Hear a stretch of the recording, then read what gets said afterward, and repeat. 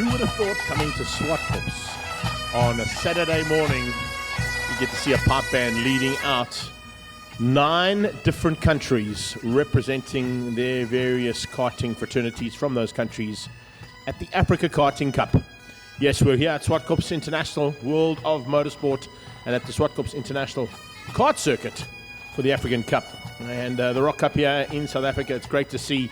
We got a nice pipe band out front there, so showing a little bit of a Scottish base to the roots there, but take nothing away. It's fantastic to see all these young karters coming out here to do battle today in what is arguably the very first official Africa Cup karting event. Yes, we do run an Africa Cup karting event all around the country at various kart circuits on numerous occasions, but not usually with 9 different African countries represented at the same time. And of course, while we're out there and doing the Parade of Nations, a big welcome to everybody from our home country, South Africa, from Botswana, from Kenya, from Madagascar, Madahuha, Mozambique, Namibia, Nigeria, Zimbabwe, and Angola are all represented here today and will be fighting hard for honours in the first official Africa Karting Cup. Levanto kart tyres, of course, will be on all of the karts. We're running Vortex engines. A big welcome to E&I, X-Spirit, and Red Speed.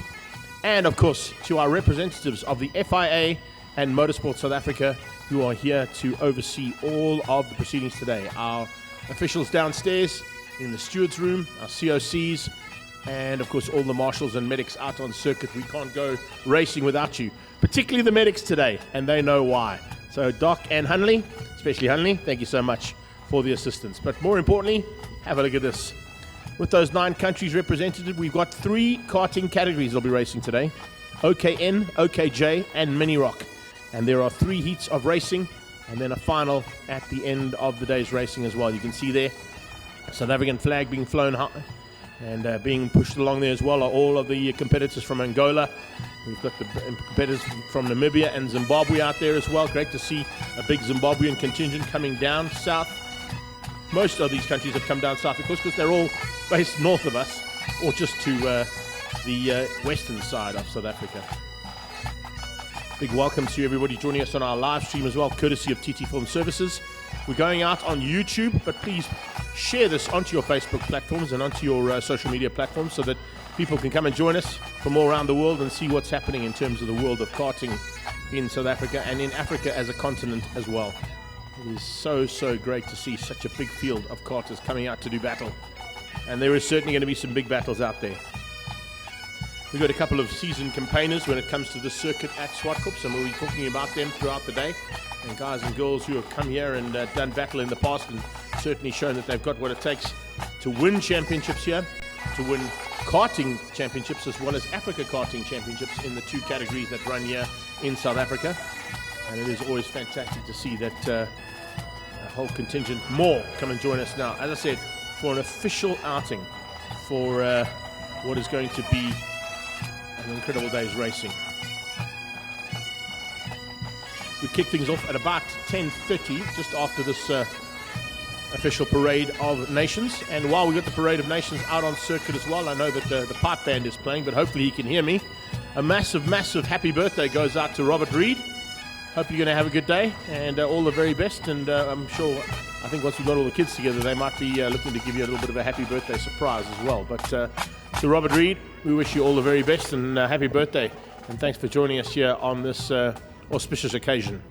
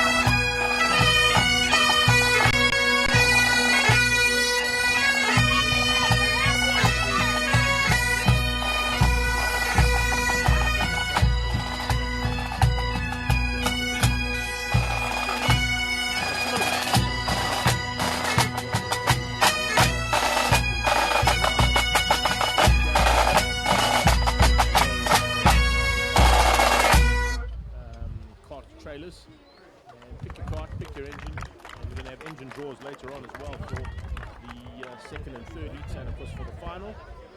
They've already done the engine draws for warm-up qualifying.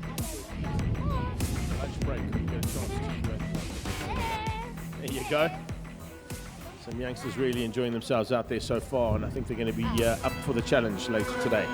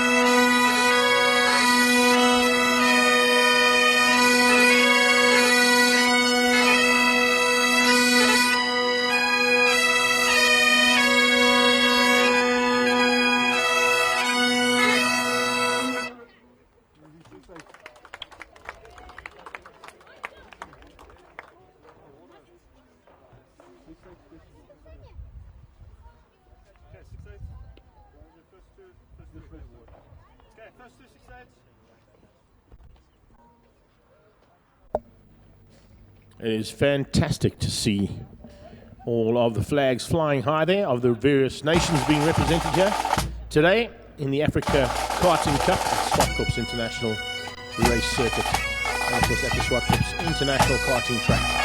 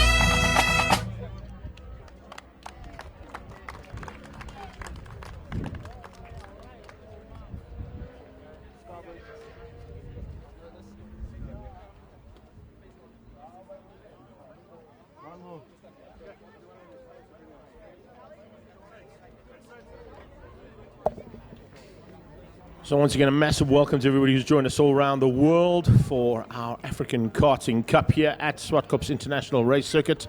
And it's the Zwartkops International Karting Track as well that the venue is here for the first ever Africa Karting Cup.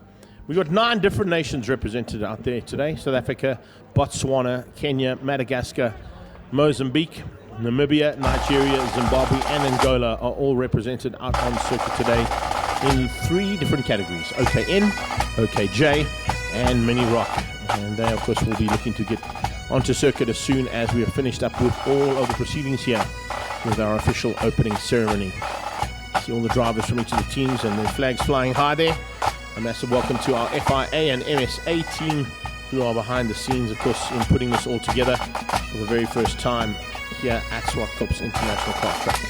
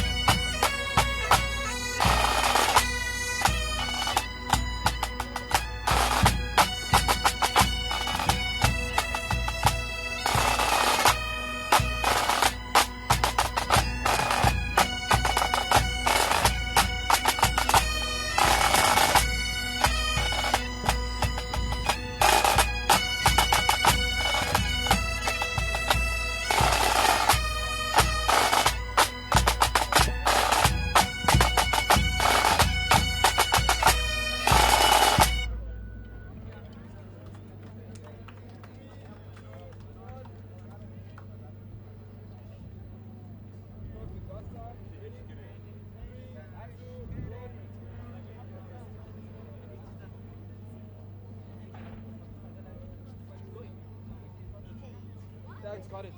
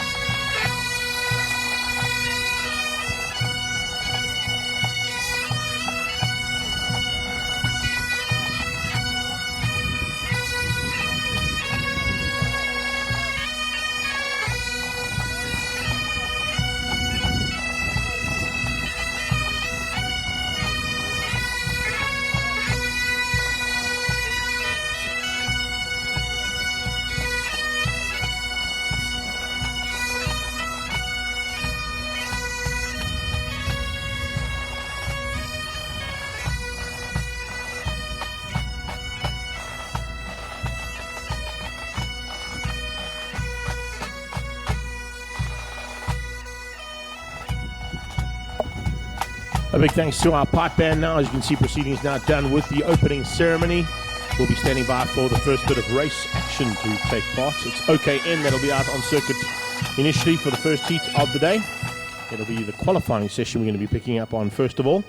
And of course, after the qualifying sessions, We've got a small break in proceedings, and then from there we go straight into heat number 1 of race action. Heat 2 is just after the lunch break. We've got heat 3 just after that as well. And then the final heats kick off at about 3:30 this afternoon. So that's how things are going to be running here today at the Zwartkops International Karting Track. As I said, a massive welcome to all of our international contingent from all around Africa, as well as all around the world. We've got representatives here from the FIA, from Mozambique, from Botswana, Kenya, Madagascar, Namibia, Nigeria, Zimbabwe, and Angola. We wish all the motorsport federations that are represented here today all the very best. They fly their flag high for each of those motorsport federations and do the sport of karting a world of good here today with the first official Africa Karting Championship. Now, we do run an Africa Cup here, of course, in one of our categories that races in South Africa, but it's not really an official African Cup because it's mainly South Africans that participate in that in order to secure themselves a seat to one of the world finals. Today, it's all about Africa. 9 different countries represented. And if you didn't hear it earlier on, also a massive happy birthday to Mr. Robert Reed out there today, who is celebrating his birthday with us today. What a way to celebrate at kart track racing and watching karting in full effect. It's the way we do it. It's the way we like to do it. And of course, we look forward to action here, particularly at this circuit. It is worldwide renowned. Let me get my words right there. Renowned worldwide for, of course, providing action. And the action is thick and fast when it comes to the circuit. Completely a massive undulation on this track. You can see from the opening ceremony with the karters walking up the hill through the twisties. It's a long way up the hill. And of course, the karters drop from quite a high vantage point over the finish line all the way down to the bottom end of this kart track, which forms part and parcel of the big international world of motoring that Zwartkops has become on an international level as well. We had an international here to kick things off for the South African motorsport season only a couple of weekends ago with the Passion for Speed Festival, and we now kick off the official karting championships for 2024 here with us. So here we go. It is, of course, an opportunity to say hi to everybody as well from my side. Hey, what's happening? There you go. Greg Maloney, the voice of choice, going to bring you all of the action here today, courtesy of TT Form Services, and bringing through the DT Form Services guys have done an amazing job to set up cameras all around the circuit. We're not going to miss any of the action. All of that action is going to come to you right on your YouTube feed. And as I said, while you're watching us on YouTube, please go and like and share that onto all the other platforms so that we can get that massive footprint out there for what we've got happening here at the African Karting Championships.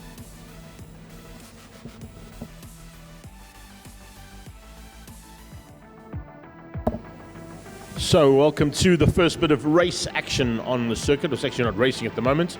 It's the qualifying sessions for OKN. OKN and OKJ and Mini Rock are our 3 categories racing today at the first ever African Karting Cup here in Pretoria West, Gauteng, South Africa. Yes, that's where you're picking us up from if you're watching on our YouTube feed from all around the world and from all around Africa. A big welcome here to sunny South Africa. An absolutely perfect day to go racing. Not if you're in a kart though, you're going to feel it by midday. Temperatures are expected to get up to the 35 degrees Celsius mark, which means track temperatures will be close to 40 degrees, maybe just over. And going to make those Levanto tires work very, very hard. It's the first qualifying session of the day that's out on circuit at the moment as well.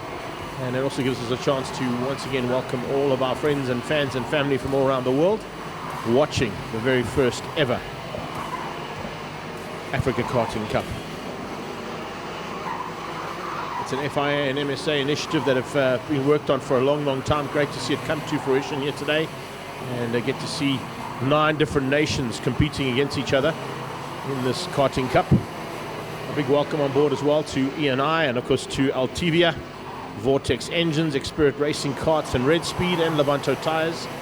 And all of this, of course, for today also has a huge charitable aspect to it as well.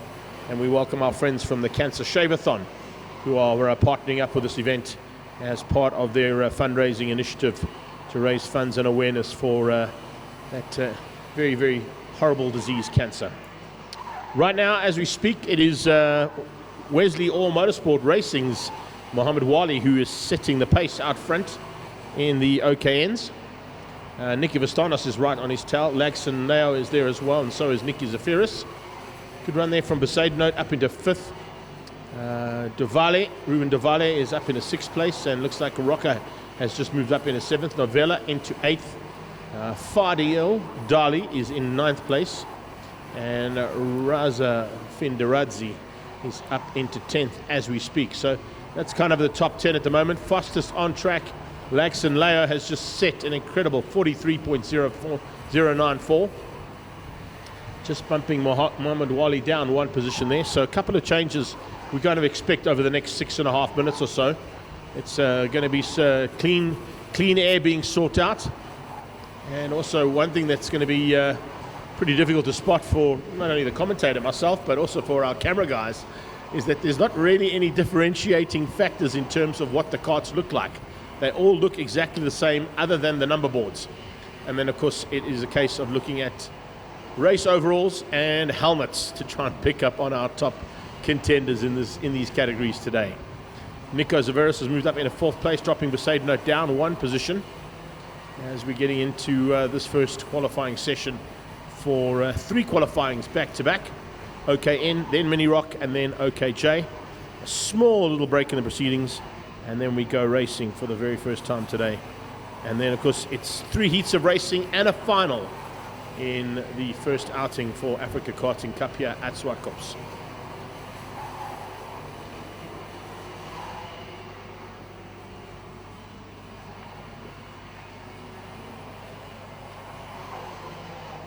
Lagson Leo is still the man to catch at this stage with a 43.094. That's a pretty impressive lap time around here.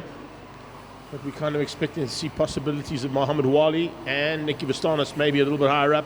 They're all sent to the 43s. In fact, if we look all the way down to about 7th place on track with Ruben Duvale, they're all in the 43-second bracket. So it's 0.7 of a second splitting those first 7 karts on circuit.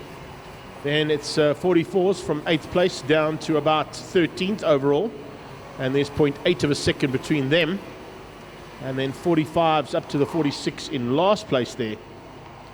In 18th on my timesheet. It might be a little bit more karters after that as well. But those are kind of the gaps for where we're looking at. We've got a split of karters in the 43s. We've got a split of karters in the 44s. And then we've got 45s and a 146 a little bit further back there. It is... a couple of guys changing there. Looks like Jesse Wong might have moved up 1 place as well, going almost into the 44-second bracket there, just out by 0.09.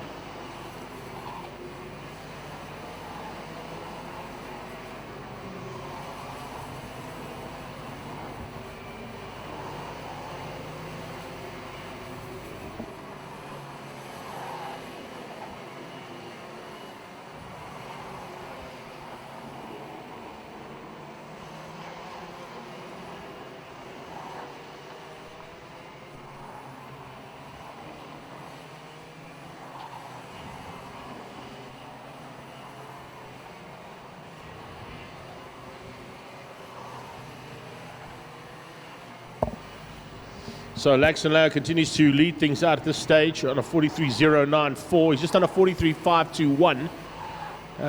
Mohammed Wali got close. He's gone to a 43.2. He's going to find at least 0.2 of a second if he wants to be on pole position there for War Motorsport at this stage. The South African doing a super job. I'm just going to move my timing board just ever so slightly over as well.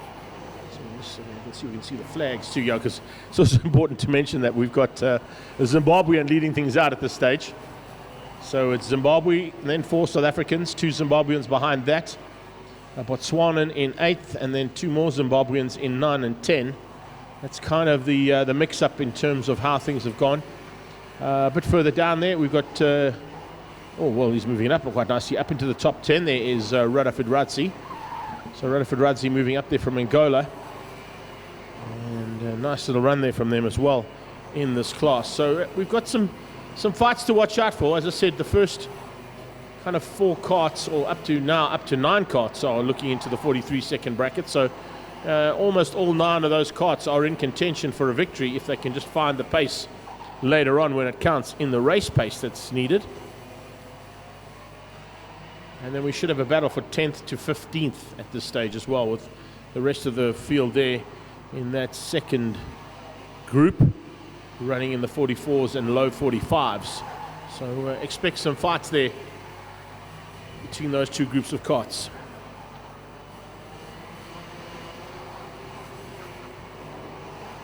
Watching Rocker heading across the line there. Good run so far there. Adam Rocker in 6th place at this stage for Zimbabwe. In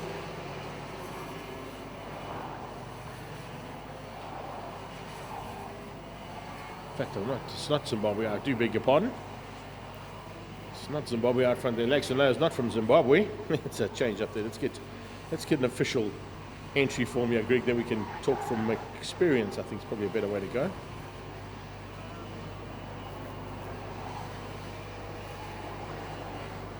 Mozambican, of course, beg your pardon. So we've got 3 Mozambicans, 4 South Africans, a Botswanan, and actually just outside of those top 10 comes the man from Angola. Similar looking flags. They've got to get used to those flags, remember. Haven't done this for a while with the flags involved, and especially when there's 9 different African countries represented. So we've got Laxton Lowe from Mozambique leading things out at this stage with about a minute to go in qualifying.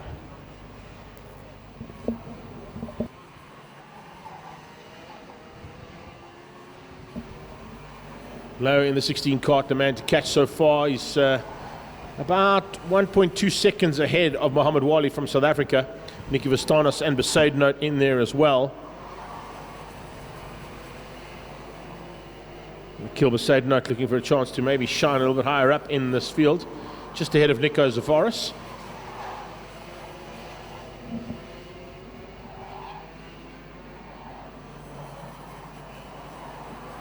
Gulhanam Raka is definitely looking for a chance now to be into that top 5. Ruben Davale behind that. Krish Vadgama looking good as well there. And the man from Kenya pushing it to the limit, that's for sure. Nice to see a Kenyan driver up into the top 10, just ahead of Novella. So Carmo Novella is up into the top 10 as well. And then in 10th place, that is the Madagascan, Mboara.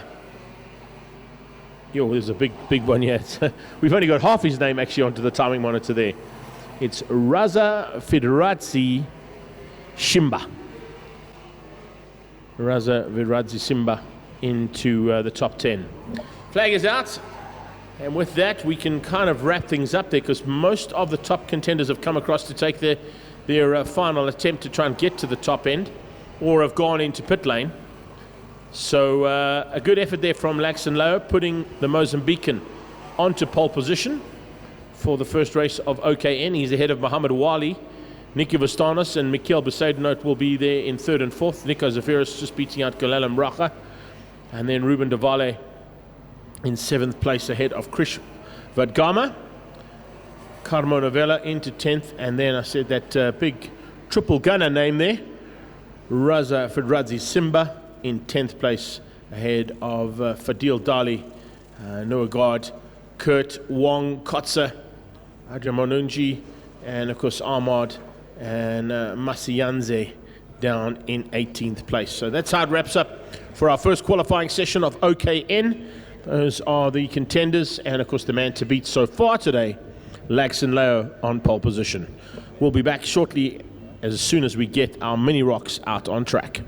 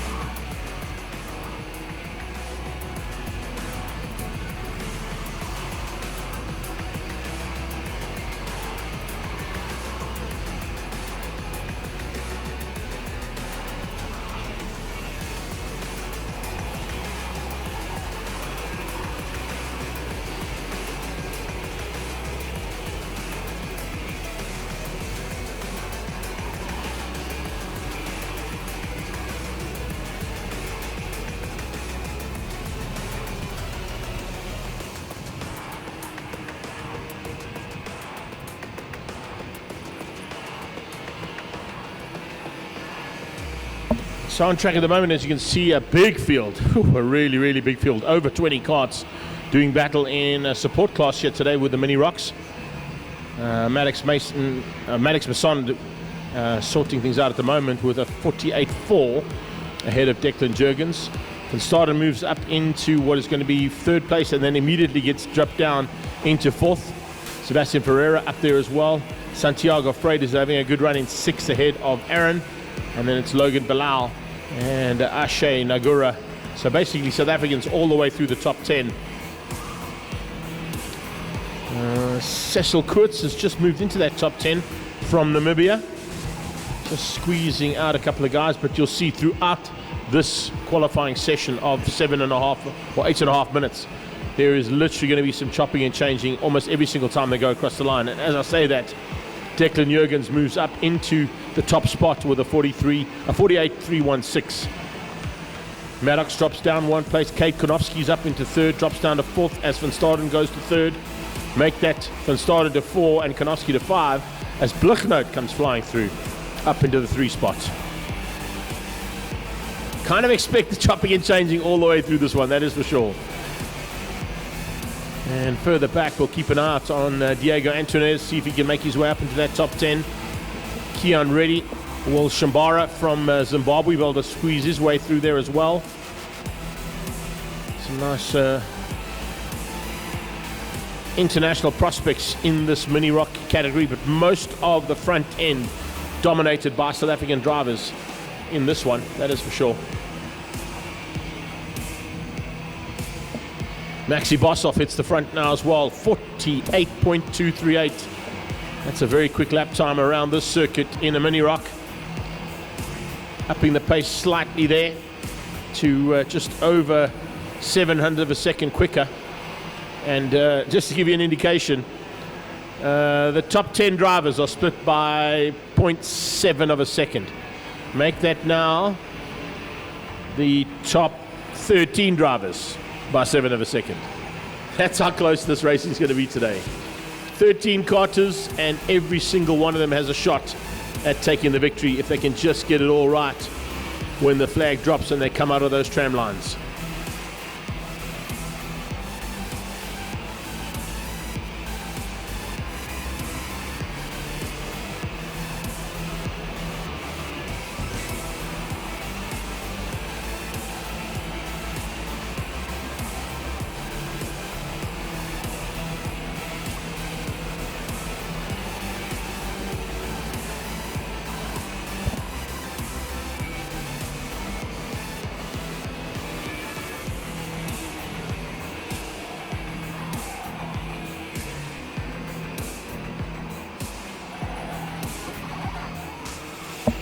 Oh, a couple of karters getting out of shape there. 33 and 44, battle of the doubles there. Yeah, that's our Namibian friend, Cecil Kurtz, a little bit out of shape.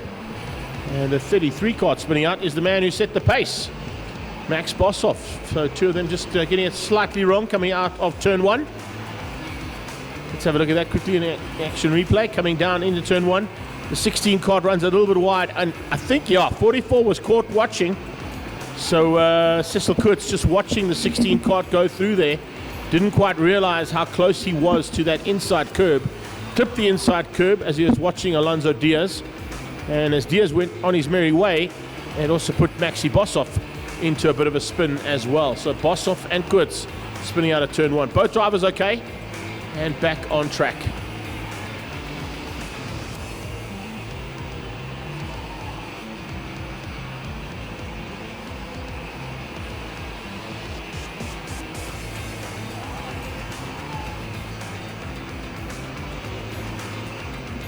Watching Oliver Wellman being caught there by Sebastian Blichnote, overtaken down into turn 1.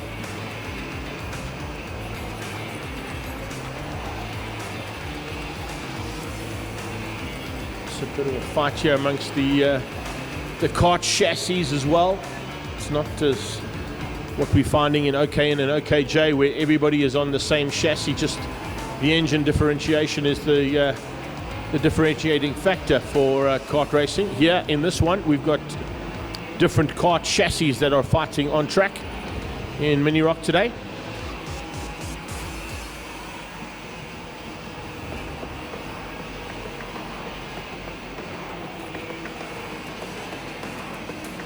and also with a field of 25 competitors out there. Going to be a hard battle amongst these junior drivers. Declan Jurgens has moved himself up into second place now, only 1/10 of a second off the pace of Max Boshoff. Maddox is up to third, Sebastian Blucknote now in 4, and Aaron up into the top 5. But let's have a look and see how that split is now, down to 14th place, all on the same second. So it's a 48-2 for our pole man, and down in 14th, the man from Namibia, in fact just outside that 14th is Cecil Kurtz in 15th place. He's just short of being in the 48 second bracket, but it is literally 0.765 seconds between 1 and 14. So 7/10 splitting the first 14 karts on track.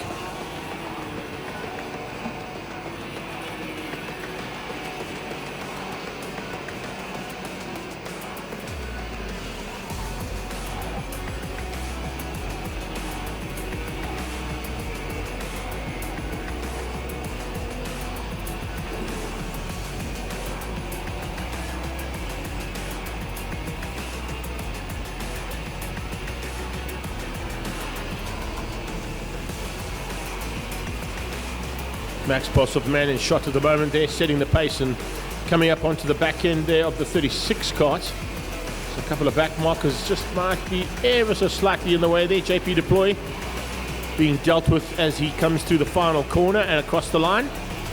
We've got about 1 minute and 20 seconds to go. So looks like at this stage 33 might be the number to be on. Hopefully that's a good omen for him, running the same number of course as our world famous MotoGP champion-elect, if he gets it all right this year, Brad Binder.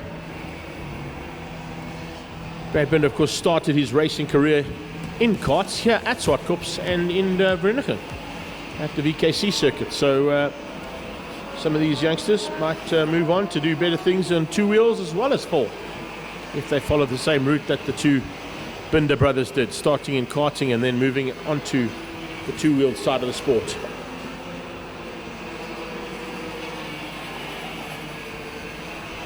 So checkered flag is on standby. There's about 30 seconds to go before it comes out. So a couple more guys might just be able to squeeze in an additional lap here. See if they can get themselves slightly higher up in the standings than what they are right now.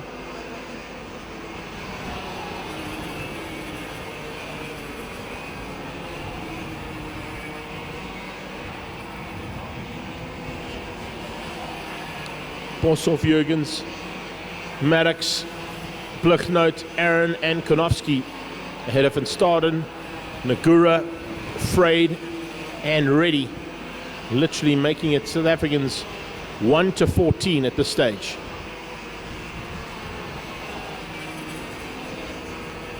Checkered flag comes out there. Maddox takes 3rd place. Declan Jurgens can't quite squeeze through to get enough in there on that last attempt. He did a 49.047 as his fastest lap. 48.3 I should say is his fastest lap, but a 49.047 was his last lap.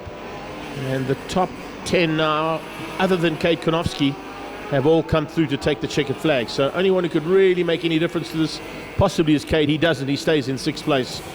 So we're looking at South Africans 1 to 14th, led out by Max Boshoff, Declan Jurgens, Maddox Mason ahead there of Sebastian Blucknote, Aaron Mason. Then you've got Kate Konofsky, Van Staden in 7th. Ashay Nagura is there in 8th ahead of Keon Reddy and Santiago Freire, eventually up into the top 10. Logan Bilal and Sebastian Ferreira beat out Diego Antunes, Alonso Diaz, and then the first of the non-South Africans is Cecil Kurtz down in 15th from Namibia. Our Zimbabwean friends are there in 18th with Shambara in the 18th spot, and second of the Namibians down in 22nd place there. That's Chris Kudelka. And then, of course, behind that, we've got Saviana. So that is Mini Rock in the bag for the first heat, or for the first qualifying session, I should say. Up next and on track in a few moments' time will be OKJ.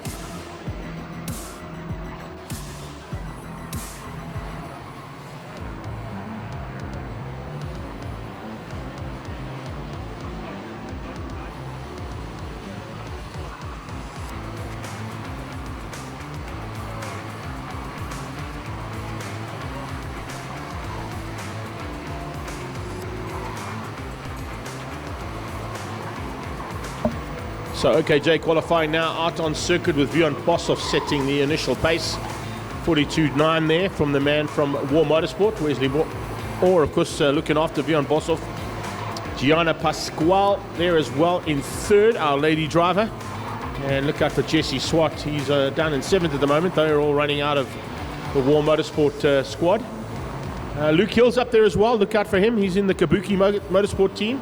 Carl Lawrence will be looking to try and take him on and show what he's made of in terms of his ability to set things up. South Africans 1 to 7 on that initial outing.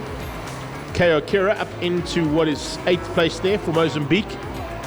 We've got our Angolan friends all the way down in 10, 11 and 12th place at this point. Or, beg your pardon, is it the Angolans? I just want to double check on that one. Beg your pardon, it's the Madagascans who are there in 10, 11 and 12th place. So a Madagascan squad there.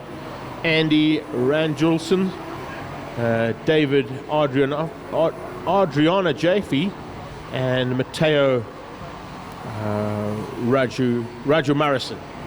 Just got to get my lips around all of these new names. Remember, they're all new names to me. Never commentated on these guys and girls before, so apologies if the pronunciation is not 100%. Hopefully we'll get it right throughout the day. Zimbabwean is out there as well with Savania Zaidan. Savania Zaidan running at the moment down in 13th place, just ahead of Pedro Matavela, also coming out of Mozambique. So we've got 2 Mozambicans, 3 Madagascans, a Botswanan in Ahmad Hamza, and he is already looking good at the moment. Setting the pace out front though is Amani Kinyua. Amani Kinyua doing a superb job so far. The South African just ahead there of Bjorn Boshoff and Sebastian Diaz. Luke Hill down to 4th, and William Marshall is in 5. Gianna has moved her way up very nicely into 6th place there. And you'll also get to see throughout the day our little ads and additional coverage that goes out in between the heats and in between the racing. One of them is the FIA video where it says, you know, it's since 2018 that we've had the Girls on Track program running out of FIA, and we've got certainly one of the fastest girls in the country here out of War Motorsport running in Gianna Pasquale at this stage, and currently sitting just outside the top 5. Top 8 all out of South Africa, so that's how things sit at the moment. The Mozambican is there in 9th place with the 3 Madagascans behind that. Then it's Zimbabwe versus Mozambique at the back end for 13th and 14th, but arguably the South Africans dominating this first qualifying session for OKJ, particularly in the form of Bjorn Boshoff, who's just gone quickest, demoting Kinyua down into 2nd place. 42.7s, 42.8s, 42.8s, then 43s all the way down into 10th place, 44s from then on until you get to Pedro Matavela, who's doing 45.7s in 14th place overall. So Bjorn Boshoff on a charge up towards the final double left.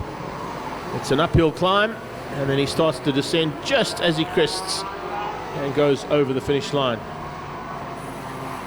Fastest lap is a 42.7. He's just done a 42.9, so just using the time on track just to make sure everything is right on that 27 horsepower, 20 kilowatt OKJ engine.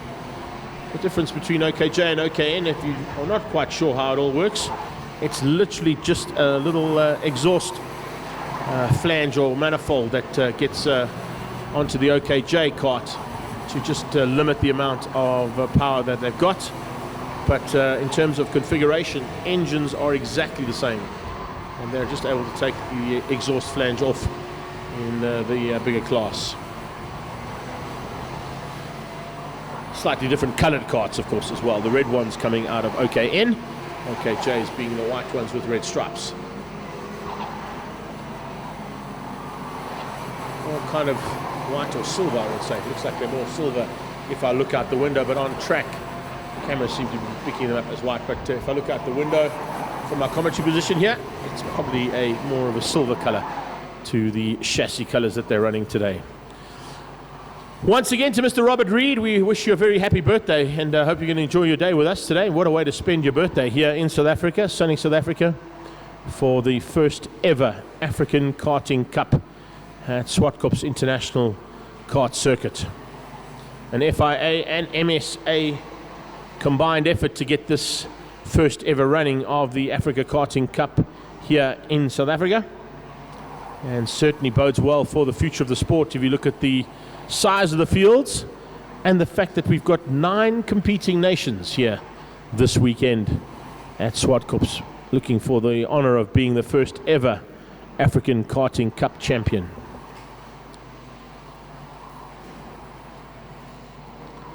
Consistent lap times coming out of the top 3, that is for sure. We've got a 42.7 for Vian Boshoff as his fastest. He's just done a 42.789 as his last lap, now 44, so maybe easing off slightly. Armani Kinyua into second place, 42.8, fastest for him.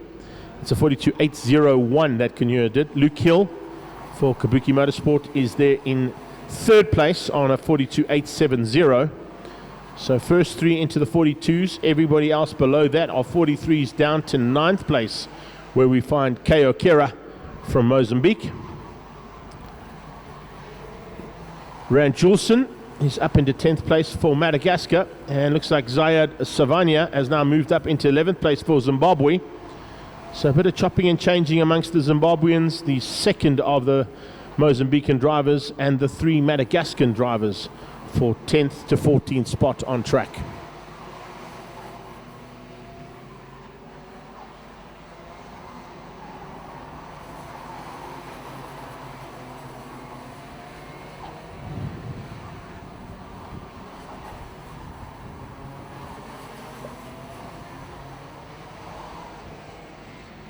So about 2 more minutes of this qualifying session to go for OKJ. And you can see also from shots around the track, a little bit of a breeze blowing in from the western side of the circuit. So hopefully that's going to keep temperatures down ever so slightly. We're expecting to see temperatures reaching the 35 or 36 degrees Celsius mark here in South Africa today, particularly in the west of Pretoria in Gauteng. We'll keep an eye on that, of course, weather app and bring any indication of changes in that during the day. Changes in that, of course, means changes in the kart setup slightly, maybe some tire pressure configurations might be looked at if the track gets a little bit hotter than what it is right now, which it is expected to do throughout the day's racing. If you are here from all around our African continent, a big welcome and a big South African welcome to all of you. But as I'm sure you're all aware, if you are from Africa, make sure you've got lots of suntan lotion on and keep yourselves hydrated throughout the day. To our international contingent from the FIA who might not be from any of the African countries, so we ask you to do the same, please. Ensure you've got lots of suntan lotion on and make sure that you're keeping yourselves hydrated at all times. That includes everybody that's watching on the live stream as well. Keep yourselves hydrated. You might not need the suntan lotion though, depending on where you're watching. You might be watching it from in your pool. That's the cool thing about this. We go out on YouTube, but we are asking you to share this platform of the production from DT Film Services on all forms of social media so that we can create a massive footprint for this first time event here in South Africa, the African Karting Cup. I hear that there's a couple of fans down in the house as well that are looking to get some shout outs. If you are, unfortunately, I'm not watching the YouTube feed like I would normally be able to do when I'm doing other formats of the sport. So if you do have any shout-outs or you want to get hold of me, the Voice of Choice page, of course, has got my WhatsApp number on it. Just WhatsApp me some info. If you need some information put out there about your drivers, of course, we'll try and help out as much as we can.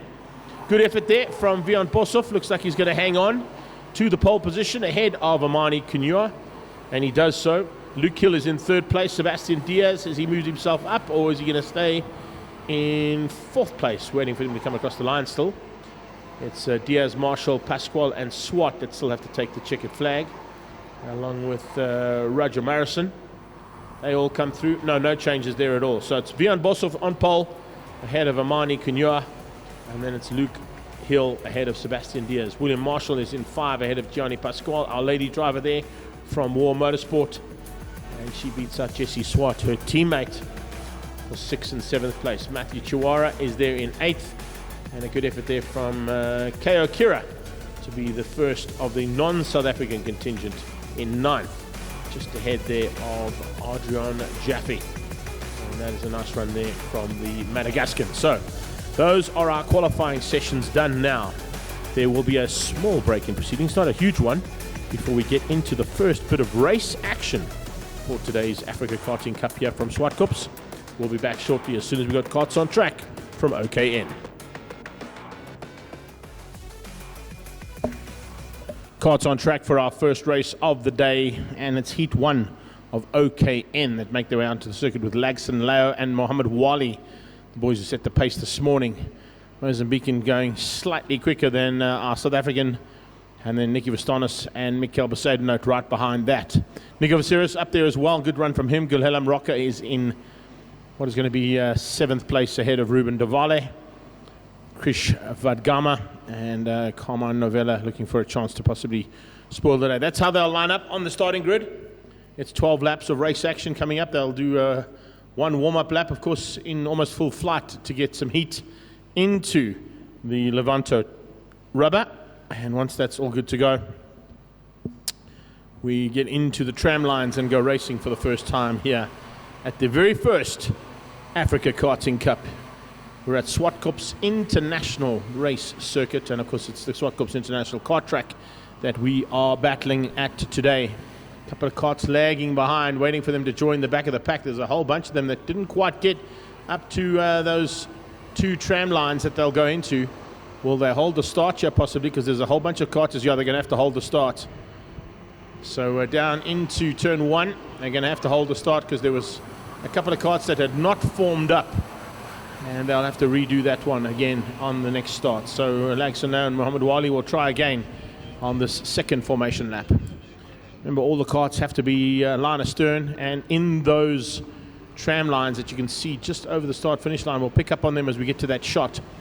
But there's a set of tram lines on the right and left-hand side of the circuit, and if you're in the negative side of the grid, you stay on the one side. If you're on the positive side of the grid, you stay on the other side until, of course, you get the word go, and the word go is the green flag. It's not a green flag down into turn 1 with the yellow stripe. That means that we have got a false start, and we'll have to redo that one. Looks like they're all in position this time, though. And just close those gaps up as they come round. Lagson Leo, of course, will set the pace there, and he's looking straight across at Mohammed Wali, and he seems to be a little bit concerned about the 23 kart there.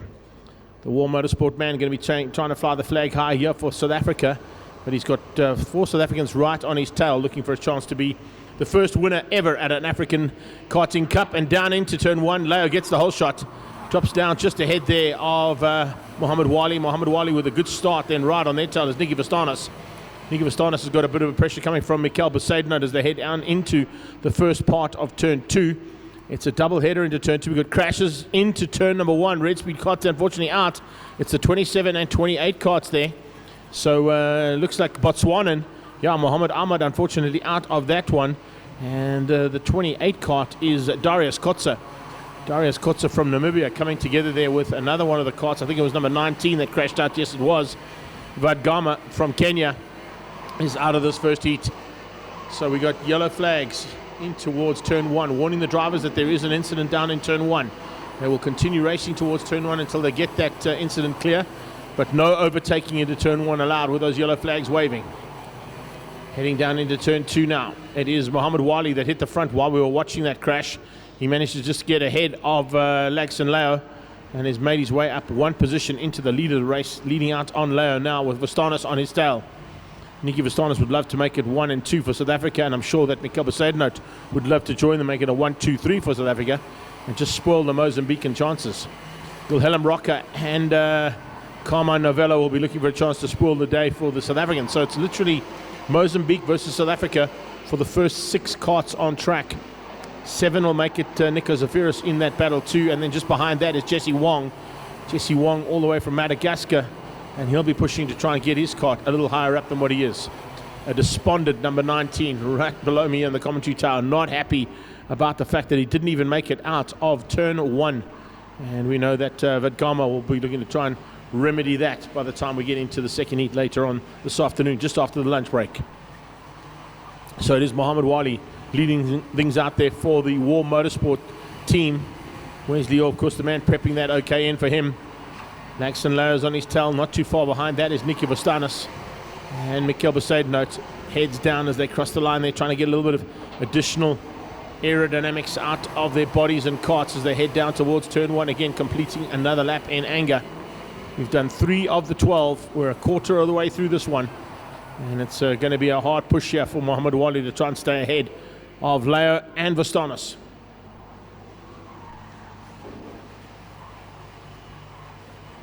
Watching for the battle as well between the nations.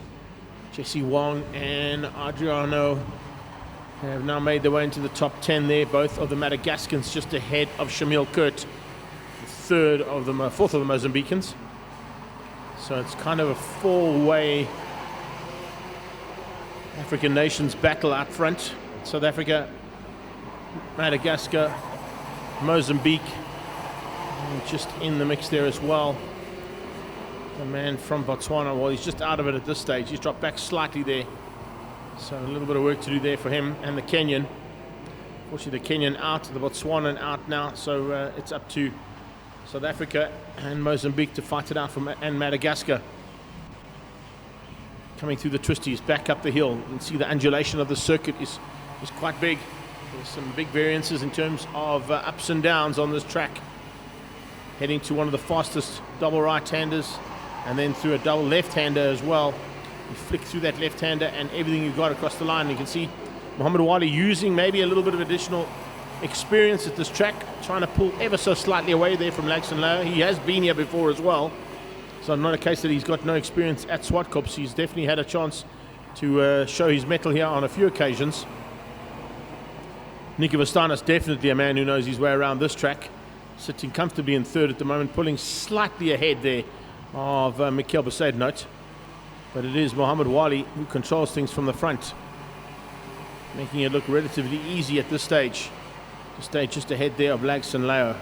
It's only half a second, but half a second in karting is a big gap. If you take into account the first 12 karts in this class were split by less than 0.7 of a second in their qualifying earlier today.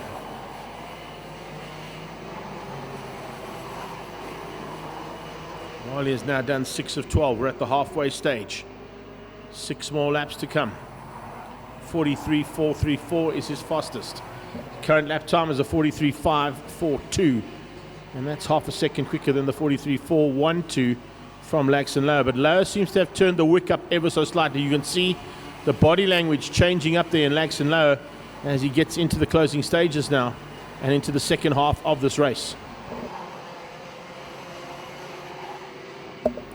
Little look over the shoulder there from Mohammed Wali, realizing that Lauer has maybe turned that wick up, and with that has to be concerned about a possible late overtaking maneuver. Vostanis not able to close the gap down there on Laxton.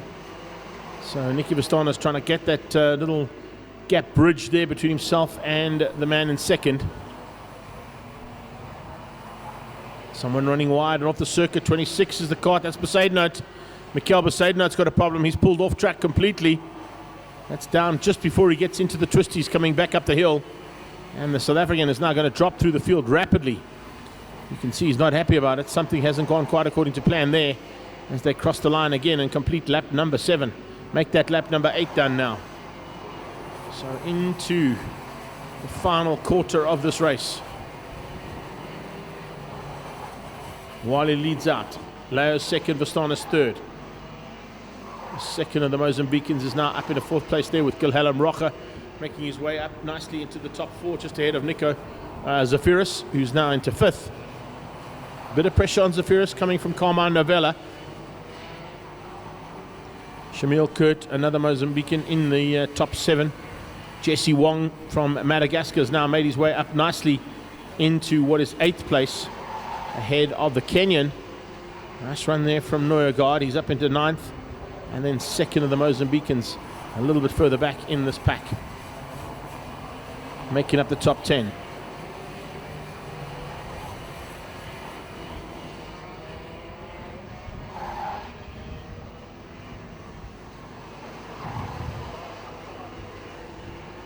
So as it stands right now, Mohammed Wali leads out over Laxon Leo, Nicky Vistanis, Gulhelm Rocha, Nico Zafiris. Oh, we got a big crash down into turn 1 here by the looks of things as well. I heard it underneath me. It's the 24 cart that just got out of shape. So a little bit of problems there for Fadil Dali. Another one of the Mozambicans just getting it wrong. And it looks like he's come together with another cart down the bottom here as well. Looks like it might be either the 15 or the 17 cart. It may even be the 18 cart. Just trying to pick up on who that driver is, but definitely are coming together there between two carts. Yellow flags waving and a cart stuck on track as well. So that could be possible. Is the 18 cart. Thanks for that one. That's awesome from our director. Jesse Wong is the driver, unfortunately, who's got that one a little bit wrong. And he came together with a cart down into turn 1. We're into the closing stages. We've basically got 2 laps to go.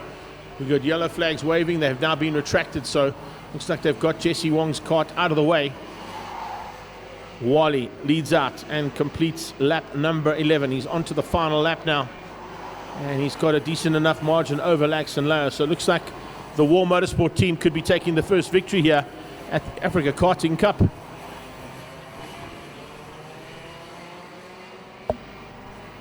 Vistanis comfortably in third, pulling away now from Gulhelm Rocha.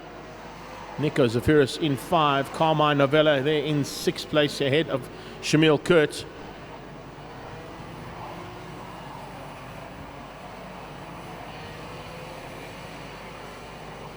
Here they come up towards the double left-hander. Final look over the shoulder. Checkered flag will be on standby and is first winner at the first ever African Karting Cup. It's Wesley Orr's very own Mohammed Wali. Good effort there from the War Motorsport team to take the first victory ever. Beating out Laxon Leo. Nicky Vistanis comes through to beat out Gulhelm Rocha, just sneaking through there and moving himself up into 4th place ahead of Nico Zaviris. Carmine Novella. So we've literally got South Africa, Mozambique, South Africa, Mozambique, South Africa, Mozambique. Then Mozambican's Shamil Kurt comes through for 7th, beating Noorgaard out from Kenya. Nice run there from Martin Noorgaard, finishing up in the top 10 in 8th place. And then down in 9th place. Oh, big run there from the other Madagascan, Raza Finyaradza Simba, coming through there. And an awesome job from him in 9th. And that's a 10th place for his teammate as well. Timoteo coming through there for 10th. Jesse Wong, unfortunately, with the DNF. And Fadil Dali also with that DNF, along with Ruben Dovale, Mikhail Besaidnote. Vadgama had some problems as well, unfortunately, there for him. So we'll wait to see the return of those drivers in the second heat. Darius Kotza, Mohammed Ahmed, and Masiyanzi also having some problems there in that first heat. But congratulations goes out to Mohammed Wali, beating out Laxon Leo and Nicky Vistanis for the top 3.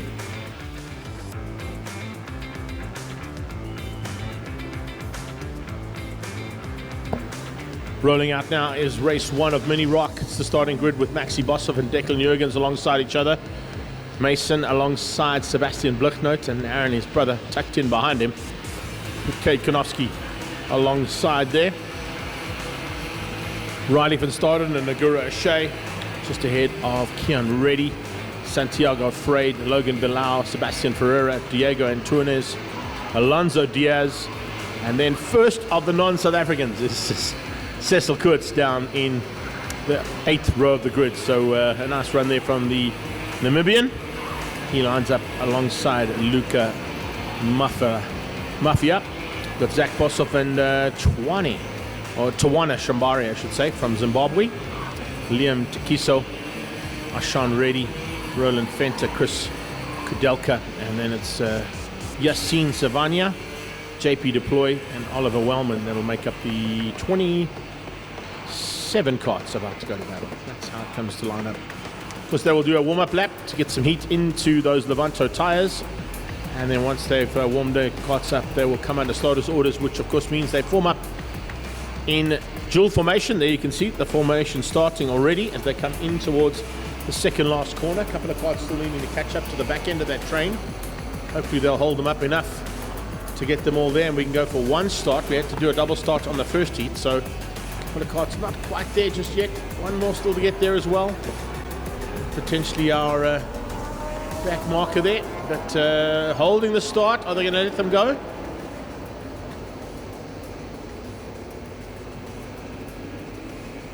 No, false start there, false start. I'll have to form up again. A couple of carts that didn't quite get into formation. They all have to be in formation as those lights go out and we go racing. So it'll be one more lap to get them into formation. And one more lap for Max Boshoff and Declan Jurgens to work out who's going to have what it takes to beat out Maddox and Aaron and Sebastian Bluchnout. Kate Konofsky, of course, will be looking to try and push through as well as fast as he can. Hopefully to get a little bit higher up in the standings than what he was able to do in the qualifying. But in the qualifying, if you just look at the qualifying lap times, there were 14 karts and eventually 17 karts completing the qualifying session within the same second. So that's how close this field is spread. Right, they all seem to have caught up onto the back end of the train now, so they can start to get their race faces on and get ready to go. You'll see them try and get up as close as possible to the kart in front without bumping. We won't have any nose cone infringements on this circuit, that's for sure. But of course this is the first heat of Mini Rock, and it's Boshoff Jurgens that are on that front row to dictate the pace. You can see Maddox just moving from side to side, trying to get a little bit of extra heat into that rubber. Sebastian Bluchnout alongside him as they come into formation. Now they will slot up into the tram lines. Everybody is on the back of the formation. Yes, this time a little bit closer. And are we good to go? Lights could go out here. Somebody trying to pull out of the tram lines before the lights went out. Oh, they crossed the line down towards turn one, but they let them go. And into turn one, little touch. A couple of karts running wide though. And as they come out of turn one, looks like that might be Jurgens, who has moved up slightly ahead. Yes, by the looks of things, could potentially leave things out. No, Maxi Boshoff hangs on. Boshoff just hangs on as they go down into turn two. So Max Boshoff just hanging on to that lead by a tender margin, opening up a little bit of a gap as they go down the hill into the bottom section of the circuit for the first time. They make their way back up the hill through the twisties. It's a good start there coming out of the 64 kart of Aaron Mason. He's made his way up very higher and a lot higher than what Maddox was able to do as they get into the thick of it for the very first time to come across the line for lap 1 of 10. Sebastian Bluchnout also with a great start, just avoiding all the fracas that happened down into turn 1 initially. Maddox has dropped to 4th, Konofsky's up to 5, Sebastian Ferreira is in 6th, Van Staden in 7th. But Boshoff leads out by only 2/100ths or 2/10 of a second ahead of Sebastian Bluchnout. So nothing in it between those first 4 karts. You can see the first 4 karts pretty much on their own, and then a little bit of a gap down to Konofsky in what is now 5th place. Change up for 2nd. That's Aaron moving up into 2nd place. By the looks of things, yes, he has. So Mason up into what is now 2nd place. Maddox and Aaron fighting with Sebastian Bluchnout, allowing Maxi to get away slightly. So Max Boshoff seems to be just pulling away ever so slightly because of the fight for 2nd.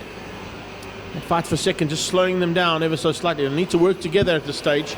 It's a bit too early on in the race to be fighting this hard. They need to bridge the gap.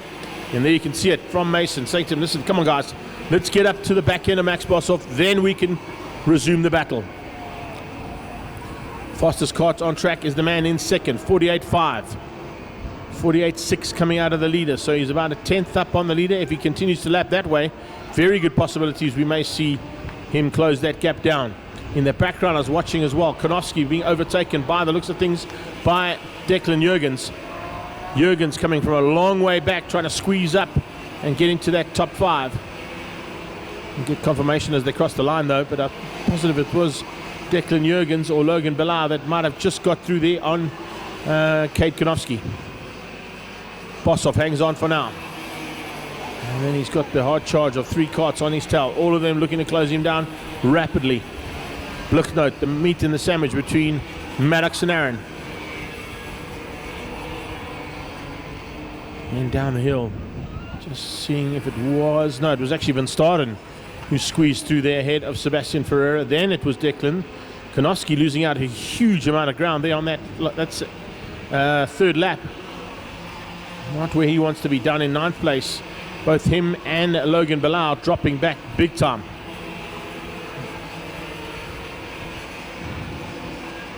Up into the double left, completing another lap, and that's 4 out of 10 done.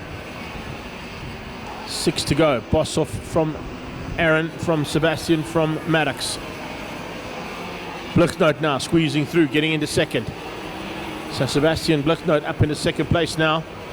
Just getting up the inside of Aaron, and now the two Masons going to have to fight hard to try and stay there with Blicknote. Maybe they let him through to set the pace and try and close that gap down on Max Boshoff.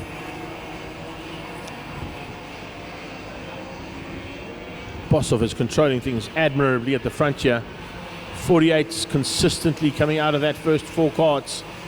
Look at the first five, as well as Van Staden has joined them in his attempt to try and close the relatively big gap of almost 3 seconds to those first four carts on track. Little look over the shoulder. Maddox up into second place now. Dropping down into fourth is Aaron. Aaron into third as they go into turn two. Sneaks up the inside of Sebastian Blicknote. Blicknote drops down one place to fourth. Van Staden is definitely closing things down, though, that is for sure. He is looking quite dangerous at this stage, so watch out for Van Staden's pace. Looking at the lap times, he's now doing 48.6s. We've got 48.5s and 48.8s out of those first four, so the pace is certainly much better coming from the man in fifth place, but it's a case of whether he can close that gap down, and that's what he's trying to do as they fight hard for it. We're just over the halfway stage. 6 done and 4 to go. Maddox and Aaron fighting with Blicknote, and about to join the party will be Van Staden. A little change up there as Blicknote tries to squeeze through. Can he get round the outside into turn two? No, he can't. He has to back out of that one. Tucked back into third and fourth place.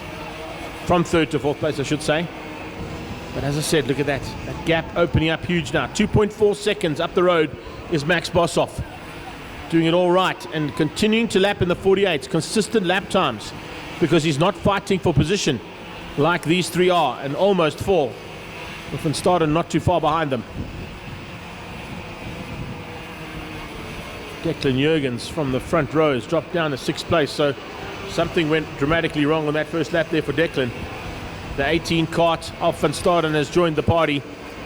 He's already looking for pressure into turn one on the back end of the 64 machine of Aaron.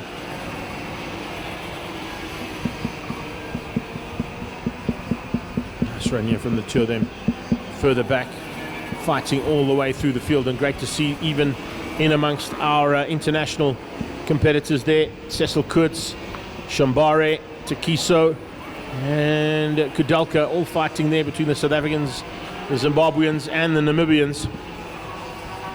Front end fight though continues on its merry way. Second place looks like it's wrapped up. Maddox has pulled a bit of a gap there. It's only about a second, but it's enough ahead of his brother and of Sebastian Blicknote as they're getting into the closing stages. 2 to go. Boshoff from Maddox, Maddox from Blicknote, Blicknote from Aaron, and Van Staden up into the 5 spot.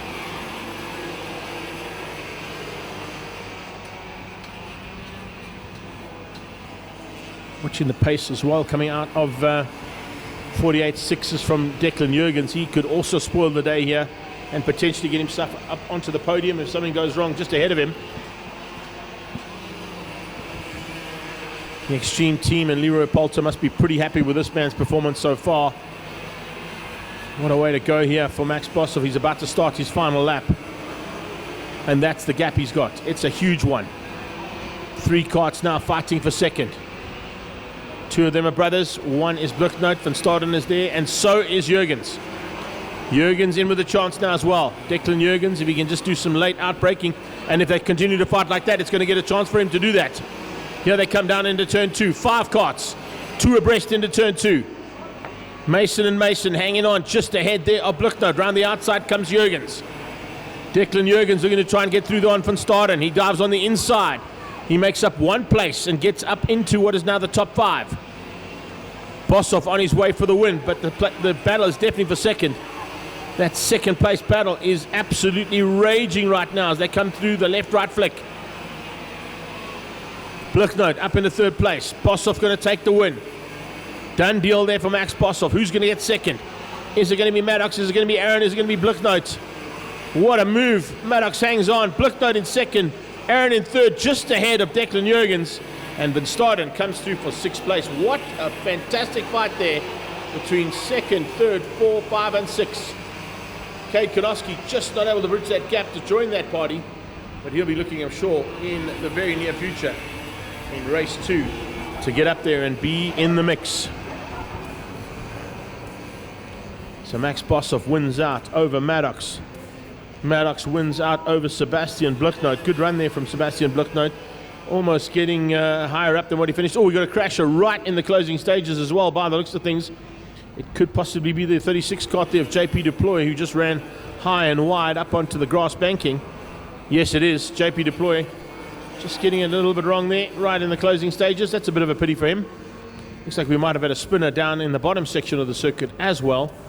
But it wraps up a really, really tight fight for our first heat of Mini Rock.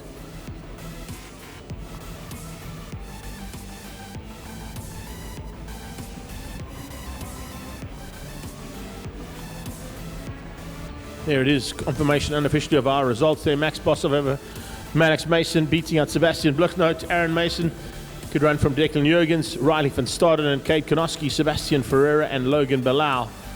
And then, of course, in the second half, it's the Zach Boshoff, Redia Sean and Luca Mafia. And then first of our non-South Africans, Cecil Kurtz from Namibia in 16th place. Tawana Shambare there in 18th place from Zimbabwe. Good effort from him, and that's what we'll look forward to a bit later on this afternoon, just after the lunch break, for Heat 2 of Mini Rock. In a few moments' time, though, we'll be standing by for OKJ to hit the track for the first time today for Heat 1 here at the African Karting Cup.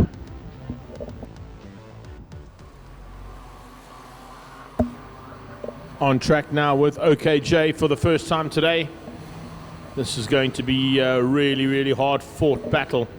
The top 8 literally out of South Africa, and the rest of the field made up of our African friends from all north of the Republic of South Africa, Mozambicans, Madagascans, you've got Zimbabweans and a couple of Botswanas and Angola's favorite drivers out there for the very first time.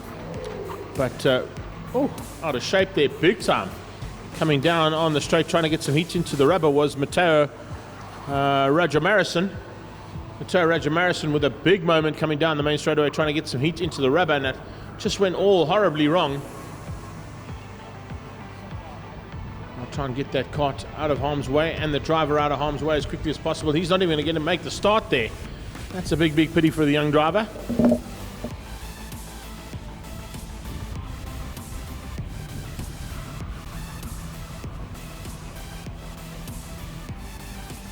But here we go, under starter's orders now into the tram lines, but we've got about 4 or 5 karts a long way back, so they're certainly not going to start this one on the first attempt either.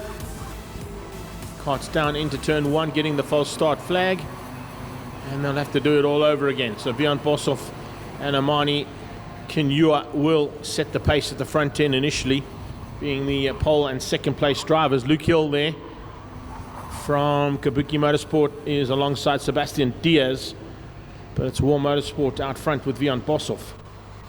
William Marshall and Gianni Pasquale ahead of Jesse Swart and Matt Chiwara. Kaokira, as I said, first of our international African contenders, the Mozambican. Have we got everybody lined up this time? They're all closing the gap down, trying to get onto the back of the 2 trains of karts, making their way around towards the tram lines. Yes, this time they're all in formation. So now just a case of trying to hold that formation until the lights go out. You may only move out of the tram lines once the lights have gone out, so slowing them down, getting them into formation, and getting ready to go now for the first heat race start of OKJ. And a false start again. Looks like a couple of guys moving out of formation before the lights went out. So we'll wait for it again.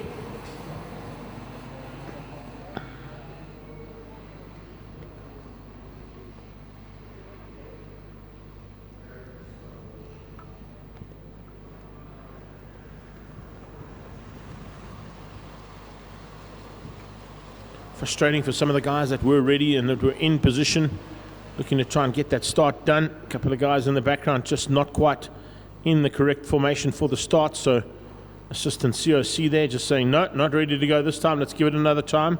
Let's give it another go, guys. This time get it right.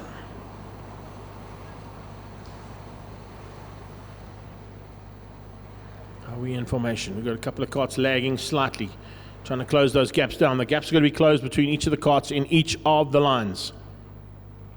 This looks better. A lot closer. The 42 cart will dictate the pace. He is the pole man. So he'll try and hold them up there as much as he can. Look how close they are there on the start. Pulling into the tram lines. Everybody into those lines this time. And this time we have a start. Good effort there. And down towards turn 1, Bjorn Boshoff looking to try and hold shot and hang on to that lead. He does. Runs ever so slightly wide. Looks like Luke Hill has snuck up into second. So Hill up into second place there as they head into turn 2. Good start there from the 38 Special. He comes out of turn 1 just on the inside of what was the man in the front row. And looks like, unfortunately, a bit of chopping and changing that happened there has dropped Amani Kunua down slightly. Kunua drops into the clutches of Sebastian Diaz and William Marshall. Gianna Pasquale, though, having a fantastic start there, the young lady driver. Also pushing hard to try and get up to the front 10 and stay with her teammate who leads it out across the line for the first lap to be completed of 12. Inside line from Luke Hill. Brilliant stuff there from the 38 Special. Perfectly timed. He was the fastest on that first lap with a 44.850. But how close do you want it? 44.857 was the lead cart. So it's 7,000th of a second between those top two carts on that first run. Great replay there of the overtake there from Luke Hill to take the lead. Bjorn Boshoff into second place now up through the twisties.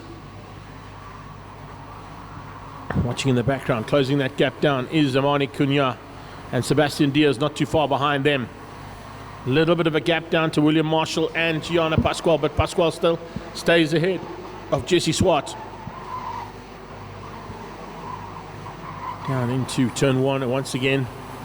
A little bit closer this time though, coming out of the 46 of Amani Kunua. Trying to close that gap down. Kunua definitely wants to be up there with those top two. Does not want to be fighting with Sebastian Diaz or William Marshall. And looks like he might just be only a couple of hundredths off the back of those top two in this first heat of OKJ. South Africans make up the top 7. It is Madagascar in Rajulson, who's up into 8th place, just ahead of Matthew Chiwara. And then Keo Kira has dropped down to 10th for the Mozambicans. So only one in the top 10 that's not a South African comes from the island of Madagascar. A nice run there from Angelson. Andy Rajulson, or Rajulison, is running out of the Madagascan Federation this weekend and doing a firm job and a fine job of it in 8th place amongst SA's finest OKJ competitors. Luke Hill continues on his merry way, leads it out for now.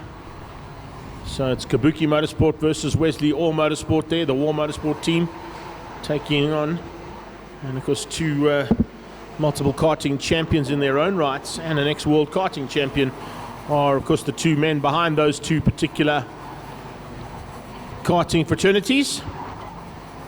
Change up this time into turn 2. It's Boshoff who hits the front. Havagillis on a very similar vein to how he was overtaken in turn 1. He returns the favor. Dives through the inside of turn 1, gets past and allows Amani Kunua to join the party there. Amani is certainly up for the challenge here and on the back end now of Luke Hill. Watch for the drive coming out of the double left-hander. If he can get enough drive out of the double left-hander as they crest over the top of the finish line, he might be able to have enough drive to try an overtaking maneuver into turn 1. Is he close enough? No, not this time. Luke Hill stays behind Boshoff as they go into turn 1 as we get into lap 6 of 12.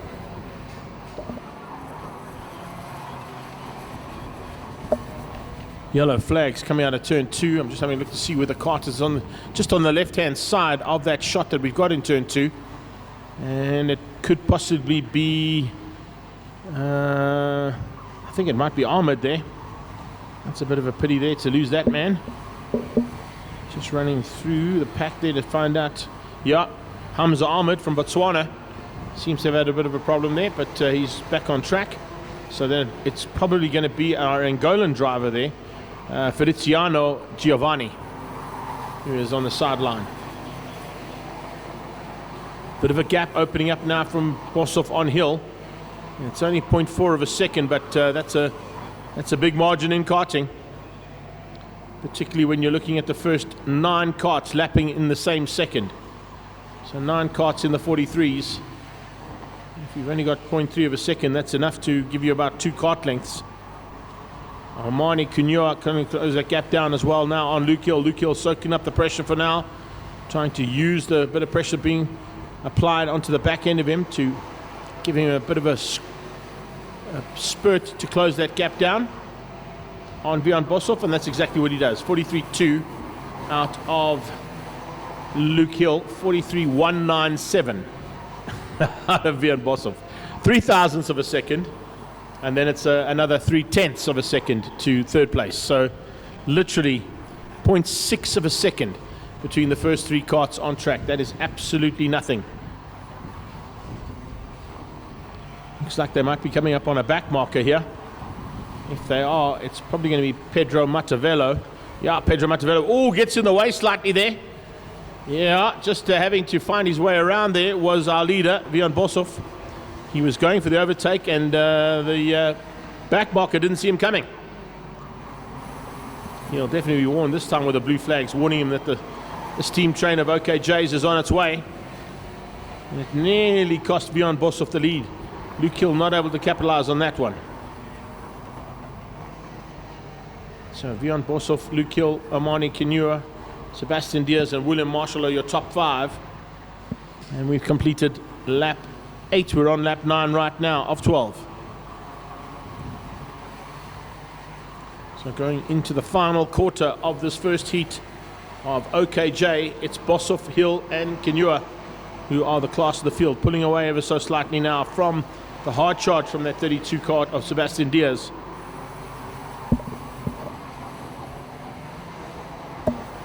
Diaz has got to try and get into the lower 43s if he wants to close the gap down. He's currently in the 43.6s. He's got to be under 43.5 if he wants any chance of closing the gap down now on Boshoff, Hill and Kunua.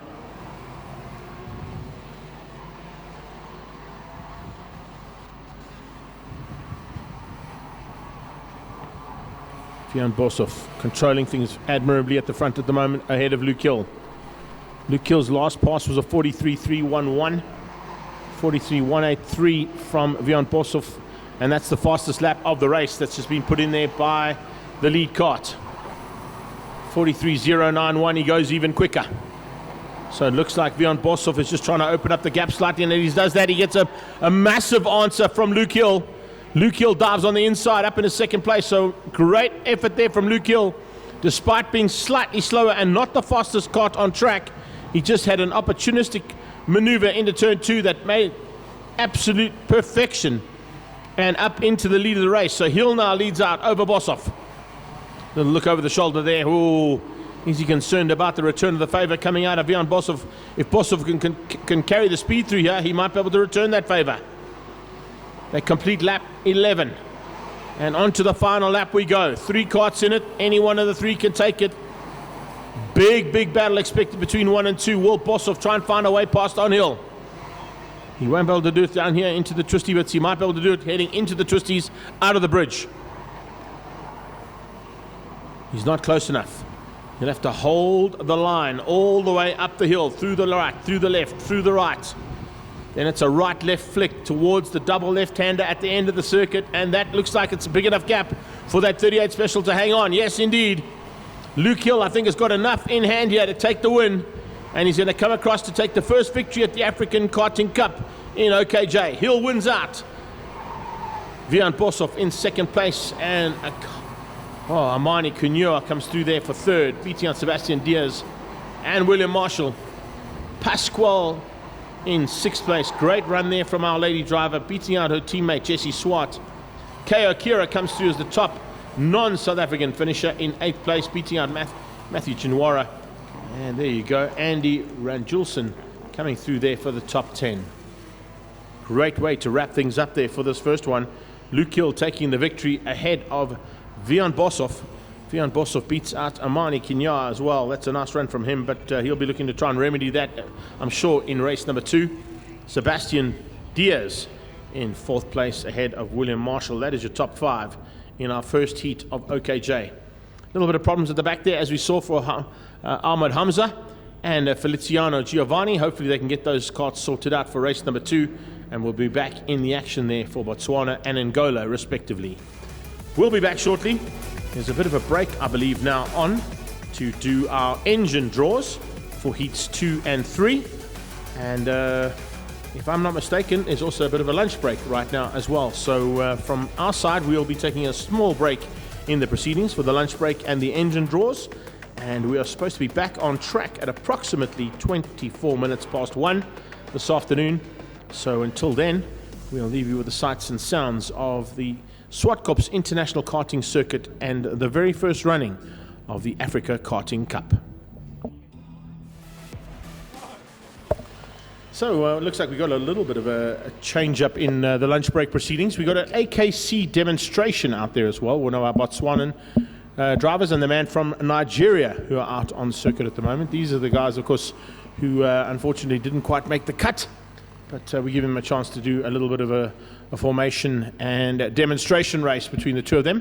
We're not going to give you full commentary on it, but we are definitely going to give Khosane, Offense Khosane from Botswana, and Royal Baruch, a man from Nigeria, a chance to entertain you in the lunch break.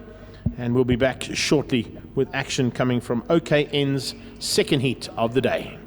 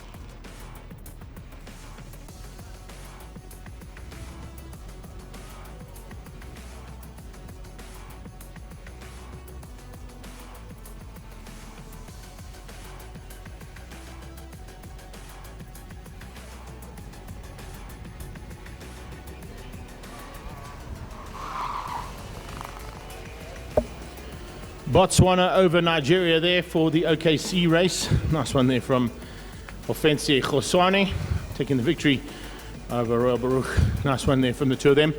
These are two karters who unfortunately didn't quite make the cut for the main category today, but certainly have had some massive improvements in their karting ability over the last 2 weeks here in South Africa. So hopefully they'll be making it up into the cut at the next Africa Karting Cup.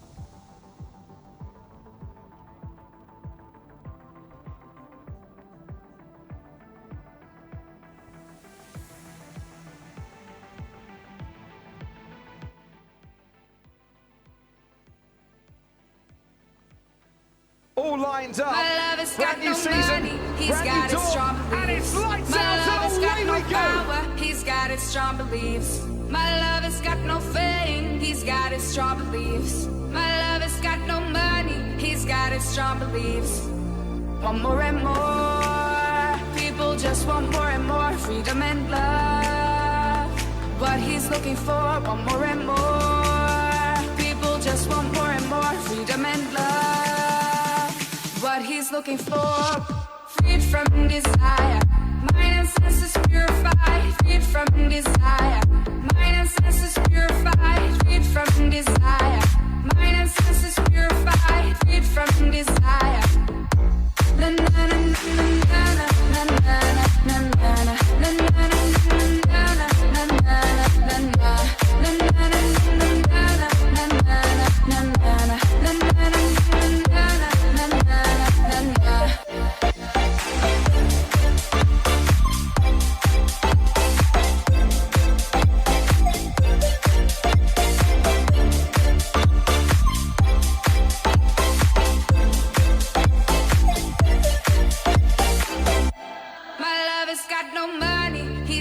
strong beliefs. My love has got no power, he's got his strong beliefs. My love has got no fame, he's got his strong beliefs. My love has got no money, he's got his strong beliefs. Want more and more, people just want more and more freedom and love. What he's looking for, want more and more, people just want more and more freedom and love. What he's looking for.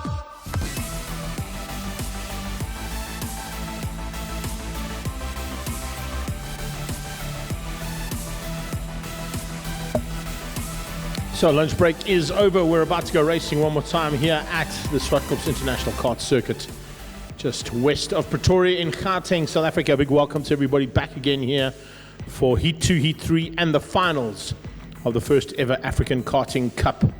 And Laxon Lau was the man to beat in qualifying for OKN, and he sits on pole position. He'll be the man to look out for, possibly for his first victory, because the first race of the day earlier on went to the man in second place. That was Muhammad Wali out of War Motorsport. And Nicky Vastanis wasn't quite able to run with them, but he'll definitely looking to try and change that round. Now that we've had the all-important OKN and OKJ engine draw that took place during the lunch break.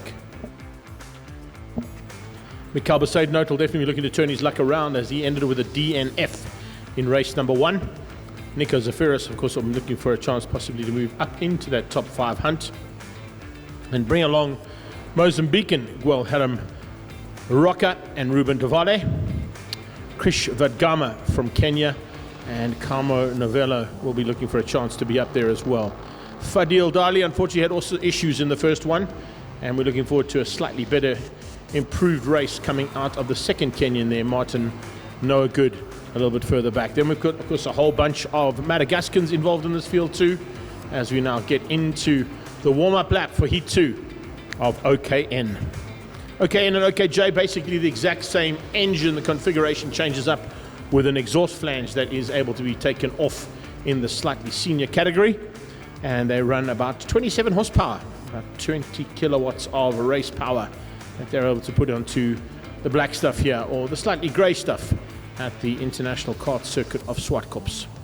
Part and parcel of the International World of Motoring here at Zwartkops Raceway, but of course a separate entity in its own that runs events like this and South African Championships, Regional Championships and Club Championships as well. There's also a big four-stroke community that play around on the circuit as well. As we come into starters orders now, everybody trying to get to the back of those train lines that lead into the tram lines for the start, and looks like we might be able to get the start underway on the first attempt this time, as they're all lined up ready to go. Laxon Lowe will definitely looking to try and use that inside line and capitalize on his whole shot, and does so. Pole position to whole shot is exactly what you want to be doing coming out of turn 1. A couple of carts coming together. Oh, a big one coming out of turn number 1 there. And looks like once again it's the 30 cart involved in an incident that he couldn't even stay out of. Yeah, that's not what you wanted there, unfortunately, but Jaden Masinyasi from Zimbabwe has been unceremoniously taken out there. Looks like he might be a little bit injured as well, being taken to the sideline there by one of our top medics in the country there, Hanali. Cart gets moved to the side and off the circuit and back onto the pit wall, but red flag has been called.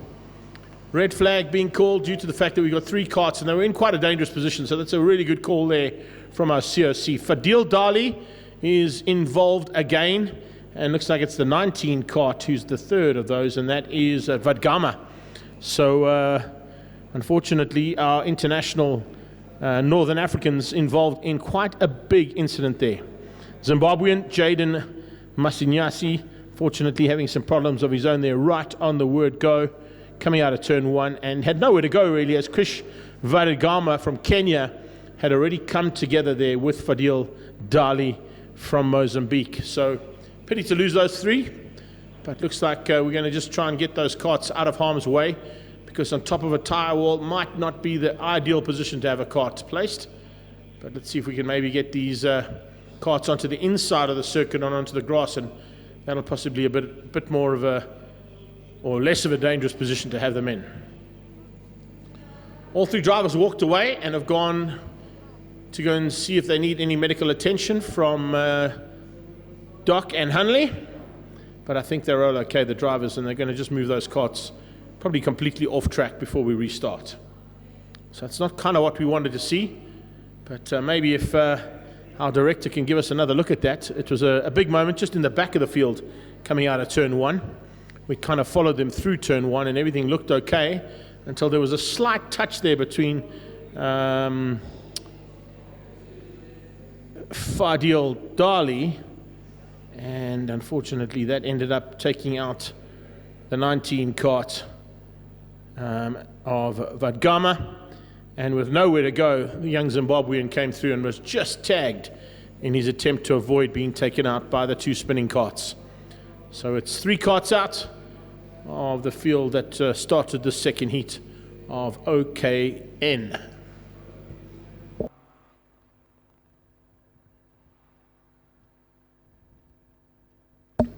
The heats run with 12 lappers. The finals, of course, will be a 15 lapper for this event. But we've lost 3 carts, and it looks like we're going to need a little bit of time just to get those carts all fired up again and going. Laxton Lowe had got the whole shot and he hung on to it from pole position. Mohammed Wali was right on his tail, but there was big pressure from Vastanis and from Besaidno. As I said, Besaidno trying to make up a bit of lost ground after a DNF in the first one. He'll certainly be looking to try and change his luck around if he can.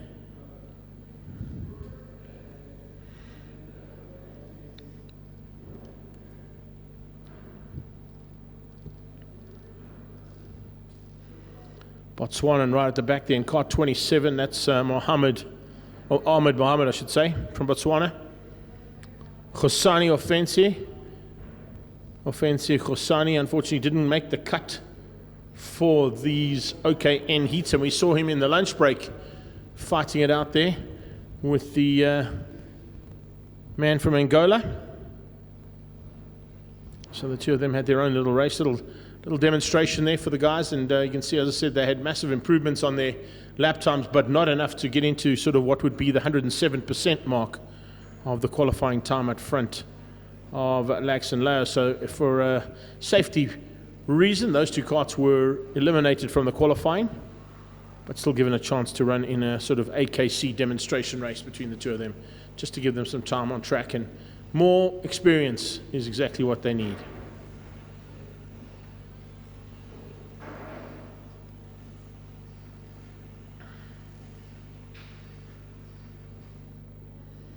Great job by our marshals as well. Got to say a shout out to all the marshals and medics that are out there in this hot sun. And remember today, guys, we are supporting Cancer Shave-a-thon, so please make sure you've got lots of sunblock on you if you are sitting around the track. They are promoting the fact that they've got a new campaign running for this year, showing just how easy it is to get that very, very treacherous disease. And of course, Cancer showing the support here and being the charitable option or our CSI project for this event, and showing support for the Cancer Shave-a-thon guys and girls that do an amazing job around the world and around the country.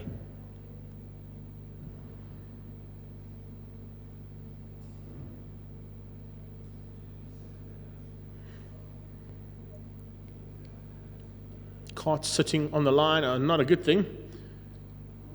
We're going to be running out of heat in those tires, although it is very hot. Conditions here getting hotter and hotter. And now just a quick chat to the pole man there by our COC. Eric Schultz doing an amazing job here this weekend so far. And now looking forward to getting these guys back up and running, and hopefully without any further loss of time to the day's racing.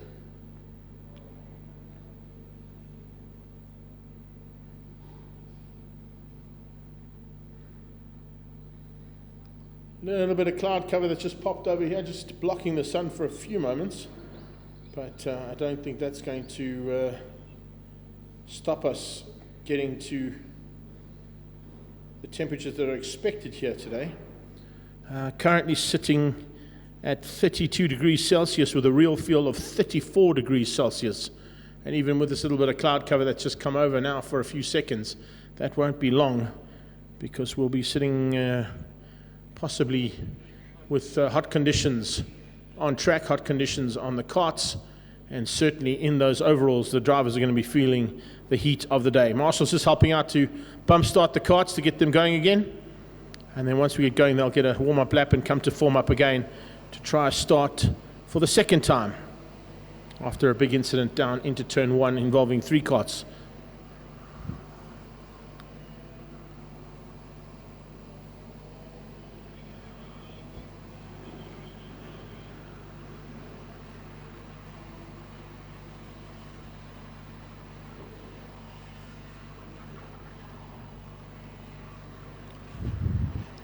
So we're onto the formation lap. Looks like they're battling a little bit there with the 22 kart, trying to get 22 fired up there. And Martin Neugaard is not going to be happy about the fact that that kart hasn't fired up. He's going to have to push hard now to try and get onto the back of the pack, or they're going to give him another lap to get going and maybe just get him started behind the pack of karters. No, it's not starting. It's not firing up. Here come the pack now to try and avoid the kart on the left-hand side. And yeah, just getting him off. They'll probably push him into the little slip road See if they can get him started there. If they can't get him started there, then of course he's going to have to climb out the kart, which is exactly what he's doing now, and he's out.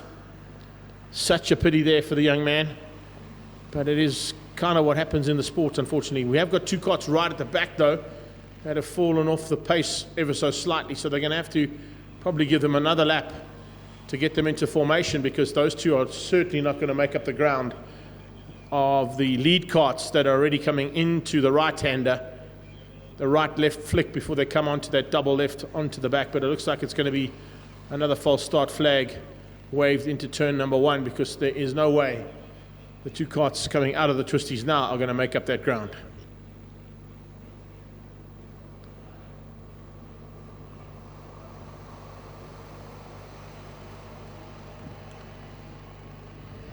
Yeah, false start flag again. We've got two karts only coming out of the final turn as the leaders already into turn 1.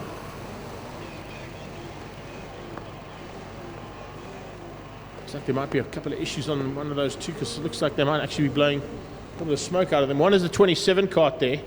I mentioned the Botswana earlier on, Ahmed Mohammed. He's going to try and make up that ground now to close in, and they're still going way too quick to get those two karts behind them. They're going to have to slow them down dramatically here to allow the two, well, one's gone into pit lane and one is almost stopped at the bottom of the twisties, so we might have to just go with a start without those two, because it looks like the 27 kart is certainly not firing like it should. So, well, it is now. Will he make up that gap by the time he's pushing hard to do that? Actually might be the 13 kart there at the back of the pack, but here we go. Under starters orders this time. We have a green flag and we're racing down towards turn 1. Once again, it's Laxon Lao who gets the whole shot, so he hangs on ahead of Mohammed Wali.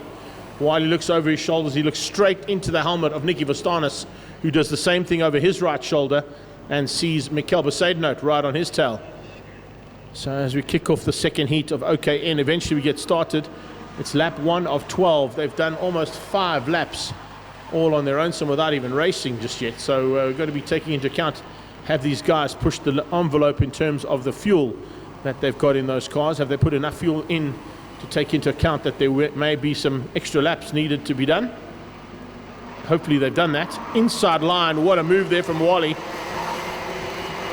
Mohammed Wali diving on the inside, trying to catch out Laxon Lao, and does so. So Laxon Lao drops back 1 position behind Mohammed Wali. Vastanis is on his own in 3rd. Have a look at this. Late braking up into the double left-hander. Actually got the kart up onto 3 wheels to make that stick, but did so and got through relatively easily in the end. It was a hard braking maneuver, but it worked out and he got through. So we got a change up. Looks like we got a kart also with some problems down in the bridge there. I'm not quite sure what's happened down in the bridge, but Marshall's running and moving off the sidelines there as they come flying through to complete another lap here. This time out, Mohammed Wali opening up a decent margin, almost half a second now, I would say, between himself and the man in second place there, Laxon Lao. Just over half a second on the dot there, with Besaidnout now up into 3rd, moving ahead of Nicky Vastanis. Vastanis dropping down into 4th. Gilherme Locha from Mozambique is there in 5, ahead of Carmelo Novella.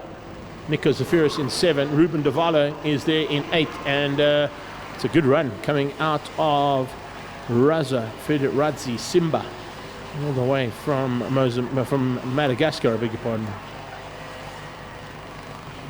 So we've got top 10. Jesse Wong has joined the party in there as well. Man, also had some problems in the first heat. So nice to see that. As we're seeing Wong move up there, another man from Madagascar. So 2 of the Madagascan drivers up into that top 10.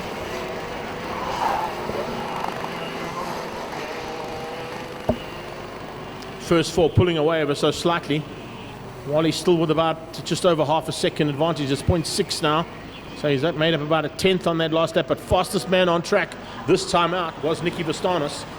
Nicky Vastanis with a 44.046. They're in 4th place, closing the gap down on both Besaidnout and Laxon Lao. So Mikel Besaidnout is under attack here from Nicky Vastanis. He wants that position back. And you can see he might have a go here going into the double left. Just in the background, watching out for that move coming out of Vostanis. Is it the white overalls? It is. Nicky's got through. He's up to third.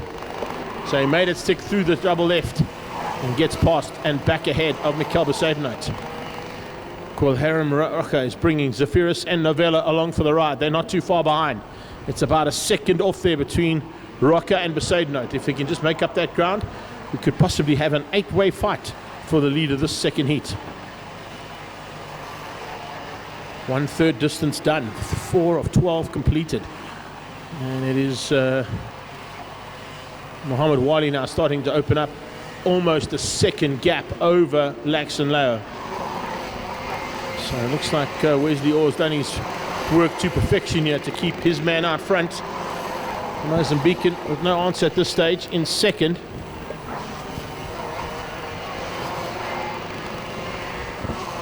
He's gone almost a second up the road now. It's 0.9. So literally every single lap, and there you go. That shows how well he's going. 43.670 coming out of Mohammed Wali. Fastest lap of lap number 4. We've completed lap 5 now. And these Red Speed chassis are working really well with the Vortex engines provided in them. And the 3 working the best so far are those top 3 on track.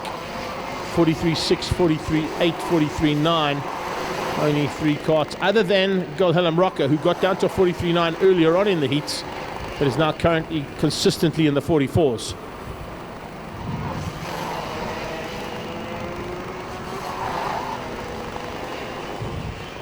A little bit more heat in the track at the moment. As I said, 36 degrees Celsius, real feel out there at the moment.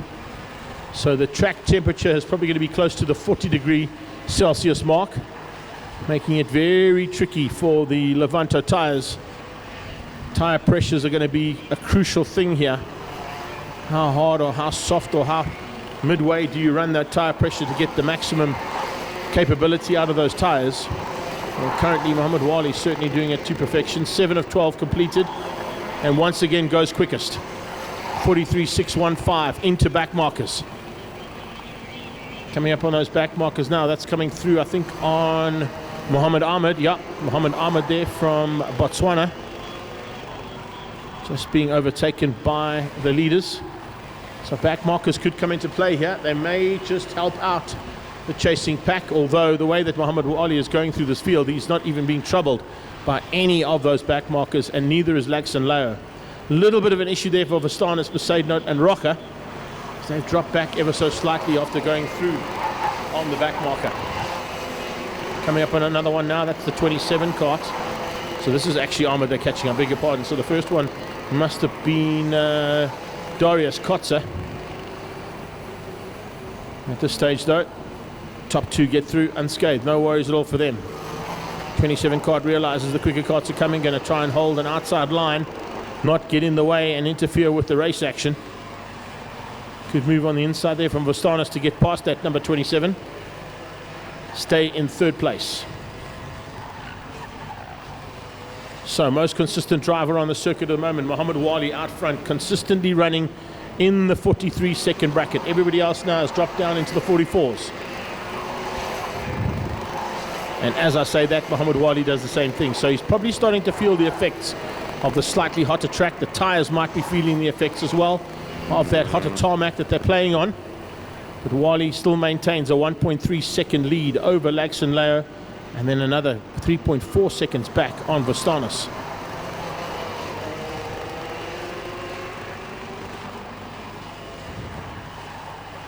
Mohammed Wali doing it all right here, going through the twisties, showing these guys the way around Zwartkops.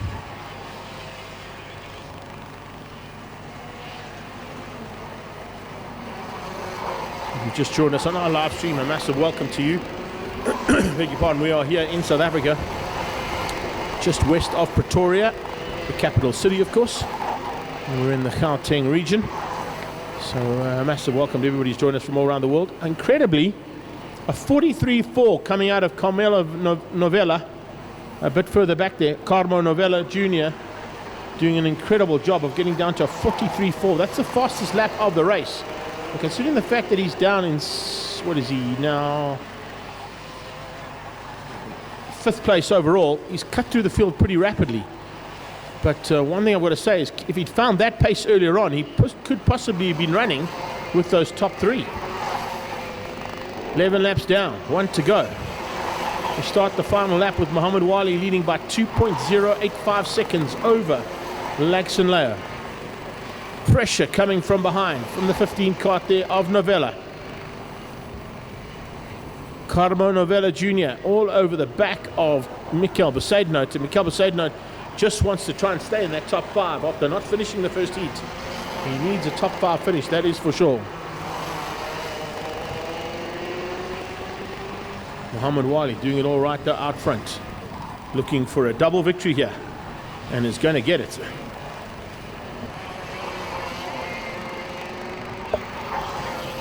Checkered flag is out. Once again, it is Muhammad Wali who takes the win. Laxon Leo for 2nd place. Nicky Vostanis in 3rd. So carbon copy of the first heat basically up until we get to Mikel Besaidnout, who finishes up in 4th place and beats out Carmo Novella Jr. What a good run there from them. Behind that, coming to the checkered flag, was Nico Zafiris. Gilherme Roca finishes in 7th and beats out Ruben de Valle. Raza Fiderazzi Simba comes through for 9th place and beats out Kurt Shamil for the top 10. So there you have it. That is OKN for the first bit of race action coming out of Heat 2. Looks like right in the closing stages we had a spinner. We did indeed. The 18 kart, Jesse Wong, getting it wrong again, unfortunately, coming out of the final corner. So that's the 2nd time he's made a mistake right in the closing stages of a heat. But we've got one more heat of OKN to come later on this afternoon, and of course the all-important final at approximately 3:30 this afternoon if everything stays according to plan. Up next, we've got Mini Rock. They'll be on track shortly, and we'll be back with race action.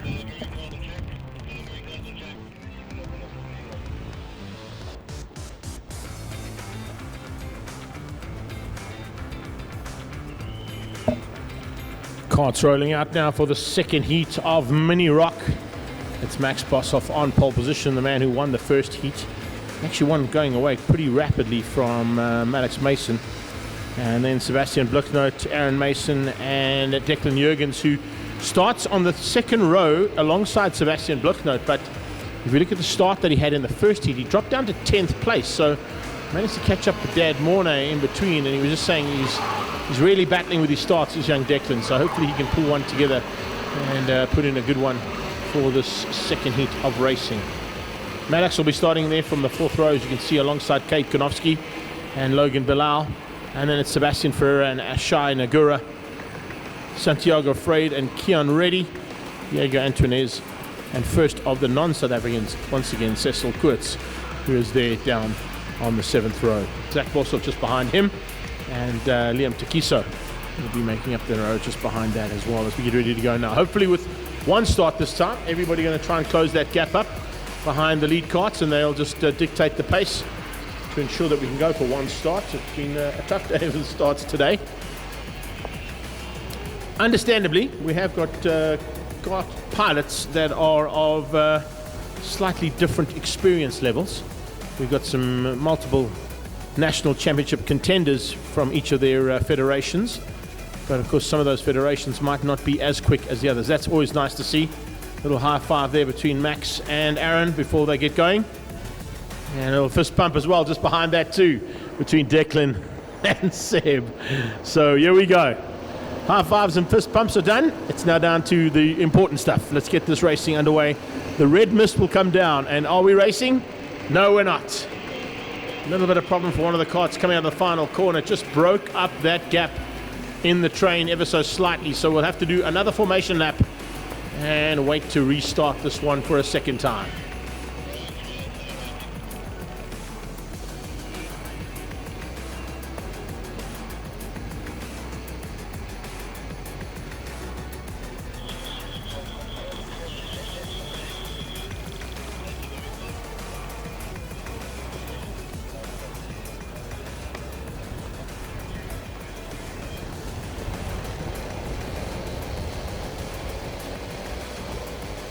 So back under formation as they come up through the twisties now. This time they're a lot closer. Starting to concentrate on just sticking with the cart in front of you, not losing that gap. It's kind of a in-house fight there between the families and the usual contenders in Mini Rock. Looking to try and show what this young karting class can do.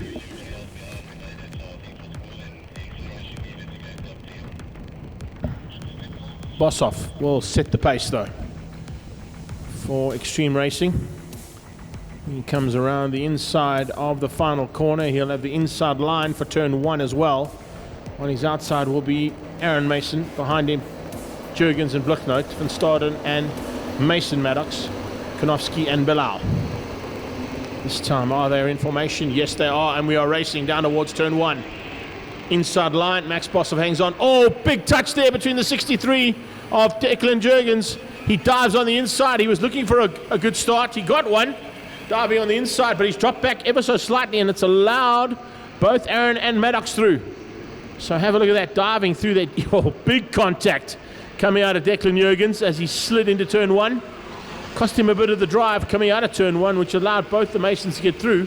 So that's how it stands at this stage, coming over the line for the first time. Fantastic start coming from Maddox.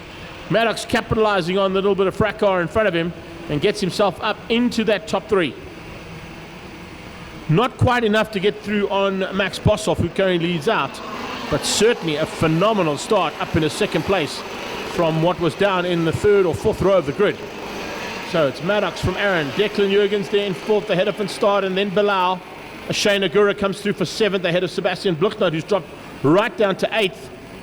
So positions lost there coming from Mason, Aaron Mason that is, Declan Jurgens, and from Sebastian Bluchnote. Sebastian Ferreira and Kate Konofsky also dropping back from where they started, so not quite the first lap that those karters were looking for. Definitely not the way they wanted to start things out, that is for sure now, as they head into the twisties. A little bit of pressure from Jurgens.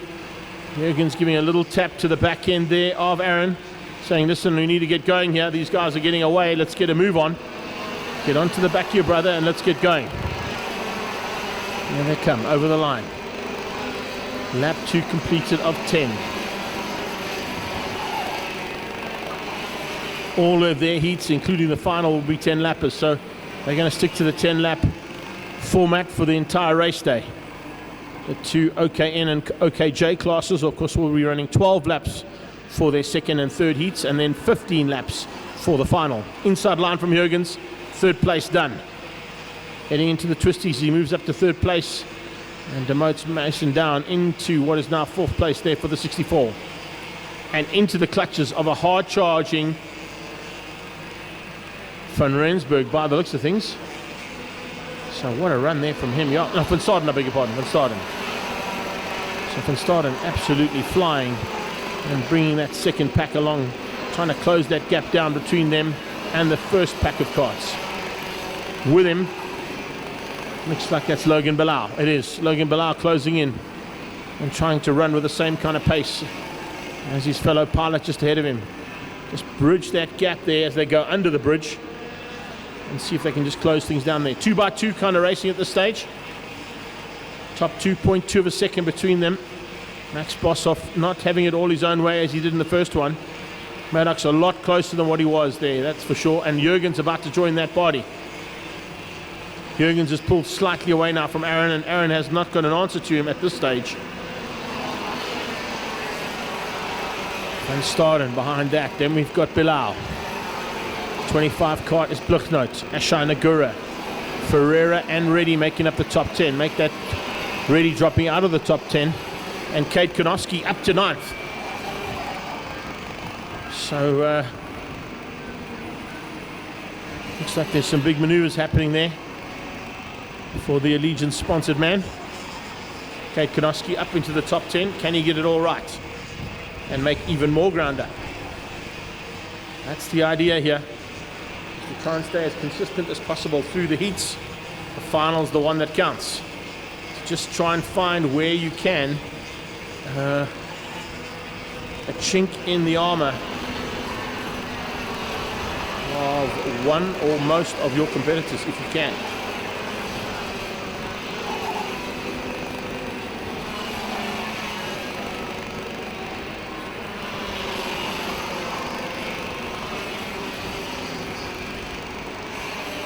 Down into the bridge they go again. A little bit of a gap now for Bossoff. It's about half a second. Half a second in karting is a mile. It's a lot of ground to make up, and Max Bossoff has done it with a 48.334 on the last pass, just to pull slightly away there from Maddox. Declan Jurgens trying to get onto the back end of Maddox and find a way through. He's right there with him. And certainly within hunting and attack mode as he goes into the left-handers. It's a double left, final corner onto the main straightaway. He tucks in. Is he going to have a go down into turn one? He's close enough to have a go. Backside of it this time and just follows Maddox through turn one. Happy, there you go. Maddox saying, yeah, okay, let's do this. Let's work together. Let's close that gap down on Max and let's get up there to see what we can do. Declan Jurgens, definitely the fastest kart on track on that last pass. Down to a 48.303. Kart down in turn one, or kart crashing out in turn one. So we've got yellow flags in turn one. Someone has gone haywire and unfortunately put it a little bit wide on what they should have through turn one. Jurgens is through. While we were watching the kart crash just below us here in the commentary tower, Declan Jurgens has made his way through into second place and already pulling away now from Maddox. Using that mid-race pace he found as we're into now the second half of the race. Yellow flags waving, so no overtaking in turn one this time out. Even the wide shot can't show us the kart that's out of action. It's just below our camera angle where we're shooting from there on the second story of the control tower. So it's Jurgens now trying to pull away from Maddox. Maddox staying with him for starting, pulling slightly there on Aaron, and Bloknoot staying in the hunt there with Aaron as well. We're on lap 8. We got 2 to go after this one.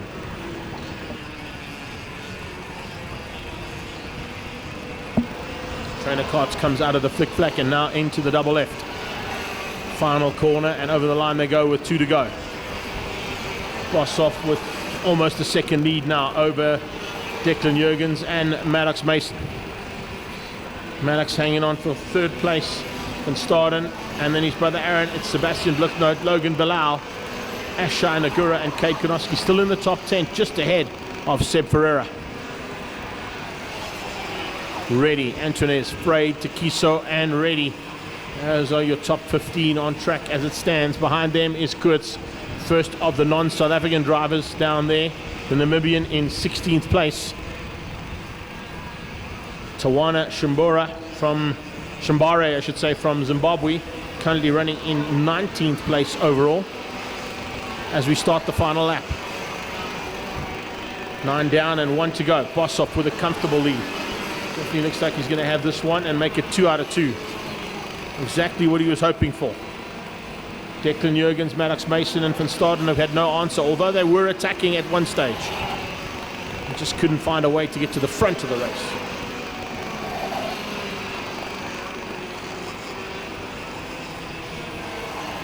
So it's 48 from the first 11 karts. Fastest laps out of the first 11 karts, all in the 48-second bracket. Just shows you how competitive this category is. Mini Rock on its way up to finish up heat number 2 with Max Bossoff at the front once again. So Maxi takes the win. Second place goes to Jurgens and third to Masson. Van Staden in fourth ahead of Aaron Mason. So Declan Jurgens, I should say. Much better run there from him. Coming through to finish up in second place. Maddox in third. He beats out Van Staden. Good run there from him. And Aaron Mason comes through once again for a top 5 finish. They finish up just ahead there of Sebastian Bloknoot, Logan Bilal. Cade Konoski did move up on the Allegiance team, up into 8th place ahead of Ashai Nagura. And Sebastian Ferreira make up the top 10. Top of the non-South Africans once again was Cecil Kurtz. There are your top 12, as you can see, all of them from South Africa. And as I said, up to 11th place. We're running in the 48-second bracket. So well done, Max Bossoff, Jurgens and Mason, your top 3. Further down, as I said, Cecil Kurtz, first of the Namibians. Then Tawana Shambare, good job from the Zimbabwean in 19th. His teammate Yassine Savania finish up in 21st, and then the other two Namibians down in 22 and 23rd place, respectively. That's how it wraps up our mini rock race number 2. In a few moments' time, on track will be the second heat of OKJ. Karts on track, and if you thought you've had hot racing so far today, let's just warm it up a little bit more for you. This is the second of 3 heats, besides the final at the end of the day, of OKJ. And here in Pretoria West, we are currently sitting at 38 degrees Celsius real feel around the circuit. So that's about a 45-degree surface that these Levanto tires are having to work on. And in the Expert and Red Speed chassis, they're going to be working hard to try and stop these karts from sliding around on the grey stuff here at Zwartkops International Karting Circuit. Bjorn Boshoff and Armani Kenua are the front row. Luke Hill is alongside Sebastian Diaz, and we got a spinner once again down into turn 1. It's the 40 kart. Same thing as what we saw in the first heat there, unfortunately, from the young driver there, and getting it a little bit out of shape into turn 1 is the 40 kart. And has he made a mistake to make him lose the ability to rejoin the race again? It looks like he has. So Matteo Rajomarison unfortunately spins out into turn 1, hitting the brakes a little bit too hard, and spins himself out of race number 2. Just waiting for the last karts just to fill up behind. Looks like we're going to have a clean start here. The final kart coming up onto the back of the train. They get into those tram lines. We are under starters' orders. Have we got a good start? No, false start. False start. Couple of karts just battling to come out of that final corner and not staying in formation. So we'll have to do it all over again.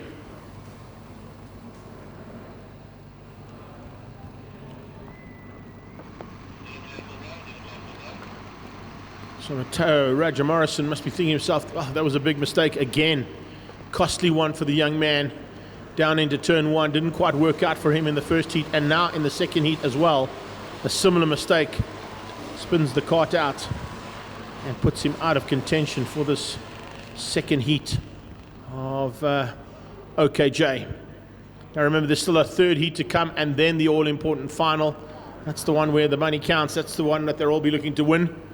Right now they're just trying to fathom who has got some chinks in their armor, where there are possibilities that they may have a little bit of a problem with the kart, or it isn't working as well as what your kart is at certain sections of the circuit. That's what they're trying to do here, and ensure to score some points as well to get them up into the grid positions that they need for that final. So it's Boshoff and Cunha in the front, on the front row. Hill and Diaz on the second row. This time they're in formation, and this time we are green. Down towards turn 1, late braking from the inside line, coming out of the 42 of Bjorn Boshoff, but around the outside goes the 46, and Armani Cunha hits the front. Cunha hits the front now into turn 2 and holds on ahead of Bjorn Boshoff. Luke Hill's right there as well. Good start once again coming out of the Kabuki Motorsport kart. And it looks like there's going to be a bit of a fight on here between Cunha, Kabuki and War Motorsport. That's what it's all about, those first 3 karts. Behind them, Sebastian Diaz trying to get onto the back and stay with those first 3, make it first 4. Not too far behind that as well. Good start once again out of Gianna Pasquale and out of Machuara. But completing the first lap of 12 out front, it's Cunha with a 44.536 on the first lap. Bjorn Boshoff only 0.3 off him. Hill from Diaz. Pasquale up into 5th place overall. What a start there from the young lady. Remember that we're celebrating an FIA-sanctioned event here with the collaboration with MSA. And, of course, in 2018, the FIA launched the whole program of getting girls on track. Certainly this young lady is doing an amazing job to be one of the only girls on track today, up in the top 5. Ahead of William Marshall, ahead of her teammate, Jesse Swart. He's down in 7th place. Machuara is there in 8th, ahead of the hard-charging Adrian Jaffe. So David Adrian Jaffe there from Madagascar is, I think, possibly the leading contender in our international field, other than of course, the man fighting for first and second. So a big charge on there. In fact, no, it's not. It's K.O. Kira, who, of course, is the first of those Northern African or fellow African country drivers. The other federations that are represented here today, there are 9 of them in total.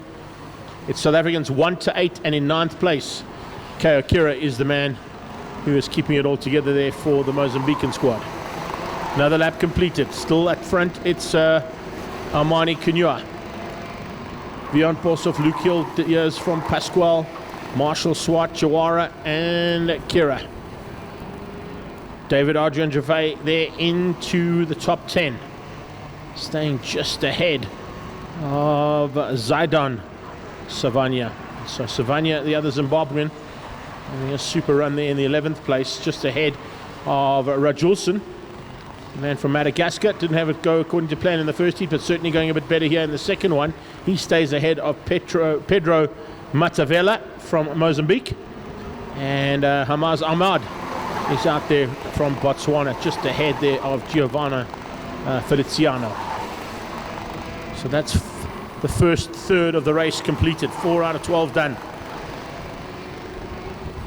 And still no answer to the pace of Kunua. Armani Kunua dictating the pace out front, running in fastest lap times now consistently for 3 in a row. So Armani Kunua now down into the 43.1s. It's a very good lap time around here. But the pressure there, as you can see on this expert kart chassis, is being applied by Bosov. All the chassis are the same, all the engines are the same. The only difference is that they had to draw their engines in the lunch break, and those engines should stay on the karts up until we get into the all-important final later on this afternoon. Little look over the shoulder there from Kunua, just watching in case there's a dive from Bosov so he can try and counter it as they go under the tunnel and down to the bottom end of the circuit, start the climb back up the hill through the twisties. Kunua, Bosov, Hill, Diaz, Marshall. Well, I want to say the first 3 have pulled slightly away now from Sebastian Diaz, and they're in 4th place. You can see there is the gap right on cue. William Marshall also with a bit of a gap there between himself and Diaz. And then Gianna Pasquale has dropped down to 6th place. So she's lost out 1 position there to William Marshall. Her teammate Jesse Swart is right there with her though as well as they come out of turn 1.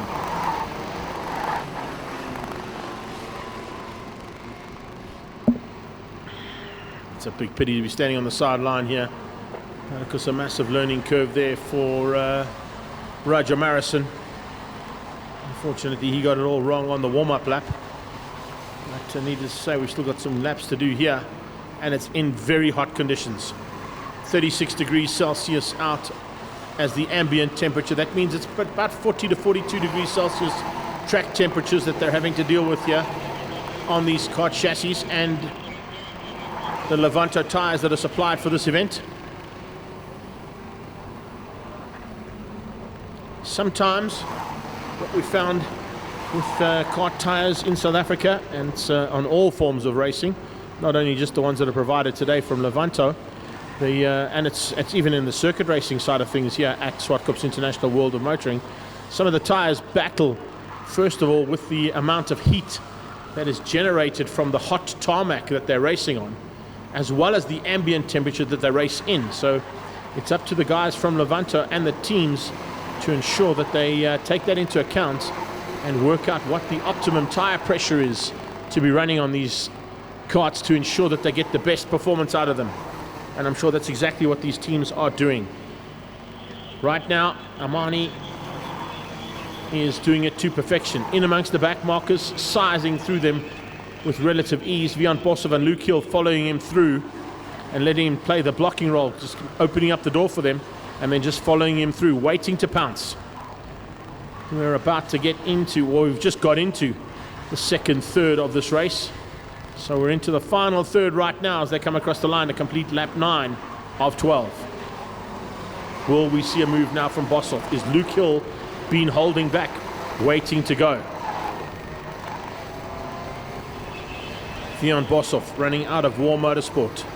Luke Hill running out of Kabuki Motorsport. Armani Cunha looking for a chance to outgun both of those stables for his own team. And heading down to the bottom of the section, bottom of the hill one more time, just past the pit entrance. They start the climb up through the twisties. Big right, big left, big right, big left, then a right-left flick. Almost to the fastest part of the track now. It's a very fast final 2 corners that they head into. We've seen some do-or-die moves in the past there and have worked out to perfection for some drivers and ended up in tears for others. 10 of 12 completed. We've got 2 to go. No changes in the top 3 just yet. Here's Hill or Bossoff waiting to pounce. They're running out of time. They're going to need to seriously think about a maneuver at some point, and it looks like that's exactly what Vion Bossoff is starting to do. Lining things up here. Closing in on the back end of Armani. And Cunha is just soaking that pressure up. It's a lot of pressure. In fact, he's pulled slightly up the hill. He pulled about half a kart length, make that 2 kart lengths now as they come under just the lift off there for the final corner and start the final lap. Can you believe it? Armani Cunha is going to try and hang on for almost flag to flag victory here. It's unheard of in this category, especially when it's such a competitive field of karters out there. Majority of them, as I said, coming out of South Africa. But have a look at that. Ko Serra is up into what is now a top 8 finish.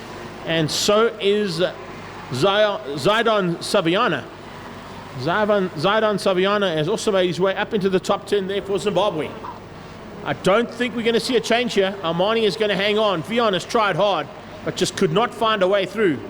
And this is how it's going to end up. Armani Cunha comes through there to take the victory and ahead of race 1 winner Vion Bossoff. I beg your pardon. Luke Hill was race 1 winner. He finishes down in 3rd place. Vion Bossoff was only 2nd, so it's 2 seconds there for Vion Bossoff. Most consistent driver of the 2. But a change up there between Luke Hill and Armani Cunha for 1st and 3rd. William Marshall comes through to finish up in 4th place, and he beats out the hard charge coming out of Sebastian Diaz. So that's how the top 5 finish up. Just behind that top 5 was Gianna Pasquale for Wesley Moore Motorsports as well. Well done to them. And Jesse Swarto, teammate, is right there too for 6th and 7th place. And then your top finisher out of the other African federations was Ko Kira from Mozambique, beating out Matt Chiwara and the Zimbabwean there, Saviana, coming through for a top 10. Rajulson, a good run from him and from Matavela, and of course also out of Adrian Jaffe, the 2 Madagascans beating the 2nd of the Mozambicans down into 13th place. Lucky for some. Angolans, Giovanna Feliciano finishes this time in 4th place ahead of the Botswanan, and Hamaz Ahmad is in 15th place. Only man who didn't finish is the man just below us here in our commentary tower, and I'm sure he's kicking himself for that small mistake he made on the warm-up lap. But I also realize that we're probably going to see some more out of Roger Morrison in heat number 3. Got a small break now before we head into the 3rd heat, and that, of course, is OKN coming out for another 12 laps of action.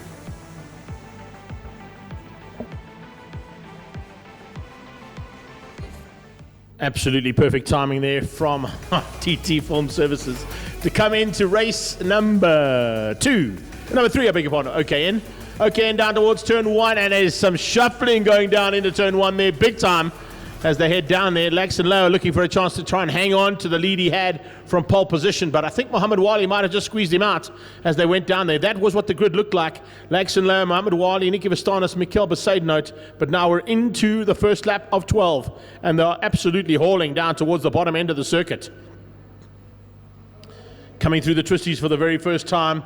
We just saw all the categories racing in this class, and of course a little bit of a punt there for Rock Cup South Africa. Their first round of the championship for 2024 takes place on the 1st of March, but this Africa Cup, Karting Cup from the MSA and FIA kicks off the season as they head down towards turn 1, and it is Wali confirmed on that one, getting the whole shot down into turn 1 and outgunning Laxton Lau and Nicky Vastanos. Besaidnote is followed by Nico Zafiris, who's up into 5th place, and Guilherme Roca. What a good start there from the Mozambican. Much better start this time, also coming out of Raza Federazzi Simba.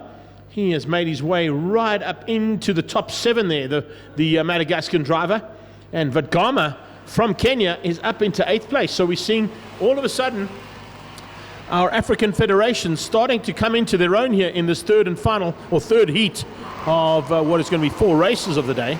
This is not the one that counts. The final is yet to come, but progress being made by a lot of drivers, including the 20 cart diving through there. What a move. Right up the inside there from Nicky Vastanos, but he unfortunately just wasn't able to make it stick. Have a look at this once again, having a look on the inside of Laxton Leo. He just runs slightly wide. Leo knew that and just waited for him to run wide and came straight back underneath him. So there's big pressure coming Vastanos on Laxton Leo. Besaidnout is right there as well. We've got 4 carts heading up through the twisties, and evenly matched between those 4 carts. The man out front, though, Mohammed Wali, has pulled already 0.6 of a second over those 4 carts fighting for second.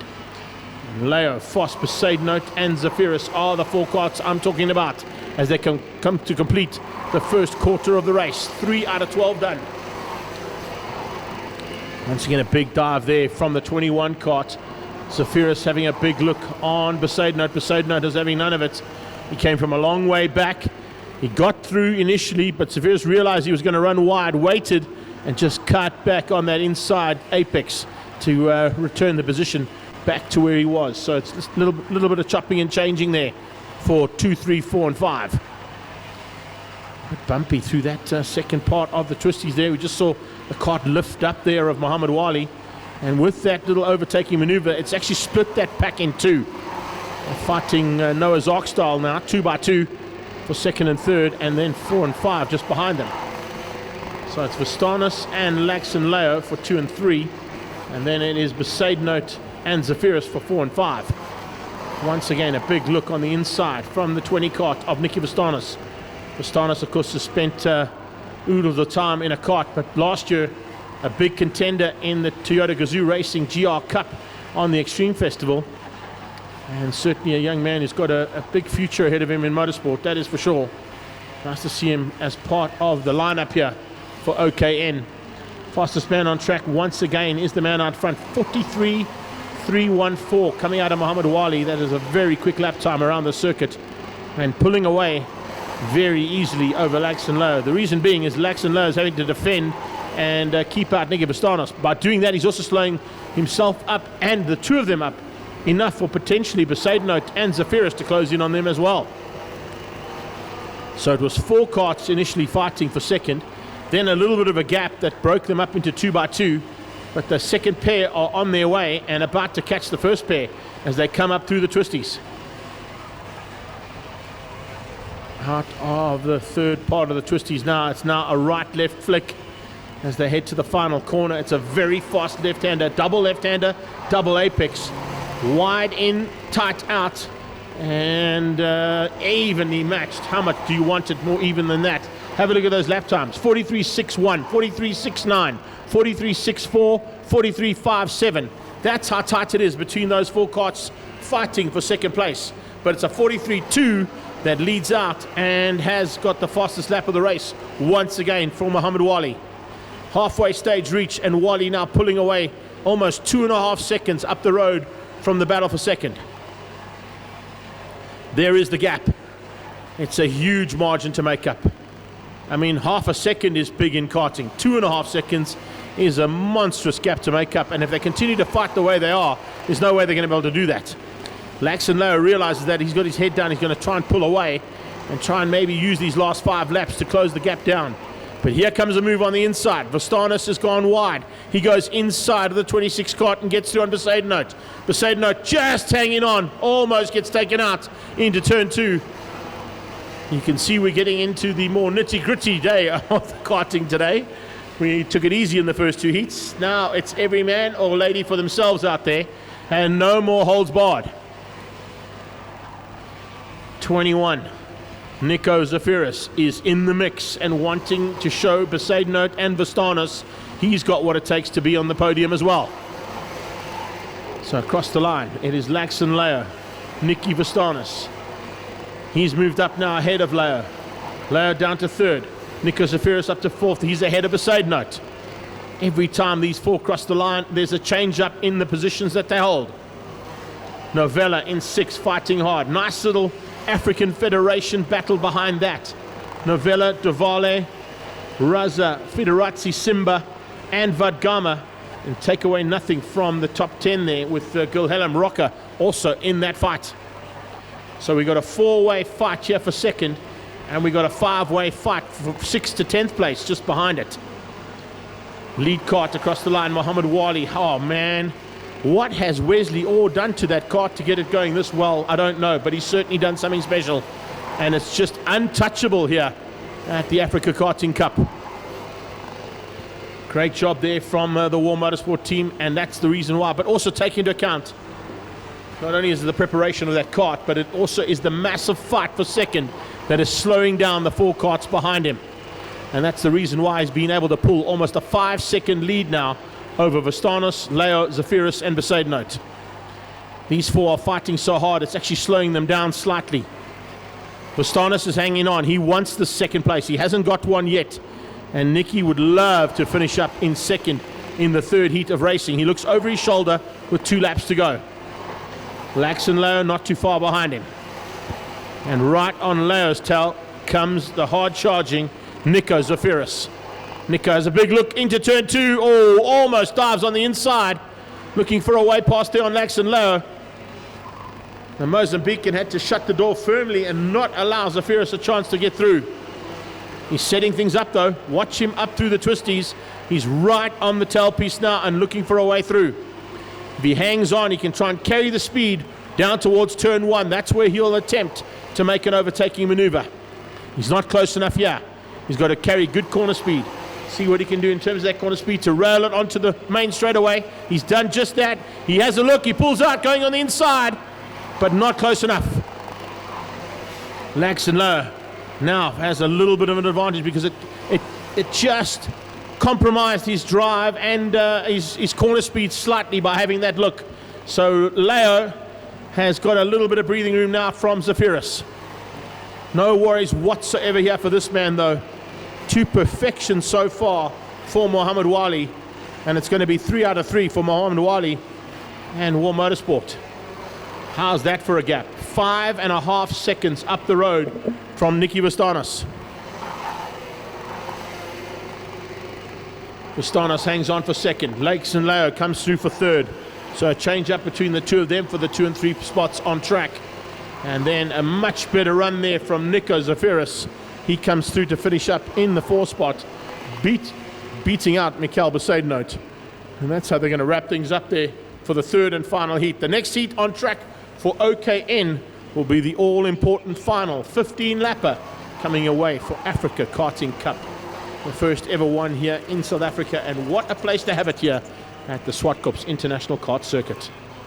Let's have a look at the unofficial results there. Of course, Leo in 3rd, as I said, Zafiris in 4th, and Besaidnout in 5. Have a look at the federation battle behind that. Novella, Duvale, Rafad Inyatsa, Simba, Vadgama, Rocker, and Nuagard. And then Fadil Dali just ahead of Timotei and Kurt Shamil. So nicely done there from them. Darius Kotza comes through just ahead of Muhammad Ahmad. And Jesse Wong, unfortunately, with some problems at the back again. It's not going his way there, unfortunately, for the man from Madagascar. But here we go. Next up, we move into Mini Rock one more time for another 10 laps of action from our Mini Rock competitors. They'll be out shortly. Well, there's your starting grid for race 3 now of Mini Rock.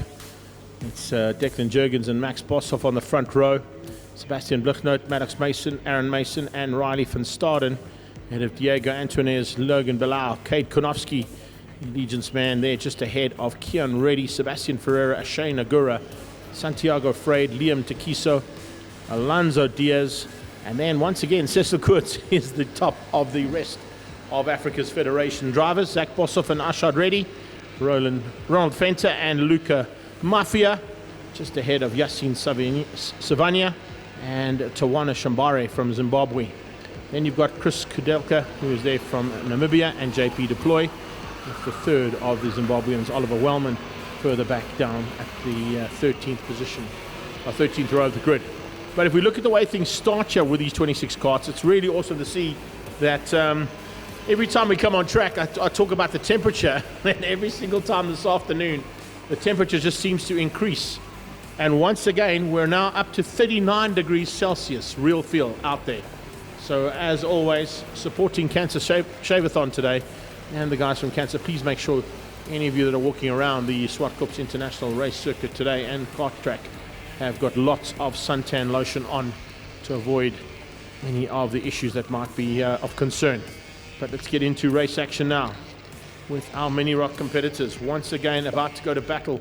We've seen a victory so far coming out of the man out front, not leading at the moment because it's Declan Jurgens, so of course who's the pole man, but alongside him Max Boshoff. He's taken 2 victories out of 2 starts today. He'll be starting from the outside row, where the pole man on the inside, Declan Jurgens, will try and hang on and maybe just spoil the day there slightly for his fellow competitors. Let's see if he's able to do that. Sebastian Blucknot would like a slightly better finish up to the way he did his first couple. And look out for Maddox Mason. He's already had a 2nd place and a 3rd place today, and he's on the 2nd row as well. As we come around, looks like they're going to give them one more lap because we do not have a formation at all. Lots of karts stuck in the back here. And in fact, karts coming through the twisties here very slowly, which I think is the reason why we haven't been able to do a full start here, unfortunately.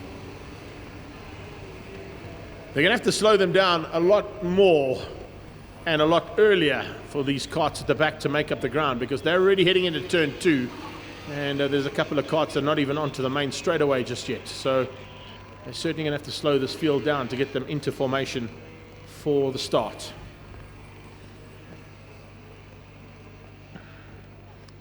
First heat, it was Max Boshoff ahead of Maddox, Sebastian Blucknote, Aaron Mason, and then Declan Jurgens. Second heat, it was Max Boshoff from Declan Jurgens, Maddox, Riley van Staden, and Aaron Mason. So that's how they finished up those first 2. We're into the 3rd heat now. This one kind of will see maybe a little bit more chopping and changing amongst those top competitors. They're all going to be looking to try and find those final chinks in the armor so they can put them into action in the final heat in a couple of minutes' time. We start the finals at approximately 3:30 this afternoon with OKN, straight into the mini rock, which we're about to see now, and then into OKJ for the first ever Africa Karting Cup here in South Africa and of course on the continent. Jurgens dictating the pace.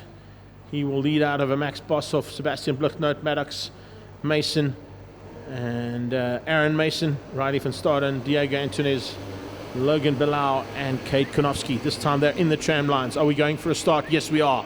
Full start and no false start flag down into turn 1. Jurgens hangs on. Has he got the start he wanted? Yes, he has. Declan Jurgens with the best start of the season so far from him down into turn 1, and he hangs on into turn 2. Great start coming out of the 25 car of Sebastian Blucknote. He's dropped our race double winner so far. Have a look at that. Max Boshoff was on the outside of the circuit and he gets eaten up by 1, 2, 3, 4, possibly 5 karts before he slots into position in about 5th or 6th place there. So did not go according to plan there for Max Boshoff, that's for sure, on this start. So the extreme man's going to have to do some extreme maneuvers to get through here and make his way back up to the front end of this field. But at the moment, Jurgens hangs on, and he'll be looking to try and keep out the charge coming from the 25 of Blucknote, and has to do so almost instantaneously as they complete the first lap in anger. Blucknote had a big look into turn 1. He was the fastest kart on that first lap, did a 49.940. Fastest karts of the top 3, 49.95, 49.940, and a 49.990 out of the first 3 karts as they cross the line. But those times will come down dramatically as they get into this heat of 10. Completing lap 1 of 10 now. They're into the second one, and pressure being applied and being felt big time. As we're now seeing a change up there. Sebastian Blucknote and Maddox changing positions. Maddox now back ahead. Can he hang on? Only just. Blucknote dropping back slightly down into the 4th spot behind both of the Masons. Maddox and Aaron up into 2 and 3. Blucknote comes on the inside on a turn 1. Oh, a little tire tap between the two of them, heading towards turn 2. And alliteration aside, that could have seriously ended up in some trouble, and it has, because here comes Bossoff applying the pressure, trying to catch them out as they make a mistake. So Max Bossoff trying to capitalize on a slight mistake there between the two drivers ahead of him. Aaron and Sebastian tapping tires down the straight between turn 1 and 2, and Bossoff nearly made them pay. Max Bossoff will probably realize he's got pace in that kart, so he's not going to do anything stupid to jeopardize his chances of a good finish here, particularly if they're scrapping so hard ahead of him. He'll wait for them to make a mistake and then pounce when they do. Lap 3 of 10 completed. That's how fast these guys are lapping around here. Bossoff, onto the curbs there for Max Bossoff, running really wide out of turn 1 and continuing on the outside of the circuit. He just clipped the curb there, and that joins the two kart circuit options. There are, I think, 6 different versions of this kart track. We got a crash down out of turn 2, big crash out of turn 2, and looks like there's a big problem there for two karts as we watch there. And who is it? It's 68 and 13 by the looks of things. So 13 is Keon Reddy, and it's Logan Bilal. Bilal and Reddy have come together coming out of turn 2, and they're stuck on the outside, which is on the racing line. That could be a dangerous position. We'll wait and see whether or not this is going to continue there. They've got yellow flags waving down into turn 2. Here come the leaders out of turn 1. 48.335. What a 355, I beg your pardon there. Declan Jurgens is on a flyer, getting away now from Maddox Mason and Aaron Mason in second and third. There are karts still, and they've just got them out of the way. Great job once again from the marshals, just in time before the lead pack came flying through turn 2.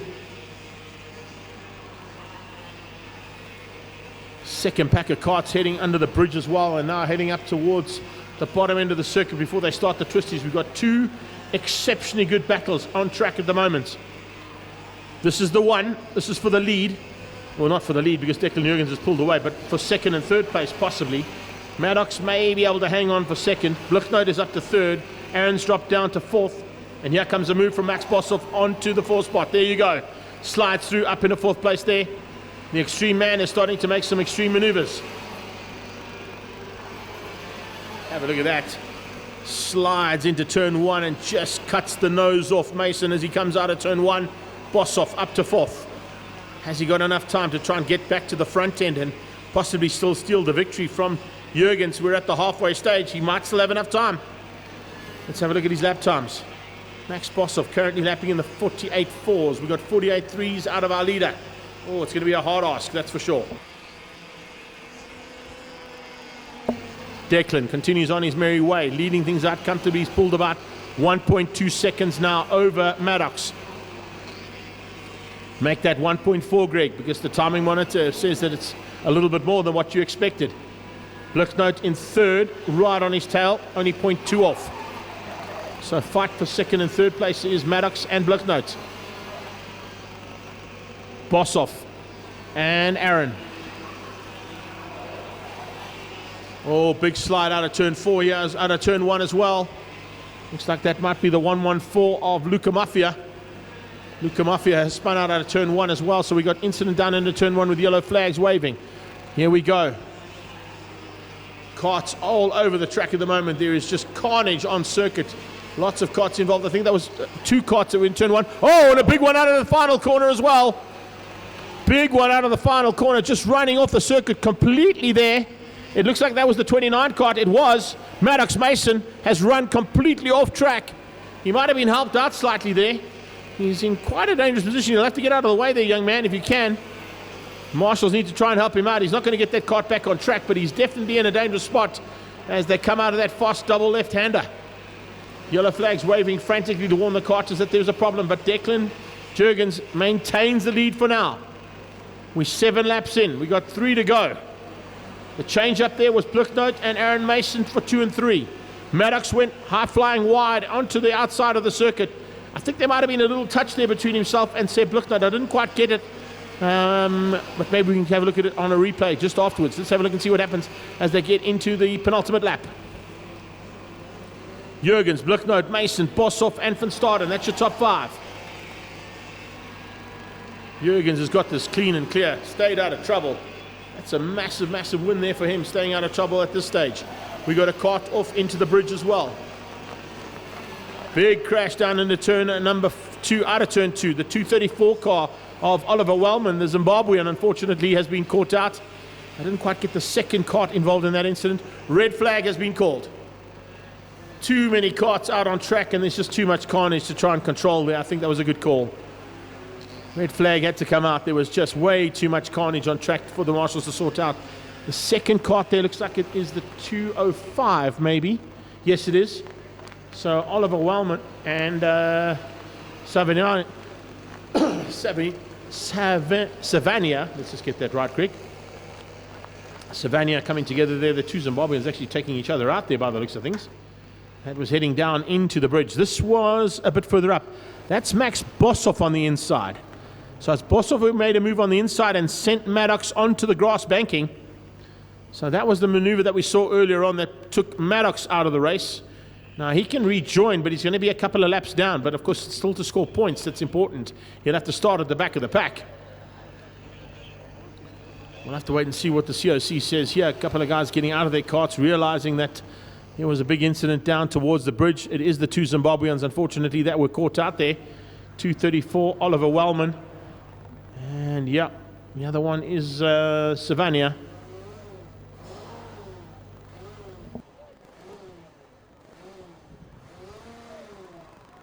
So they'll take the carts just above the bridge on the crossover point and just leave them there for now. That's a safe position for them to be out of the way before they put them under starters' orders again. Medical team there quickly to make sure that everybody's okay with the drivers. That's a good thing. Our COC, Eric Schultz, has done some running today. I would love to check his step counter by the end of the day. He must have put in some serious steps on that step counter, on whichever preferred device he's using.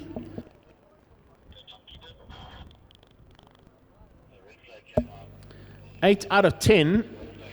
Well, that might be enough to call the race, actually. I'm not quite sure what the rules state in terms of the Africa Karting Cup rules, but in a normal race day, they've completed 75% of the race, so that would be enough to sort of classify the race and go that one lap back if we needed to. We'll wait and see what the COC says about that, but it has brought the race to a little bit of a stop in proceedings with a red flag being called. We actually had a kart off just out of turn 1. We had a kart off between on the straight between turn 1 and 2, and then we had the two Zimbabweans coming together out of turn 2 heading towards the bridge.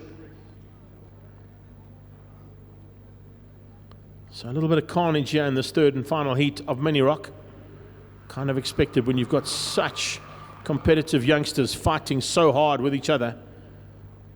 Declan Jurgens will be hoping that they do call the race, because to try and stay ahead now of Sebastian Bluchnote, Aaron Mason and Max Boshoff might not be easy.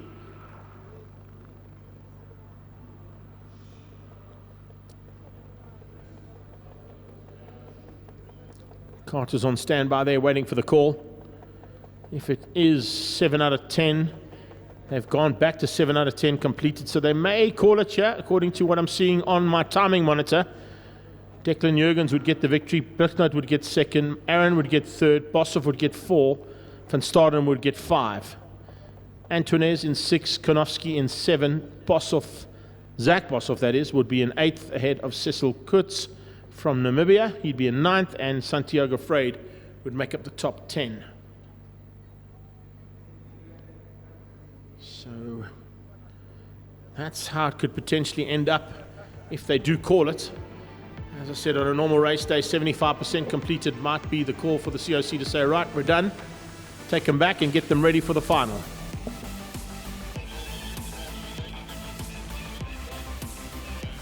Well, they're sending them on their way. Let's have a look and see if that's going to be the race decider, or are they going to come back for a 3-lap sprint race?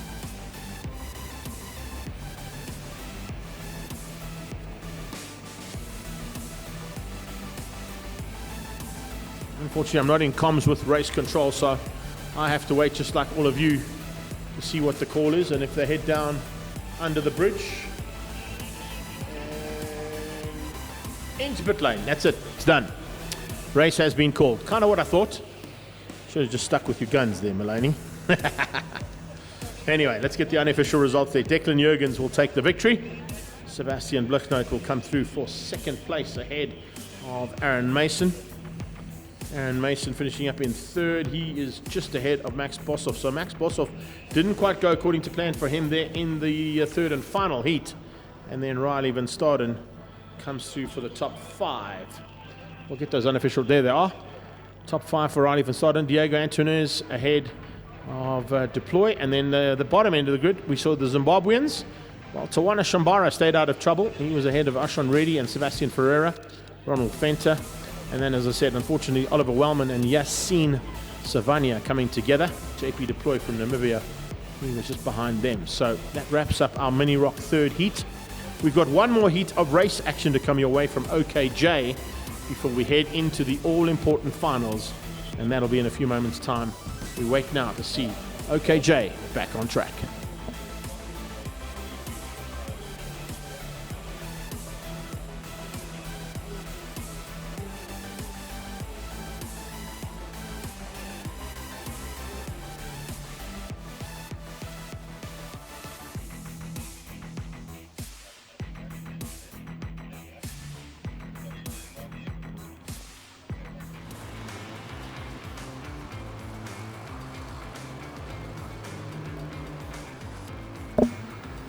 Alrighty, so once again we continue with the heat increasing in terms of ambient temperature around the circuit, and the heat increasing in terms of the fights on track, because it's not done yet.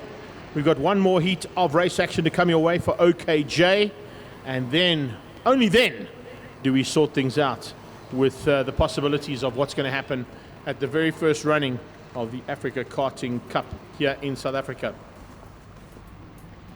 Back on track now with OKJ. It's a 12-lapper. The next time they come on track, of course, it's going to be a 15-lap one. And that will decide who will be the very first Africa Karting Cup champion. Just looking at the temperature gauge, once again sticking at 39 degrees Celsius.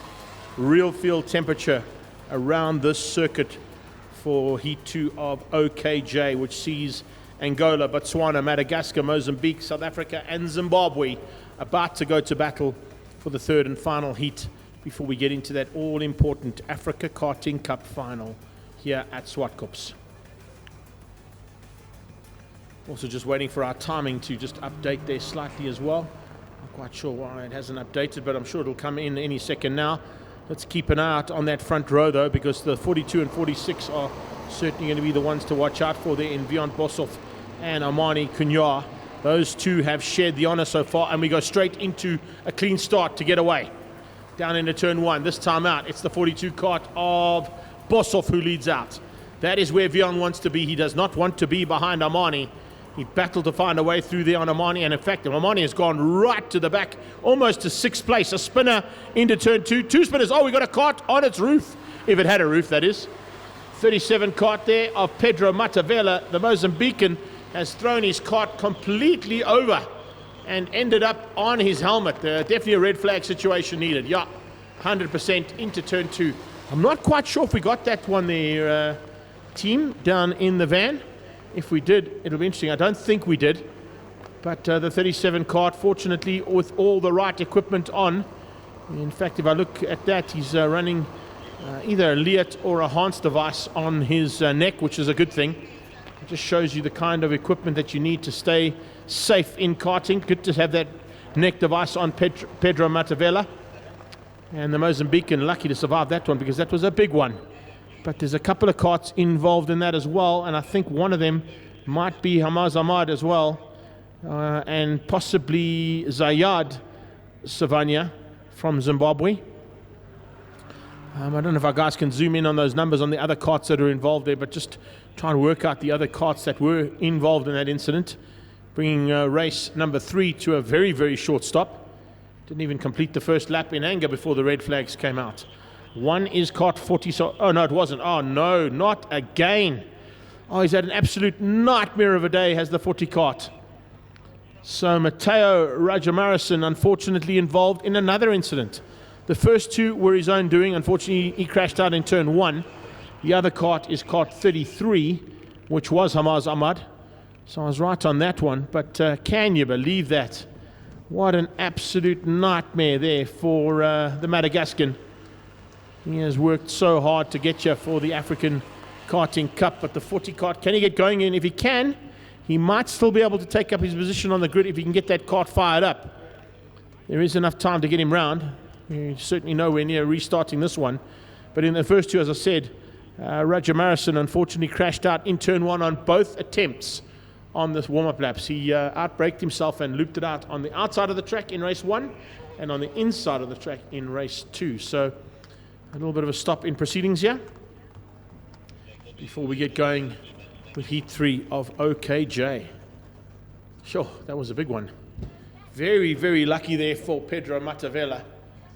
And as I said, I don't know if we got that crash, boys, but if we did, that was quite a big one there. Well, the kart to end up on its roof means that it's been tagged quite hard. And of course, remember, that's a downhill off-camber corner that they go into turn two. So any tap in the wrong direction can usually put you into a position that is not where you should be in a kart.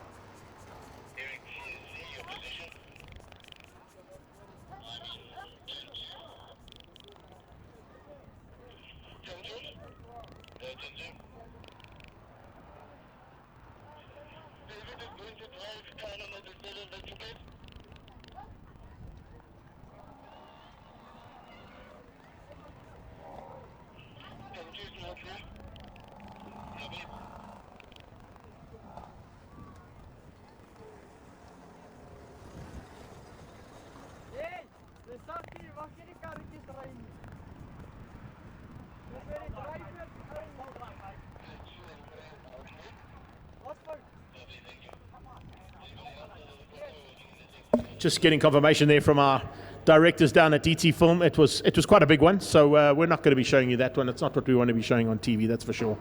Is that Carl Lawrence on the grid, though? I saw the famous Carl Lawrence on the grid there, hey?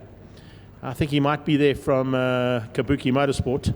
He made his way out onto the track and he was doing like high fives and waves and saying I was at World Finals and yes, I'm a special kart provider. Yes, Carl Lawrence, we can see you there, bud.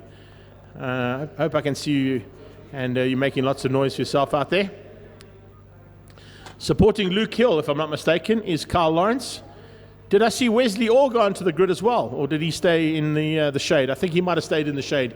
He's got the same problem as me. Big guys do not like hot temperatures on kart tracks. So Wes sent out his team to go and support the boys from Wesley Orr Motorsport.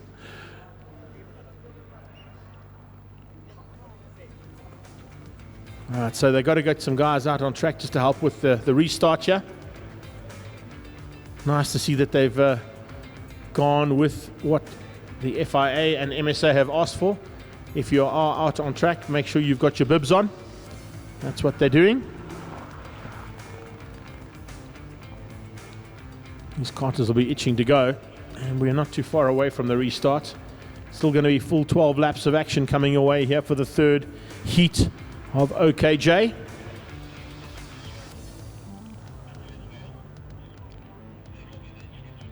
I wonder if can you guys hear me on that main straightaway, by the way? If you can, just make some noise. I don't think they can. Maybe the speakers don't reach all the way up to the main straight. Can you hear me on the grandstands there opposite the start-finish line? Just shout and wave if you can. It doesn't look like they can hear me down there, so maybe the speaker's not working up at the main grandstand.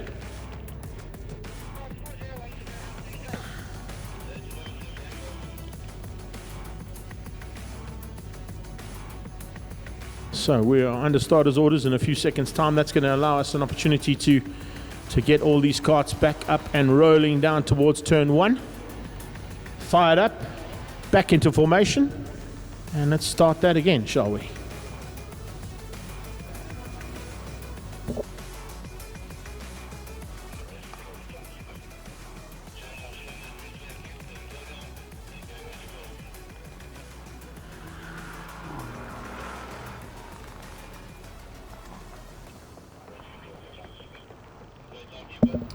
Oh, that is definitely something I wanted to see. Thank goodness for that. Mateo Roger Morrison getting a chance to join the back of the pack.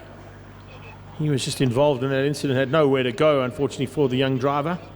You definitely want to try and let him at least finish one of the heats today. He hasn't been able to finish the first two after making mistakes all on his own simp, but hopefully now get a chance to finish and get going here in heat number 3.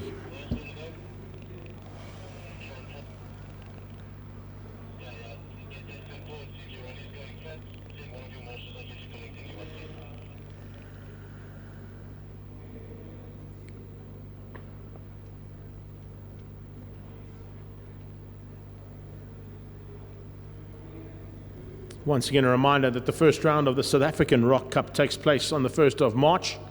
Check out their social media pages for more information on that. As we get a little shake, rattle and roll there from Vian Boshoff down towards turn number 1. And the rest of the pack on their way. Fired up now. Thanks to the supporters there.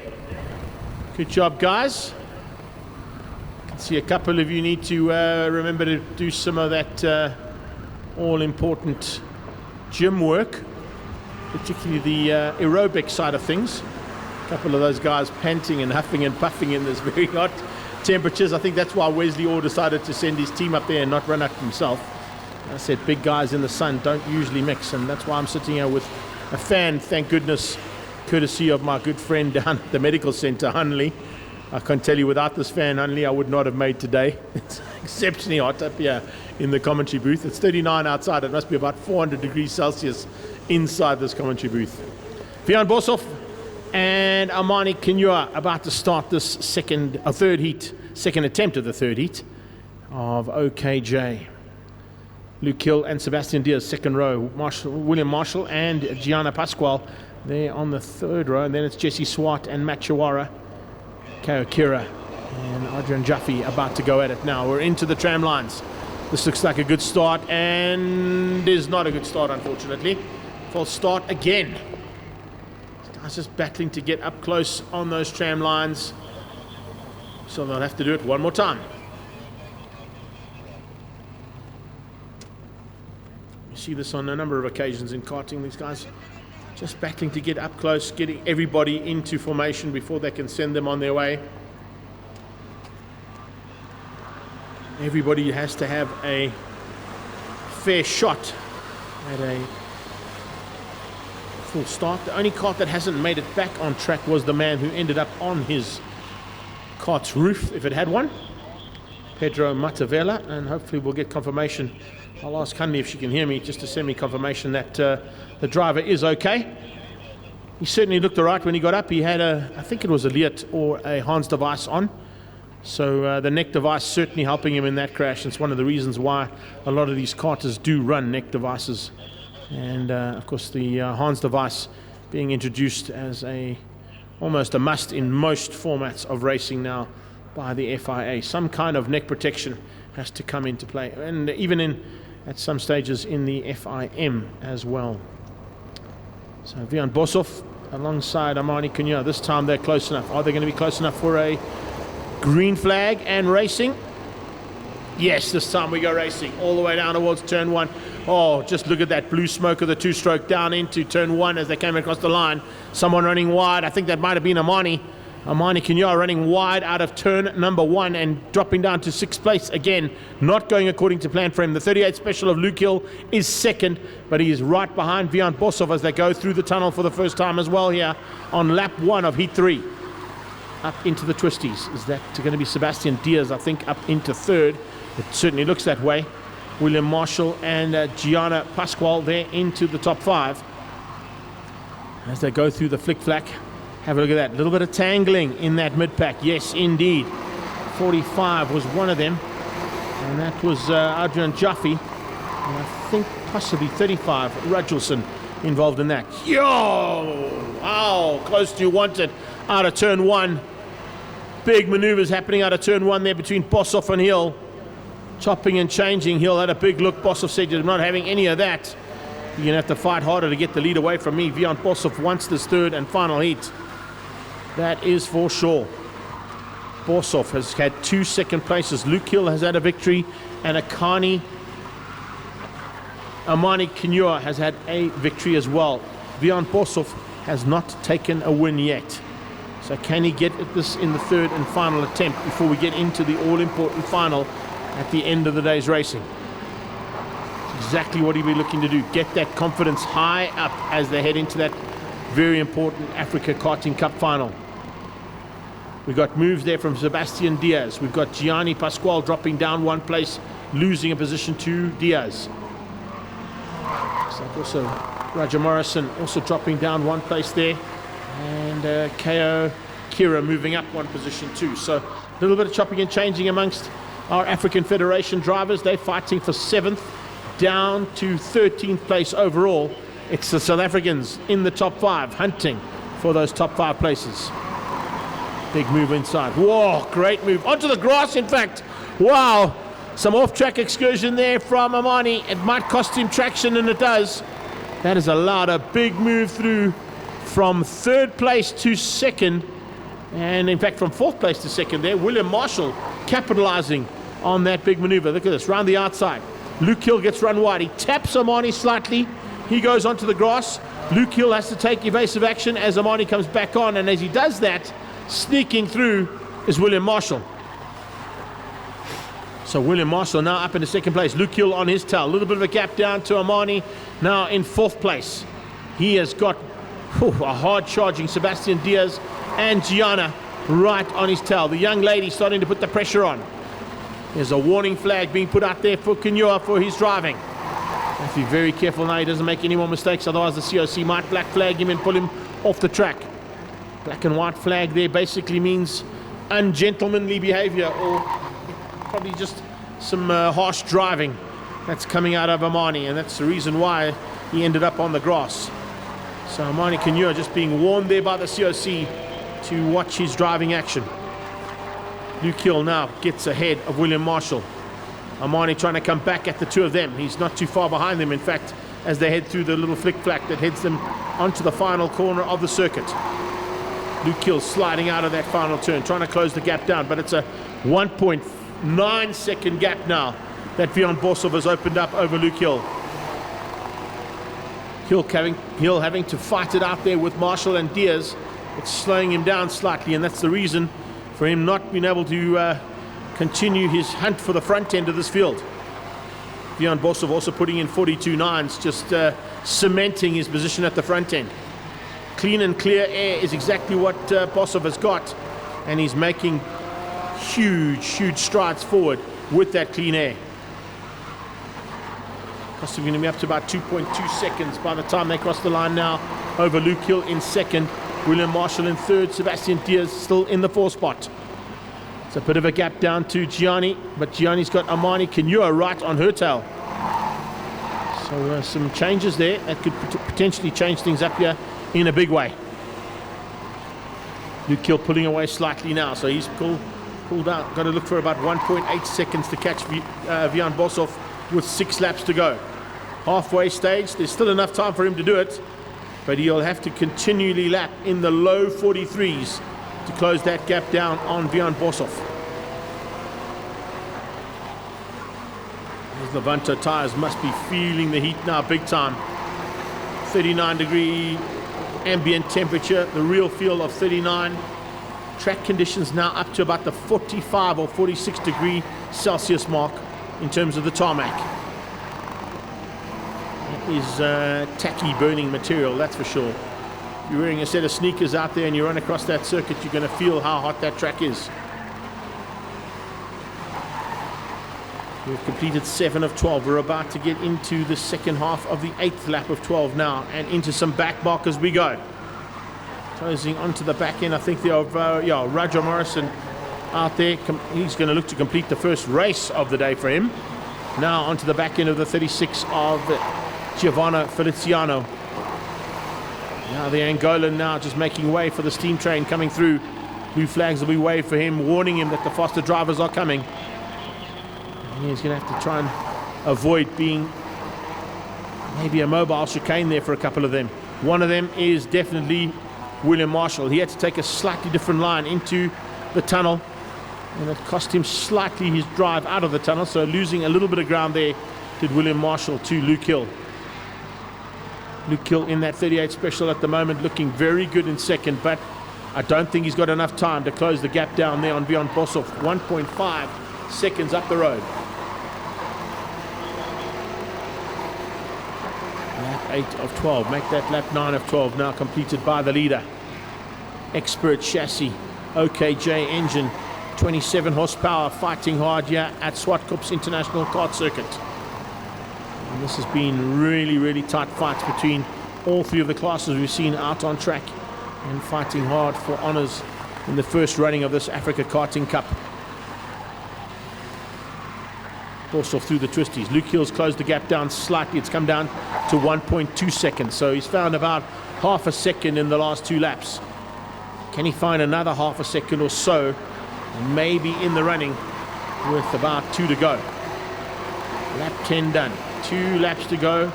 Luke Hill's got to try and close that gap down, but as I say that, he's lost another 10th. So he made up half a second, loses a 10th on the next try. So there must be some kind of negotiations happening there in his helmet saying, what am I going to do here? How am I going to try and find a way to catch the man out front? 36 is out. So Giovanna Feliciano parked on the sideline. Unfortunately, therefore, the man from Angola. Now we look to see what Luke Hill's going to do. Look at the times coming out of Amani Kinyua as well. He's down in 5th place, but lapping in the 42.7s. Absolutely lighting the circuit up in his attempt to try and get back on the podium. Kinyua now gets his sights firmly set on Sebastian Diaz. And in fact, he's got through there on Diaz now and looks at William Marshall just up the road from him. So Kinyua and Diaz have swapped positions. Can he close down on William Marshall and still get onto the podium? That will be his goal here, but there's only half a lap to do it. I don't think there's enough time. Bjorn Boshoff is going to capitalize 2 second places and make the 3rd and final heat his very own. He gets his first win in the 3rd heat of racing today and comes across the line there, winning things out for Wesley Orr Motorsport. The Orr Motorsport team taking a victory over Luke Hill. Luke Hill coming through there for Kabuki Motorsport. And William Marshall, what a run for the 3rd place man there. Good effort there from William Marshall. That is for sure. That'll be his best finish, his best finish of the day so far, beating out Armani Kinyua and Sebastian Diaz. Still coming through there, a couple of our contenders from Madagascar and Botswana. Roger Morrison is going to finish up, so is Hamaz Ahmad. But let's have a look at those unofficial results there. Bjorn Boshoff, Luke Hill, William Marshall, your top 3. Armani Kinyua came through the field after being sent sideways onto the grass. Eventually finishing up in 4th place ahead of Diaz and Pasquale. Swart, Savanya, Sierra, KO coming through there as well. And then, well done. Roger Morrison changing his luck around ever so slightly and finishing up the 3rd heat. Getting ready now for the final later on this afternoon. We've got a few minutes gap now, ladies and gents, between the 3rd heat of OKJ and the first final of the Africa Karting Cup, which will come from OKN in a few moments' time.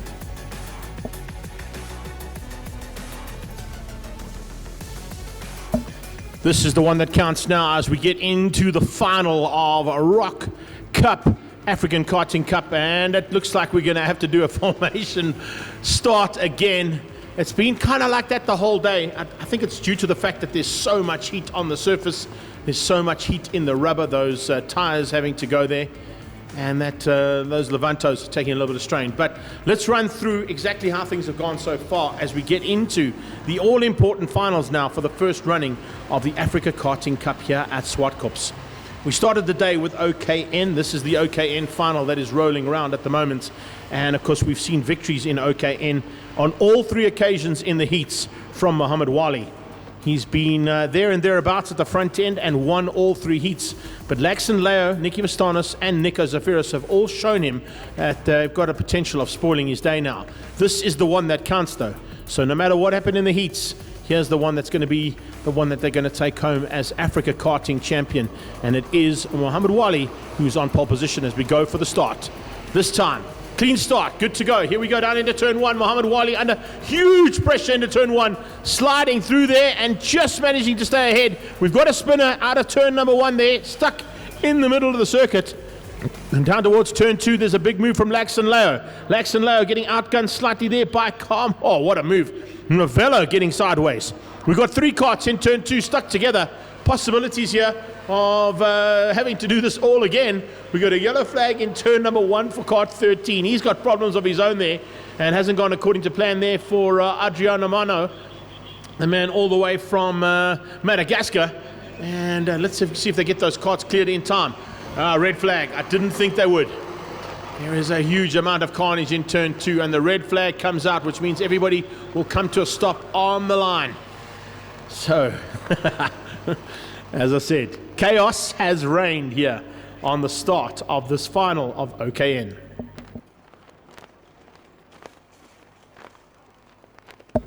It does give us a chance to catch our breath, though, because we were trying to get in some of the sponsors and some of the inserts that we had there, particularly from our charitable organization, the Cancer Shave-a-thon, and having to cut that one short into race 1 action. Already big maneuvering happening through the field. It was Muhammad Wali who got the whole shot, though, into turn 1 and led for what was going to be the first lap. They didn't complete that first lap because down in turn 2, there were a whole bunch of karts that got caught out with a little incident. As I said, in turn 1, kart 13 had his own problems, so it didn't quite go according to plan there for the Madagascan driver. And as I said, in these very difficult and trying conditions, the man from Madagascar, and he's got a mouthful of a name, so just apologies on terms of how to get through this one. It's Timoteo Joanna Adriano Mori Jarason. So yeah, just try and get that one in full flight race commentary if you can. I'm kind of going to go with TJ. Probably the best way to go with that kart. TJ is back and on track, though, right at the back of the pack there in kart 13. 21 had some problems as well. You can see Nico Safiris got caught out by a bit of fracas on the circuit. And looks like there's a couple of karts that are also missing from the front end there. Let's have a look and see if they have made it all there. Mikel Besaidno's on the outside of that front row. He shouldn't be there, though, because he's going to have to just resume his position somewhere.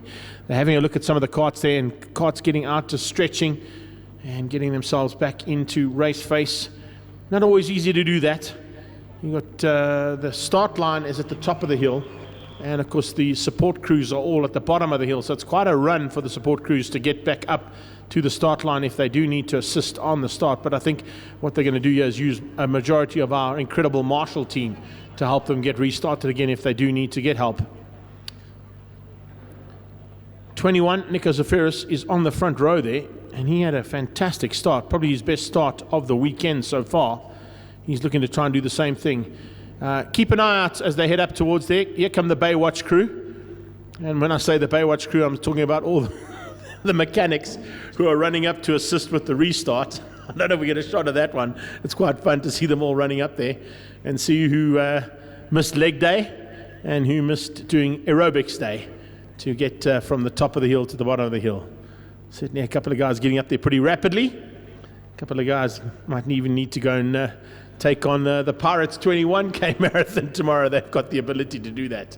In the hot conditions that we got here, 39 degrees Celsius ambient temperature. Track temperatures are up to 46 degrees Celsius as we speak, and go into the late afternoon here at Zwartkops for the first running of the Africa Karting Cup.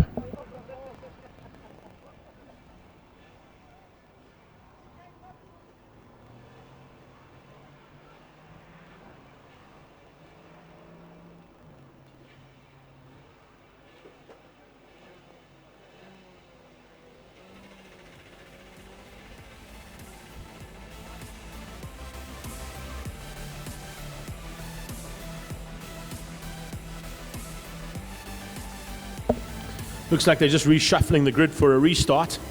So putting those karts back into their original grid position so they can do a full restart here of this one. You can see just how hard it is. Some of the marshals using their caps there to fan themselves and cool themselves down. And once they've got them all back into their original grid positions, we'll get going again. Let's have a look and see what happened with that first part of the start. You can see heading down towards turn 1, there was a big slide through, and everybody seemed to have got through there other than the spinner, and that was the 13 kart, as I mentioned there, from Madagascar.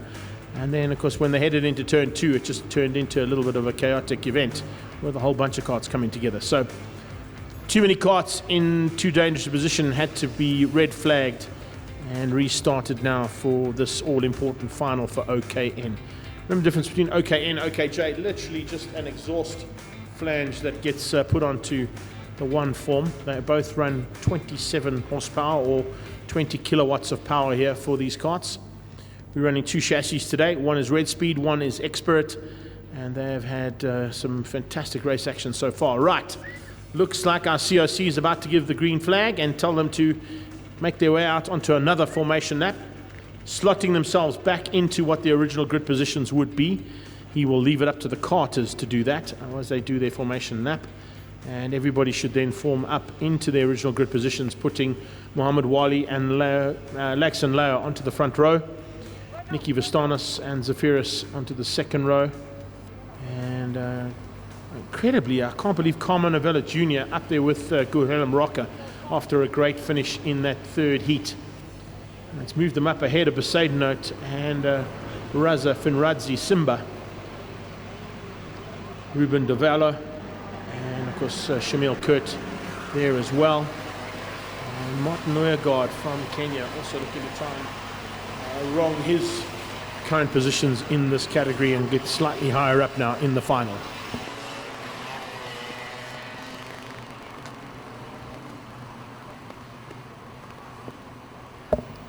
Top 2 come through the right and left flick.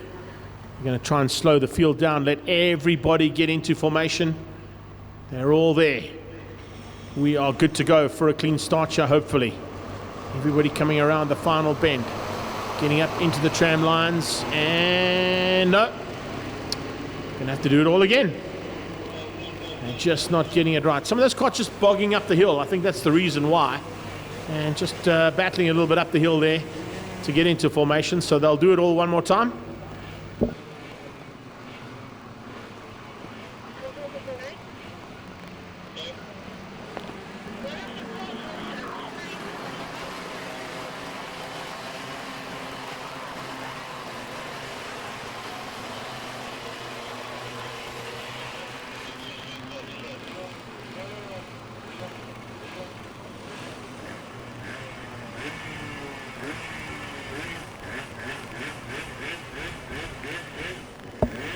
Right, still need to try and slow them down. We've got karts still aiming into formation at the back end of the field.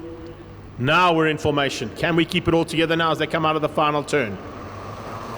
Slot up into those tram lines. Get the power down, lights out, and we are racing.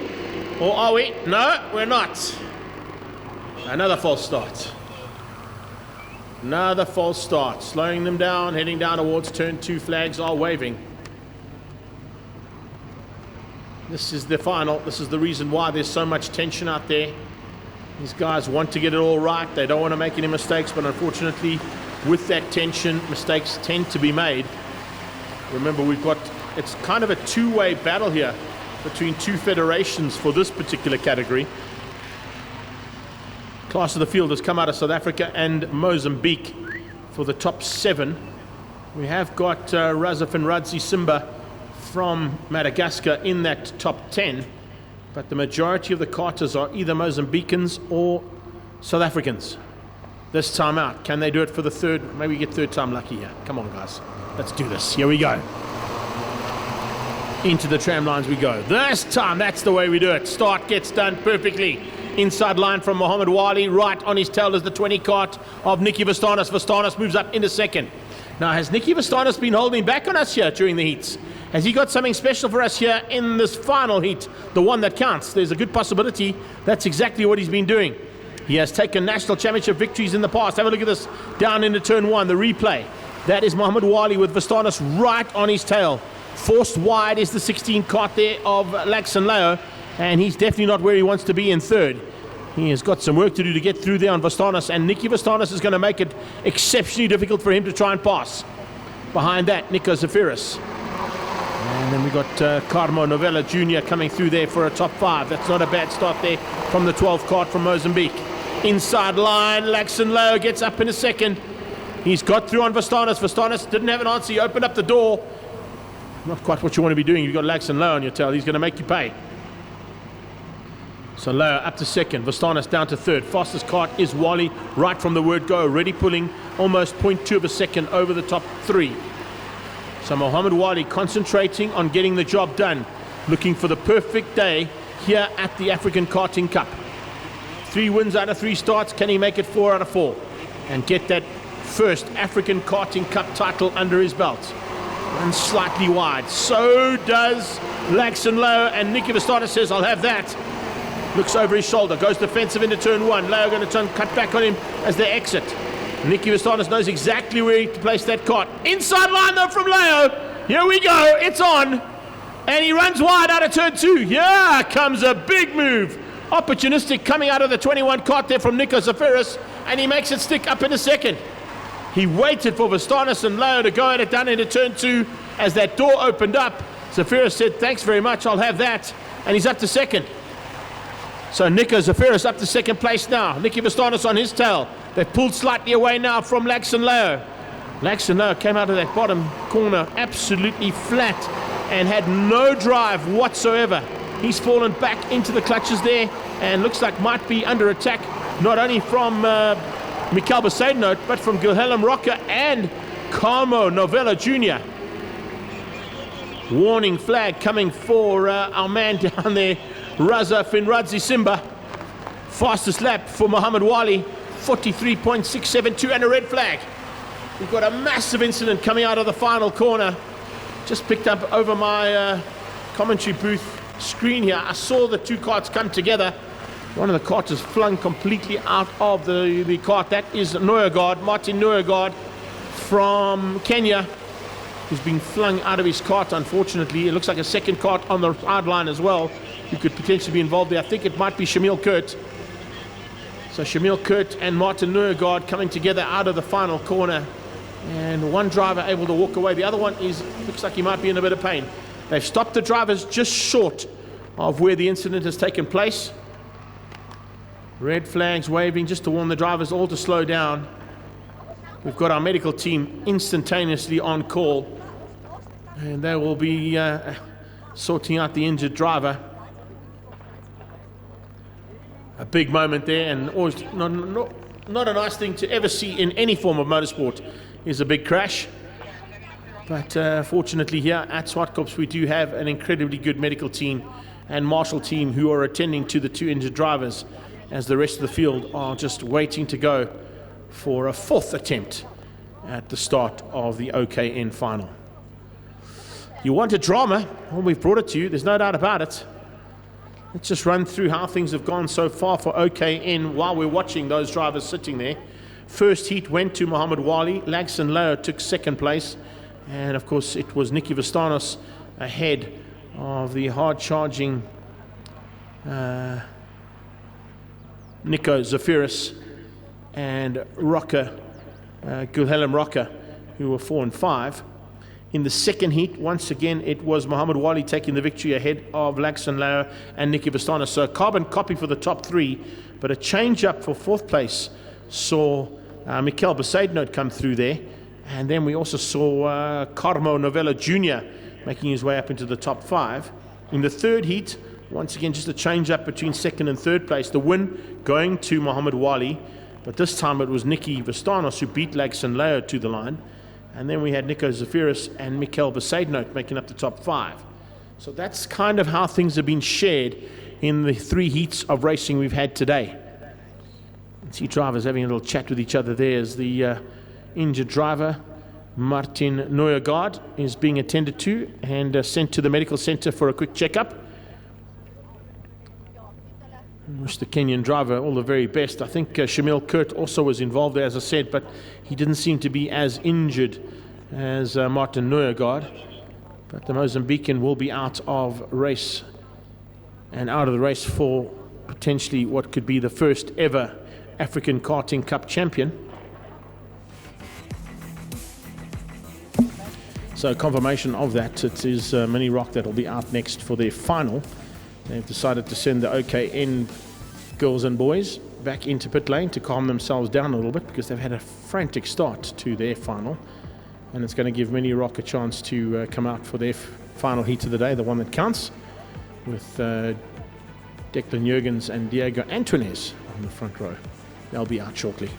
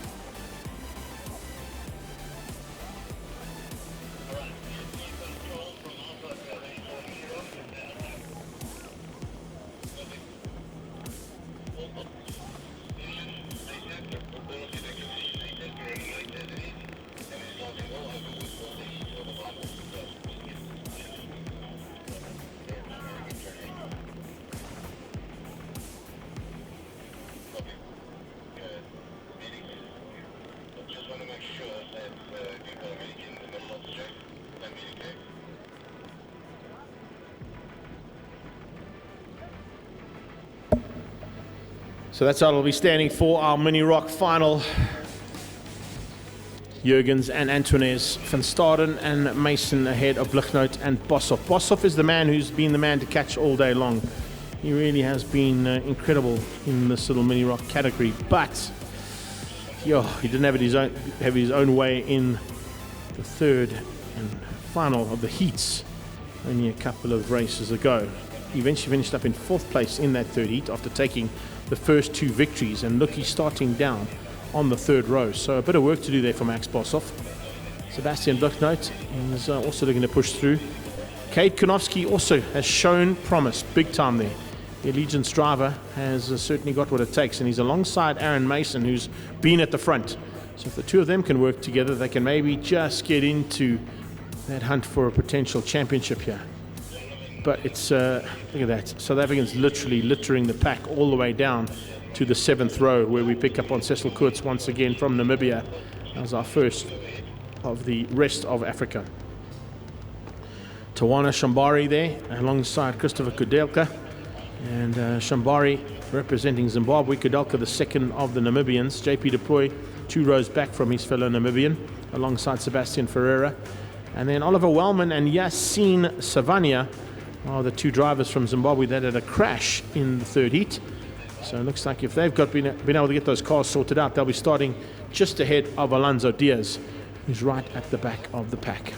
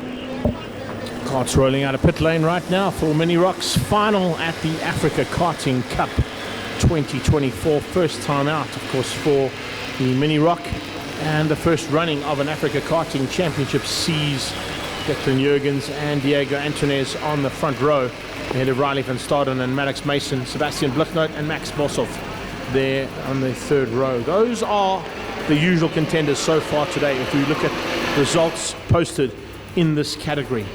Anyone that's missing from those top end of the field, of course, is Aaron Mason, but he's just behind alongside Kate Konofsky. So expect a fight between Max Boshoff, Declan Jurgens, and possibly the two Maddox boys. Oh, the two Mason boys, I should say, Maddox and Aaron. Sebastian Bluchnoot has been there or thereabouts. Certainly has already taken a third place, and then eventually finishing in second in the final heat of the day, heat number 3. So can he capitalize now and turn it around and maybe spoil everybody's day and steal this championship away in the final?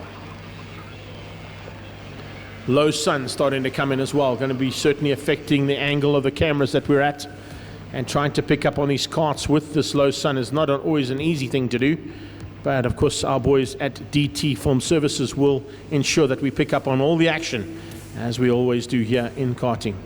So it's Jurgens and Antunes on the front row. Let's see who's going to have what it takes. Declan Jurgens getting the drop though slightly there as they came into the tram lines. Are we good to go? No, we're not. False start. We'll have to do it all over again. Now I know that our assistant COC Luan went down there to have a quick chat with all of the drivers and just explain to them the nature of this final 10 laps and also the importance of it. And in order not to have too much chaos on circuit, just calm their heads down, just bring them all back into a calm frame of mind to restart. But of course that's all gone out the window by the time they've done 2 warm-up laps and make this the third one, because this third warm-up lap will bring them back into formation for the restart. And if they can keep it all together for the restart, maybe we can go racing for the 10 laps expected for Mini Rock. We've got South Africans all the way down to about 13th place. Then it is a Namibian, we've got a Zimbabwean, and we've got 2 more Namibians thrown into the pack here as well. That's basically the spread of the field in Mini Rock. There's a bigger spread amongst our OKN and OKJ competitors, which we'll see a little bit later on. But now under starters orders. Into the tram lines we go. This time do we have a start? Everybody's in? Yes, we do. Green lights and down towards turn 1. It is Jurgens who gets the whole shot. So once again it's Declan Jurgens whole shotting into turn number 1 as he did in heat number 3. Can he keep it all together now as they head towards the turn 2 tunnel? Coming out of that turn 2 tunnel, is that Max Boshoff moving through the field? It is pretty rapidly. Watch out as well for Maddox Mason and Sebastian Bluchnoot also getting some good starts there as they head into the twisties for the first time. Looks like that might be Bluchnoot up into possibly second. And Antunes is the man who's dropped back the worst there on the start. Diego Antunes not quite capitalizing on that start. He's down to about 6th place as they come through the flick-flack for the first time. It is Jurgens who leads out, coming to the line to complete the first of 10. On his tail is the 25 of Bluchnoot, and Bluchnoot now followed closely there by Max Boshoff. Boshoff looking for a way through. I'm going to try and apply the pressure to Bluchnoot, try and force a mistake out of the man in second. Jurgens gets his head down, pulls 0.7 of a second over the rest of the pack. The 2 Masons fly under the tunnel. They've got Riley van Staden stuck in the middle of them, the meat in the sandwich there between the 2 Masons. And then it's Diego Antunes, front row and down to 7th. Kate Konofsky is up 1 position into 8th. In fact, he's dropped down 1 position as well. He was in 7th. Remember, he's dropped 1 position coming out of that first lap. So Konofsky going to have to do some work now. Logan Belau into 9. It's Keon Reddy who's made 1 maneuver and gone through there on a Shai Nagura. Zach Boshoff in 12th and Santiago Freyd in the 13th spot. He drops down a couple of positions on that first pass though, as a couple of guys have dropped back pretty rapidly on those first 2 laps of anger. But Declan continues to lead out. Declan Jurgens just showing the rest of the field the way around here at the moment, and look at the gap he's pulled, almost a second over Sebastian Bluchnoot. Blüchnoth, I think, is holding the rest of this pack up, and I think Max Boshoff realizes that. Boshoff now trying to put the pressure onto Sebastian Blüchnoth, force a mistake so he can get through and start hunting down the leader. He doesn't get through in time. There might not be enough time left over. Remember, this is only a 10-lapper. The other two finals are 15 laps each. Blüchnoth looks over his shoulder. He sees an attempt here from Boshoff. He goes to defend it. Cuts back. Boshoff follows his line through. Doesn't try anything into turn 1. Setting things up for turn 2. Here comes Boshoff for turn 2. Inside line from Max Boshoff, and he's got it. Will he be able to hang on to it? Yes, he will. Holds on to that inside to outside line and goes up to second place. So Max Boshoff up to second now. Blüchnoth down to third, into the clutches of Aaron Mason, Van Staden, and Maddox Mason. Aaron Mason making some great moves through there. And in fact, he's already got through on Blüchnoth. So he's found a way past on Sebastian, and there's no answer there coming from him. He tries to come back in the double left and gets through nicely. There you go. Superbly done. In the background, I look at Riley van Staden. Riley van Staden is also looking dangerous. Coming down towards turn 1, tucks on the inside, clips the curb. Ooh, nearly goes sideways into Aaron Mason. Falls now into the clutches of Maddox right behind him. Aaron Mason goes hunting for Blüchnoth into turn 2. And watching Max Boshoff get away as they fight so hard for third. Boshoff concentrating, trying to get the laps in, but 48 sevens are not quick enough to match the 48 ones coming out of the leader. Declan Jurgens is just starting to eat this pack up big time and disappear at the front end. 1.7 seconds after 4 laps in Mini Rock is a big margin. One man who can catch him if he can get that clear lap is Max Boshoff, and that's exactly what he's trying to do now in the 33 kart. 48.1 from Declan Jurgens and a 48.4 from Max Boshoff. Not quick enough to make up that 2-second gap. It's all up to Max Boshoff now. Jurgens can continue to circulate and consistently do those 48s. And for the next 5 laps, if he does that, the win and Africa Karting Cup champion is going to be that man in kart number 63.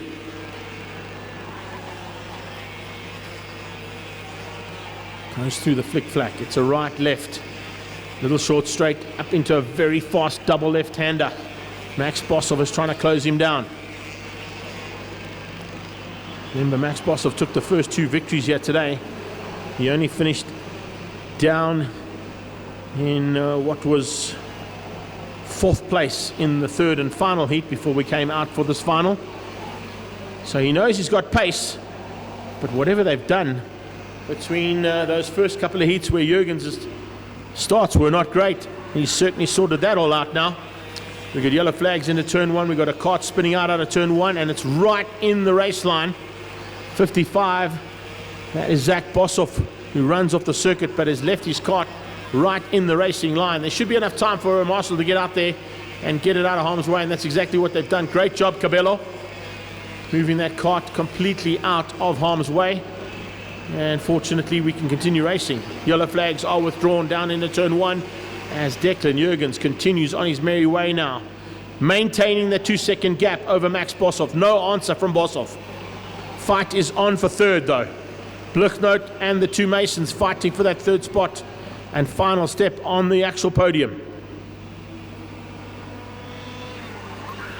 Behind that, it's Bilal. Then Riley van Staden, Keon Reddy, Cade Konoski still in the top 10. Diego Antunes into that 10th spot on the dot. Shane Agura in 11 ahead of Santiago Freid and Sebastian Ferreira. How's this fight? Oh, we've got a change up. Yeah, Blüchnoth has dropped into the meet between the 2 Masons yet again.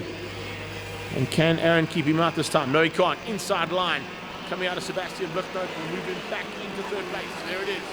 Confirmation across the line. Blüchnoth hangs on to 3rd. So he's pushing hard there and looking for opportunities if he can. Really, really pushing hard now are the 2 Masons because they've got pressure coming from Bilal and Van Staden.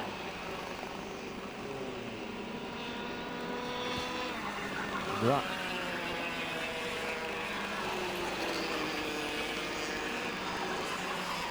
So here we go into the closing stages. It's 2 to go. Declan Jurgens hanging on for now ahead of Max Boshoff. Sebastian Bluknoot in third. Aaron Mason, Maddox Mason, Bilal, and then Van Staden. It is do or die time with a lap and 2 corners to go. Leader starts the final lap. It's a massive margin of almost 2.5 seconds there, almost 3 seconds in fact, that Declan Jurgens has pulled out over Max Boshoff. Brilliant stuff there from him. How's that maneuver on the inside? Oh, excellent stuff from the 18 kart. What a move. Trying to come through there is Riley van Staden in the closing stages. He's not too far away, I can tell you. He is really going like a rocket ship at the moment, is Riley van Staden, trying to get up onto that podium. Jurgens has got this one clean and clear. He's got to just keep it all together for about 5 more corners. And our African karting champion for the first time ever in Mini Rock looks like it's going to be Declan Jurgens. Max Boshoff tried hard early on in the day, but he's been found wanting here in the final, and Declan Jurgens has taken the win. Max Boshoff in second place. Great drive there for him. And in third place, it's Sebastian Bluknoot, or is it, as they come to the line? It is so close. No, Maddox gets through. Maddox Mason beats Sebastian to the line. And it's by 0.03 of a second between those two karts. That's the way to do things. Brilliant kart action in our Mini Rock. Declan Jurgens wins out. What a way to finish up the day there for him. DJ taking the win over Max Boshoff. Boshoff comes through for second place, beating out Maddox. And Maddox, what a run to the line there. 0.03 of a second ahead of Sebastian Bluknoot for 3 and 4. And then just behind that, Logan Bilal coming through as well, rapidly on that last lap, getting himself up into the 5th spot. And that's the way they wrap things up here. Unofficial results, of course, out there at the moment. Jurgens, Boshoff, Mason, Bluknoot, and Bilal. Riley van Staden, and then it was Aaron Mason. Bottom of the list, Sebastian Ferreira, Alonso Diaz, Cecil Kurtz, ahead of Ashon Reddy, and Tawana Shambare, Liam Takiso, Ronald Fenter, JP Deploy, Oliver Wellman, Zach Boshoff, and Luca Mafia. That's how they wrap things up here in Mini Rock. We'll be back shortly with 2 more finals in the Africa Karting Cup 2024.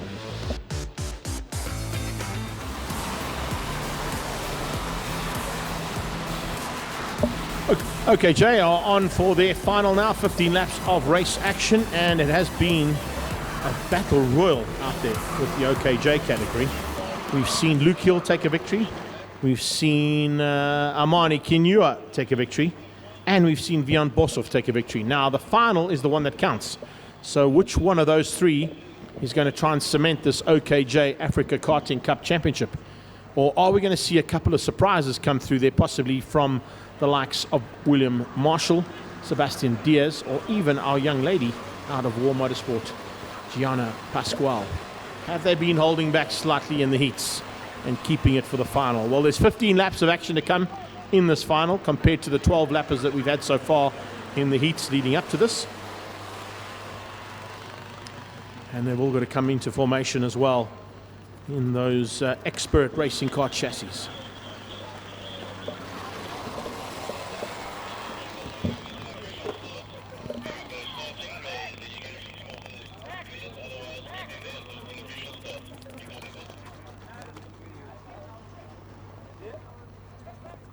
Here we go. Into start formation they go. Once again, Vian Boshoff has got the whole shot position on the inside line. He holds pole position alongside the 38 special of Luke Hill. Luke Hill will try and drive around the outside into those tram lines. They're all in the tram lines. Have we got a green light? We don't. Are we going to get a clean start on the first attempt at all this weekend? I don't think so. There's too much up for grabs here. It's the first Africa Karting Cup Championship that's on the line, and there is a lot of pressure on these drivers to ensure that they stay at the front end, stay on all 4 wheels, and make those Levanto tires get them to the finish line ahead of the rest of the bunch. Not always an easy thing to do. Just picking up once again as they go around on their formation lap. We're still sitting at 38 degrees Celsius real feel ambient temperature out there. I can tell you in the commentary booth, it's about 50 degrees Celsius. Thank goodness for our medical team in Hunley with the fan. Otherwise, I'd probably be dead by now. Alrighty, let's see if we get it right for the second time. Formation flying, that's what we need. And we need them in formation, in the tram lines, all good to go. Lights on, green lights is what we want, and we want full green lights all the way down. You can see, yes, the COC telling Luke Hill, you cannot go ahead of the pole man until the lights are out. And once they go out, we go green. There you go. Now you can make your maneuver. But Vion Boshoff goes defensive into turn 1 and holds off the rest of the pack. It's a good start coming out of Amani by the looks of things as well, as he tries to squeeze through there. Down towards turn 2, trying to sort things out there as they go into turn 2. Great start coming out of William Marshall. He is up into 3rd place. He's outgunned Kenya, he's outgunned Sebastian Diaz, and looks like Gianni Pasquale also with a fantastic start from the young lady as well, coming into the twisties. So Boshoff leads out. That is exactly where he'd like to be. He led from start to finish in the 3rd heat. Now if he can hang on to that lead and not have to worry too much about Luke Hill, he's hoping that William Marshall will close that gap down and give Hill a bit of a run for his money and let Luke Hill concentrate on the man behind as opposed to trying to concentrate on closing him down. But that is not what is happening right now. As they head towards turn 2, Luke Hill late on the brakes and shuts that gap down to less than 0.2 of a second heading into the bridge. It was 0.2 over the line. It's 0.0 at this stage as they go through the twisties. 44.1 out of Boshoff, 44.4 out of Hill, 44.7 out of William Marshall. And there is the steam train at the front. All 3 carts throw that proverbial karting blanket over the 3 of them because there is nothing in it. And with that, they're slowing each other down slightly, and Diaz and Cunha are coming along for the ride. Now they come down towards turn 1. 5 carts starting to concertina up a bit there. Running wide onto the rumble strips. That's not what you want to be doing. The pressure is on. Boshoff is feeling it. Inside line. Almost an overtake maneuver there coming from Marshall on Hill. He had a big look into turn 2. Fastest man on track is Kenya in 5th. So that's why they bridged that gap so rapidly. Amani and Sebastian working together to get to the front end. And now there is a 5-way fight for the lead. A little bit of gap opening up there between Hill and Boshoff as they start to pull away ever so slightly there from William Marshall. William Marshall going defensive is a bit of a concern at this stage. It's only lap 3. There's a long way still to go. And if you're going defensive right now, you're going to lose ground to the leaders. So he might just do exactly what he needs to. And what I think he needs to do right now is let Kenya through and let Kenya pull them up to the back of that pack. Or otherwise, drop the hammer. Vion Boshoff, quickest on the last pass. Leader goes to a 43.312. Certainly one of the fastest laps we've seen around here. They got down into the 42.9s. So we're looking to see about at least another half a second up on that race pace so far from Vion Boshoff. You don't have to be the fastest out there. You've got to be the most consistent. You don't have to set lap records, and if you just stay consistent in those low 43s, it might be enough to take this championship. There you go. Confirmation of Diaz and Kenya talking to each other, saying, let's work together now. We can't fight just yet. We've got to try and bridge that gap. Kayo Kira from Mozambique up into the top 5 for the first time as well. Nice run there from Kira. Hasn't been in the top 5 all day long, but eventually got there in the final ahead of Jesse Swart, William Marshall, Matt Chiwara. It looks like there's problems there for Gianni Pasquale in the final heat. She's dropped all the way out of the top 10 into 11th place. 5 out of 15, the first third of the race done. So 10 more laps to go. It's going to feel a lot longer in these karts, that is for sure, with the heat and the low sun starting to become a factor as well. You'll see the guys running with clear visors might start to feel the effects of those clear visors and might be blinded slightly in certain corners. Maybe not too much now, but in about 10 or 20 minutes time, that very low sun definitely starts to affect your visibility out on track, particularly through that right-left flick. So iridium visors might be the option to run with at this stage. Kenya has got away from Sebastian Diaz all on his own. Some 42.999 from Amani Kenya. Fastest lap of the weekend, I would have to say, possibly there from Amani Kenya. And looking good ahead of Sebastian Diaz. He's got to close down about 2 seconds, though, to get onto the back end of Luke Hill. So with those kind of lap times, he can certainly do it, because Luke Hill at the moment is currently in the 43.3s. 43.007, 007 time coming out of Vian Bosov as he tries to hang on to the lead in the back markers. This could potentially help out Vian Bosov, and I think it might have. Vian Bosov got through the back markers easily, not so much for the 38 special or for the 46 of Hill and Kenua. 1.6 second gap now between the leader and second and third. They came up on the back end of the 36 kart and battled to find a way through there on Giovanni Feliciano. Bosov with almost a 1.7 second lead now over Luke Hill and Armani Kenua. Luke Hill will have to be very wary, because Kenua's times have been very good, particularly in the late race pace he finds. Coming up to just over the halfway mark, 8 of 15 completed, so another 7 to go. And it's no changes in those first 3. We do have a change for 5th place. William Marshall back up ahead of Ko Kira. The Mozambican demoted down 1 place by the South African, so William Marshall back up into the top 5. Jesse Swart into 7th, Matt Chiwara is 8th. Zimbabwean Zayad Saviana up into 9th place there, and just ahead of the first of the Madagascans. And Adrian Jaffe there in 10th place at the moment. So Bosov completes lap 9 of 15, 6 to go. 2 flags waving there for a couple of the back markers. I don't think they realize that those are actually not back markers, those are contenders. Fighting hard and equally matched in those contenders. 42.9s out of both Luke Hill and Armani Kenua.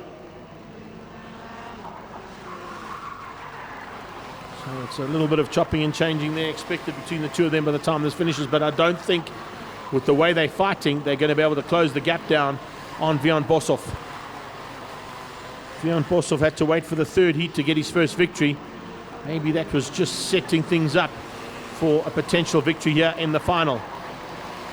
The 38 special pushing hard. Luke Hill out of Kabuki Motorsport is definitely in with a shot still, but it's to try and make up the almost 1.7 second gap in the space of the next 5 laps, and also contend with the hard charge coming out of Kenua. We got a spinner down at turn 1 right below us here in the commentary booth. Kenua is now set another fast lap, 42.793. So fast laps are starting to come in here. Looks like these Levanto tires come into their own with about 10 laps completed. That's when they start to really come into the type of race ability that these tires provide. Takes a couple of laps to get them up to race temperature, up to what they need to provide the service that's required. And once they're there, we start to see the lap times drop rapidly. We have got 4 drivers into the 42.9s now. 2 drivers into the 42.8s, in fact, with 2 drivers in the 42.9s. So the lap times are dropping despite the heat of the day and the ambient temperature and track temperature that these Levanto tires are being put into and pushed at this point of the day. Coming up to complete lap 12 of 15. We've got 3 to go. Bosov still with a 1.6 second lead. It might have come down ever so slightly now as they cross the line. Let's see, yes indeed. 3/10 on that last lap from Luke Hill. So Luke Hill has decided to turn the wick up and have a go. He's got 3 laps to make up 1.3 seconds on Vian Bosov with some traffic. There is certainly going to be some traffic to be negotiated now by the leader that could play into the hands of Luke Hill, which is why I think he's turned the wick up ever so slightly. They're coming up on the 37 kart there. Is that the 37 kart? I'm not quite sure if it is. Good start though from Pedro Tavella. If he's got back on circuit, he does. He's the man, of course, who crashed out earlier on. So we'll have to keep an eye on him and see whether or not he can make his way through there and possibly still hang on for a good overall finish for the day. So it is Bosov with less than a second now over Luke Hill with the traffic. Traffic is definitely become a major factor here in the closing stages.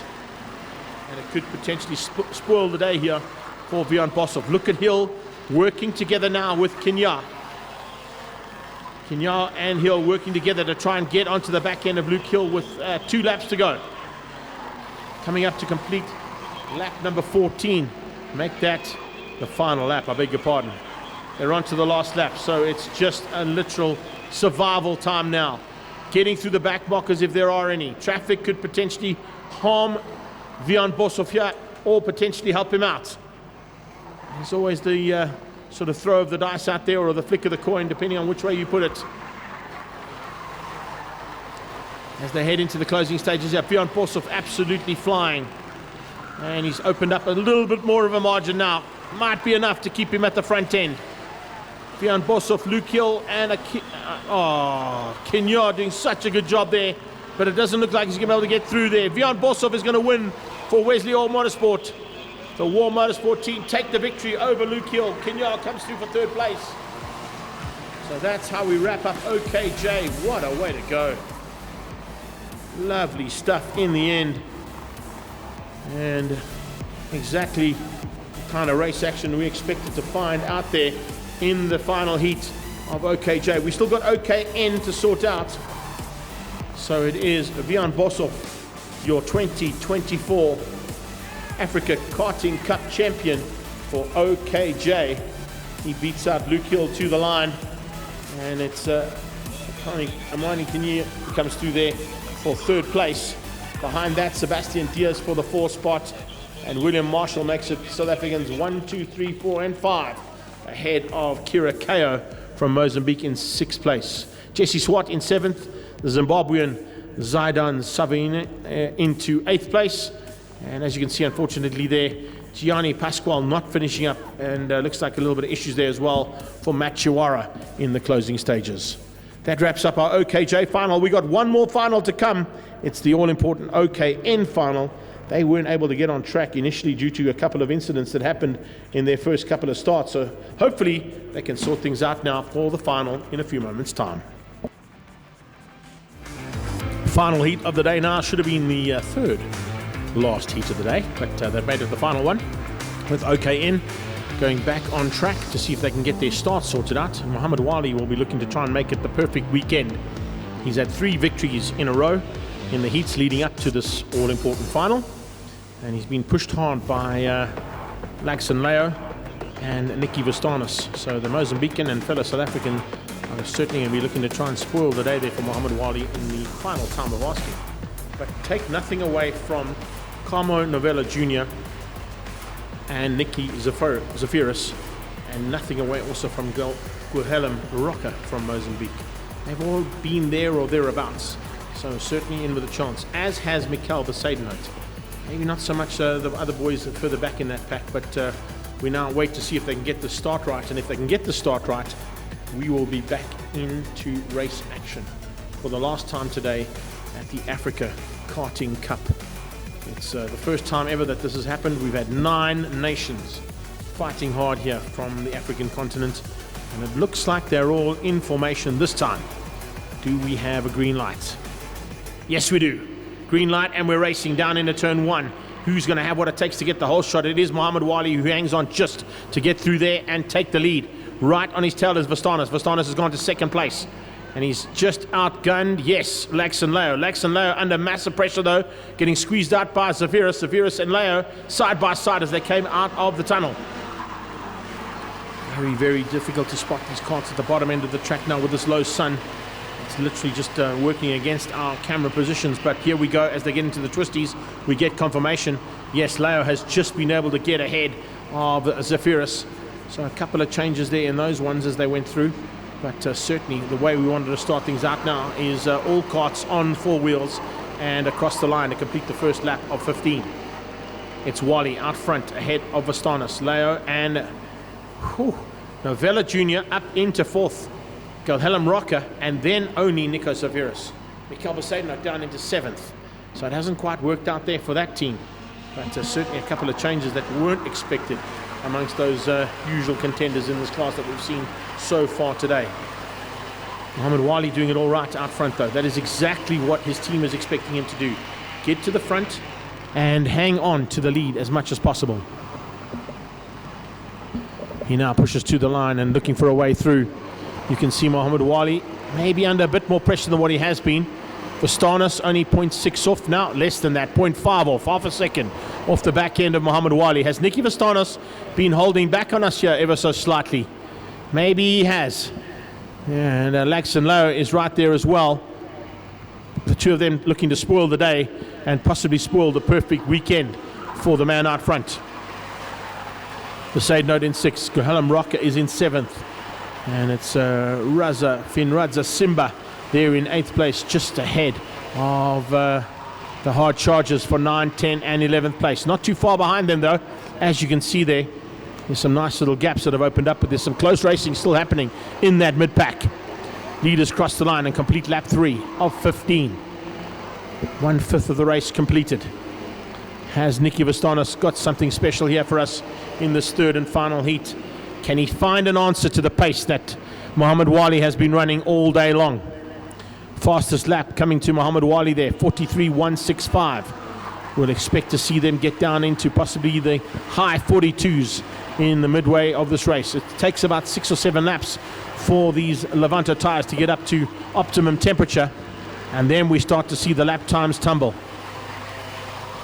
And they tumble pretty rapidly down into those 42.9s. We saw it only a couple of minutes ago in OKN, and now, OKJ, I beg your pardon, but now in OKN, a similar thing starting to happen. Whoa! Late dive right onto the back end of that second place from Leo. Laxon Leo is not holding back here. He wants by. He realizes that Vastanis may be not running the kind of pace he needs to ensure that they stay in touch with Muhammad Wali. Wali has now pulled out to 1.2 seconds out front. Laxon Leo is less than half a second, in fact less than 0.2 of a second behind second place Nicky Vastanis.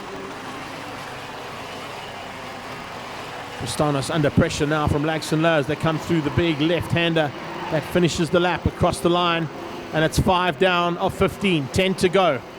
1/3 of this race completed. 10 more laps of race action coming away in 2024's Africa Karting Cup. Unbelievable race action we've seen all day long in all 3 classes.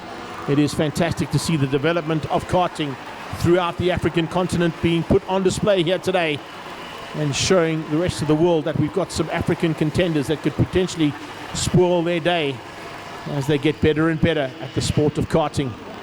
And more opportunities like this opening up courtesy of the FIA, and in this time Motorsport South Africa, in conjunction of course with all of the motorsport federations involved. Just had a quick chat with Joe from Botswana. He's loved every aspect of being here. I know the Zimbabweans have also had a great time, but we've had contenders from Kenya, we've had contenders from Madagascar, Mozambique, Namibia, even Angola has been represented here this weekend, and will look to be at the front end going into the future. Big moves in the mid-pack. Front end though stays pretty much as a stock standard style position right now. Maybe just a bit of maneuvering there for 4 and 5 between Carmo Novella Jr. and Nico Zafiris. Nico Zafiris trying to close down on the Mozambican and get back up into that top 5, into 4th place, not in the 5 spot where he sits right now. A little bit more pressure coming on to Vastanis at this point in time as well. Watch the pressure being applied now onto the 15 kart there of Novella Jr. All of a sudden, Nico Zafiris has found a bit of late race pace. Speaking of late race pace, Muhammad Wali down into the 43 deads, 43.075 there for the leader, opening up his margin to now 1.6 seconds up the road from everybody else. Vastanis still in 2nd. Leo still in 3rd. It doesn't look like Laxon Leo can try and do anything about that half a second gap. They're going to be coming to just over the halfway stage. It's 8 of 15 completed. 7 more to go. What can Laxon Leo or Nicky Vastanis do about the pace set out front currently by Muhammad Wali? Wali is just in control. He has been all weekend long. As I said, the guys down at War Motorsport have done an amazing job to set this kart up for this man. But there's been some pressure coming initially from these two. But by this stage of all three races before, he kind of had an almost similar lap and an almost similar gap in the laps that he's been doing to these two behind him. Not really anything to concern themselves about in terms of the late race pace of these other karters, because it's Mohammed Wali that is dictating it now, moving himself over 2 seconds in front of Vastanis and Laxton Lowe. Velo Jr. still in the 4th spot, Zafira still in 5, Mikkel Besaidnout up into 6, Gulhelm Rocker into 7. Watching now as Laxton Lowe concentrates, tries to find a chink in the armor there. Can he get himself at least up into 2nd place as they complete the 2nd, 5th of the race? 10 down, 5 to go.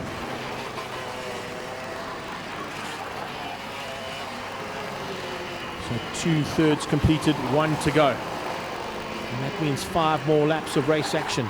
It's almost 2.5 second gap now from Wally to Vastanis. Nicky Vastanis is just playing the defensive role, trying to keep out Laxton Lowe. It's only 0.3 of a second between the two of them, and that's the gap there between the leader and the two of them. So Laxton Lowe now wants a way past, but he can't find it just yet. He's watching Mohammed Wali disappear in front of him, and he hasn't got an answer because he can't find a way past Nicky Vastanis at this stage either. Behind that, the battle continuing there. Oh, big move. Nice move there. The 23 kart just diving up the inside, and a bit of a change up there coming in amongst those back markers. Mohammed Wali had to try and find a way through there, and eventually did on Mohammed Ahmed. So the 27 kart there being outgunned by the leaders as they come into the traffic now for the first time. Still 3.5 laps to go, but traffic could be a major factor here. And is, oh yes, big time. Nicky Vastanis getting blocked there by Mohammed Ahmed. He had nowhere to go. Doesn't seem to be any blue flags waving, and look at the gap that he's pulled now with that traffic over Laxton Lowe. Laxton Lowe also battling with traffic. You can see Vastanis not happy about that. Gesticulating to the man there in the 27 kart that he was in the way and wasn't looking out for the Foster karts coming through. But it's opened up a huge margin now. 2nd and 3rd place, nearly 3 seconds apart. 3 seconds up the road now for Vastanis, almost 4 seconds for Vastanis to catch this man. So Mohammed Wali was able to get through the traffic rapidly. Vastanis and Laxton Lowe were caught up dramatically in the closing stages. Zafiris up in the 4th place. He's managed to find a way through there on Novello Jr., as has Mikkel Besaidnout. So 14 laps done. 13 laps done, I beg your pardon. 13 done now. My timing monitor unfortunately has shut down here on me with the heat in this office. My little iPad went into temperature warning. So I'm just going on the graphics that's been provided here by the DT Film Services team. So 13 out of 15 done. 1.5 laps to go now for Mohammed Wali for the perfect weekend. Can he keep it all together? Is there any more traffic for him to negotiate? There are 2 karts up the road, but I don't think they're going to affect his race at all. At this stage, they are too far up the road, and I don't think he's going to catch them. And if he does, he might just roll out slightly just to ensure that there's no incidents between himself and any of the karts that are out there. Vastanis goes flying past Wong from Madagascar. Doesn't have too much of an issue getting past him, but there were a lot of traffic issues for Nicky Vastanis and Laxton Lowe that they had to deal with. And it could potentially have spoilt their chances of catching the man who's going to be king today. Mohammed Wali with 2 corners to go. Through the flick-flack. Into the double left-hander. The checkered flag is on standby. And your 2024 and inaugural African karting champion is Mohammed Wali in OKN. Vastanis in 2nd place. Laxton Lowe hangs on for 3rd. He finishes up ahead of Nicky Zafiris. And it's Mikkel Besaidnout who comes through there to take the final step of the podium in 5th place. Ahead of Novella Jr. and the rest of the pack come through to get that checkered flag. What a way to go racing, ladies and gentlemen. Hope you've enjoyed all that action that's come your way. We wait for the unofficial results, of course, from this final heat. But the champion has been crowned in all 3 categories.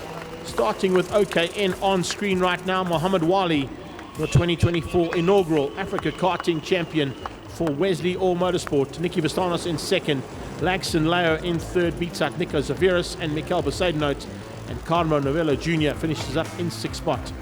Bottom of the crew there, yes, unfortunately Jesse Wong with a bit of issues from Madagascar, and Mohamed Ahmed and Timoteo Adriana Maman having some major issues there in the closing stages, but nothing from today's racing. Let's run through a quick review of today's racing. Your champions for 2024 African Karting Cup: Mohammed Wali in OKN, Declan Jurgens in the Mini Rock, and Vian Boshoff taking the win in what has been an exceptionally competitive karting event here at Zwartkops, just west of Pretoria in Karting, South Africa. We hope you've enjoyed all the action. Just to give you a couple of stats, 4,500 people watching our live stream event today. That is fantastic, and a massive thanks to all of you for joining us on YouTube and sharing it onto all of your platforms. Also got to give a shout out to all of our FIA and MSA contingent downstairs for putting this event together. It certainly has been a huge success, and in fact, if you are getting the likes of the big boss man of the FIA, Mr. Mo Ben Sulayman, giving us a little bit of a heads up. And also, just to give you a heads up on that too, a couple of posts that went out on social media regarding the Africa Karting Cup Championship actually were outgunning World Rally Championship in Sweden in terms of views over the weekend. So well done to all of the team behind the scenes here for the first running of the Africa Karting Cup. A big, once again, happy birthday to the Deputy President, Mr. Robert Reid. I'm sure you're pretty happy with the present that was given to you today with a very successful karting event here at Zwartkops. On behalf of the DT Film Services team, a big shout out to all of our marshals and medics out on circuit as well for the incredible job that you guys have done out there too, and to our race control stewards and everybody else behind the scenes here at Zwartkops International Karting Track. We wish you all the very best for a great 2024 season. What a way to kick it off. And from my side, Greg Maloney, the voice of choice, always an honor and privilege to be involved in these events. So from me, take care then. Bye-bye now.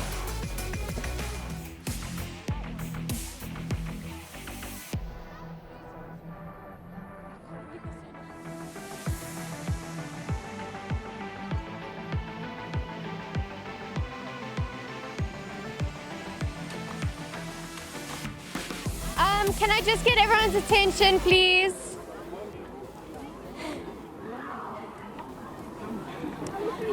We are starting prize giving. Guys, can you get your attention, please? It's nice evening time. Can you get your attention?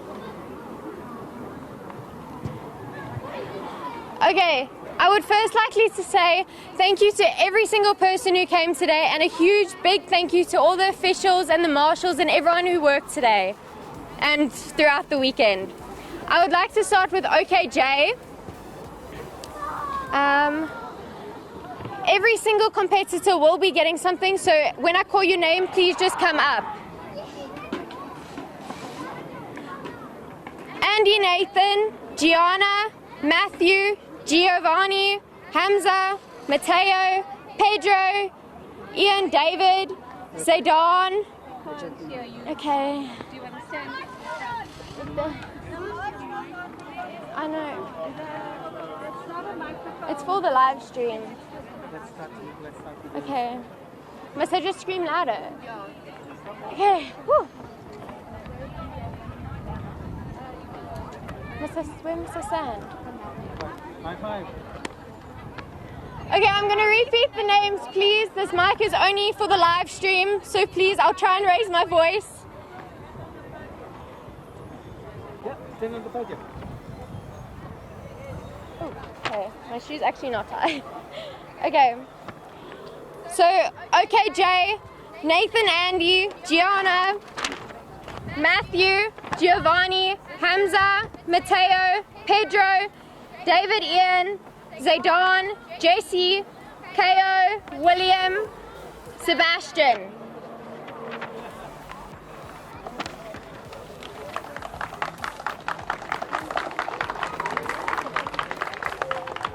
For top 3, we have in. Okay, never mind.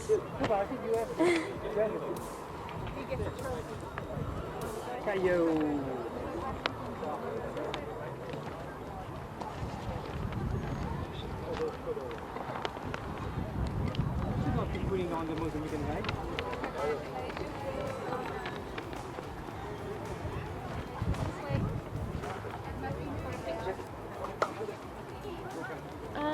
Just stay for now. Okay, now top 3. In 3rd place for OKJ, we have Amani Kinywa.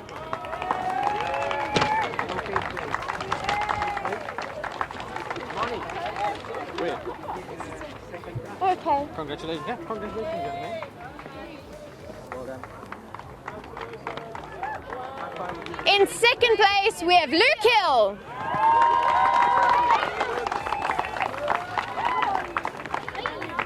And in 1st place, we have Vian Boshoff.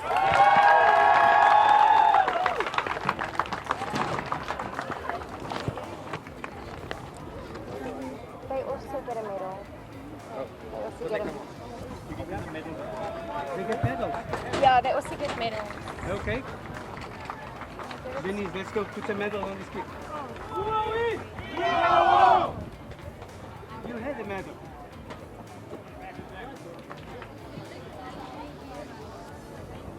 Now we have to take a picture. Akbar, Dick, let's take a picture with this champion.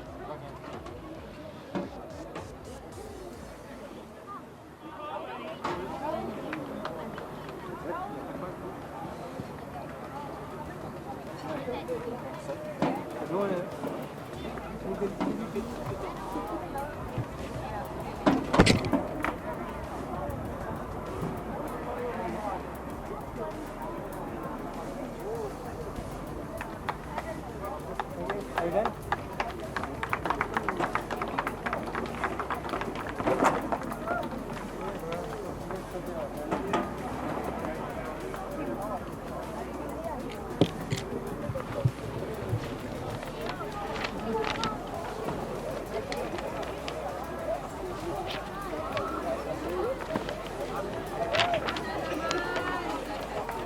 Don't call the top 3 now. Just call them I later. will.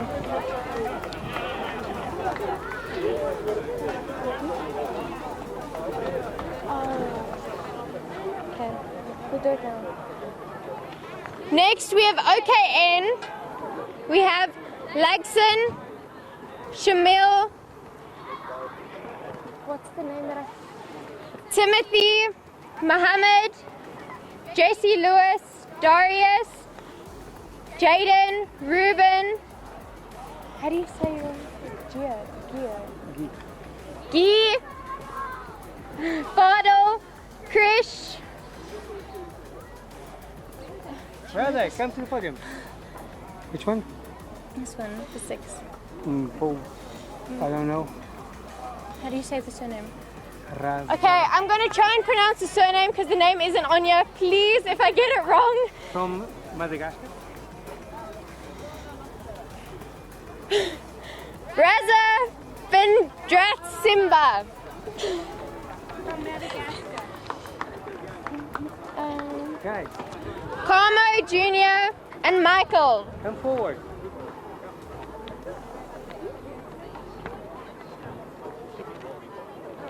Guys, todos. Okay. Venham, menino. Já. Eres o Gui. E os outros? Ah, tá vindo todos? Sim, todos. Ruben.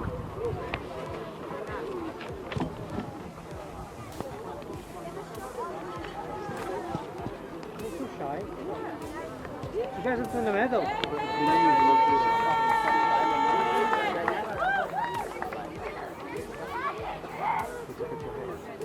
Não, já cortei. Where's the other guys? Amor, Carmo. Carmo, Shamil. Não.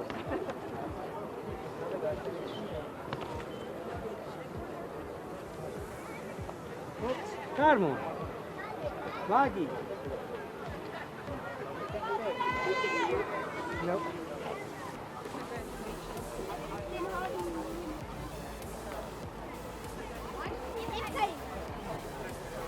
Missing someone? Don't think so. And top 3? In third place, we have Nico Zafiris.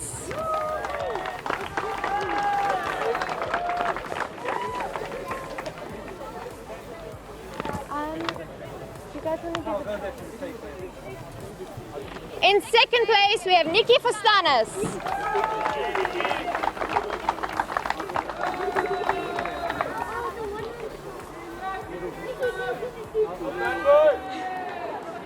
And in first place, we have Muhammad Wali.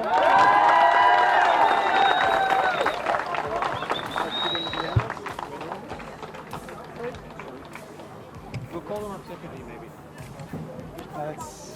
Check. I say call them up separately.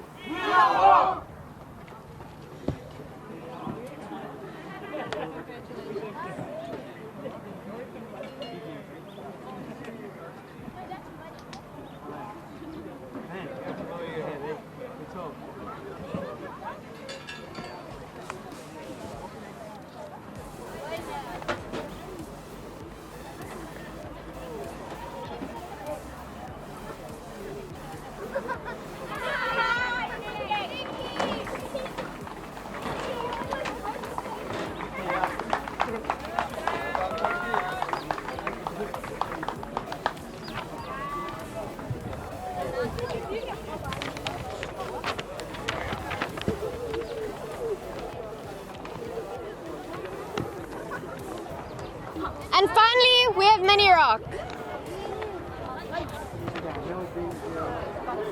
Alonso Diaz, Yassine, Christopher, JP, Oliver, Luca, Liam, Ronald, Zach, Tuana, Kian, Ashawn, Cecile Jr., Sebastian, Santiago, Logan, O'Shea, Diego, Maddox, Cade, Riley, Aaron.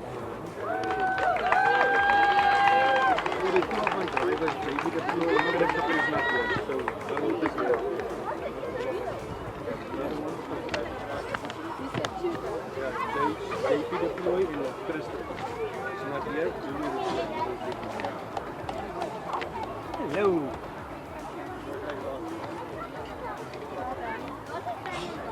Again, next guys is flying up there.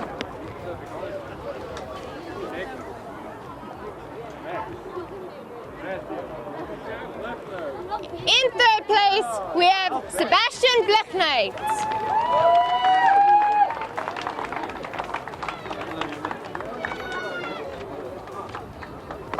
In second, we have Declan Jurgens.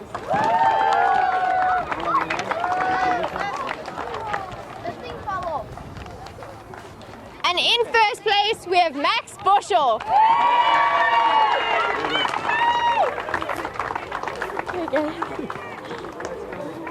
Medal these 3.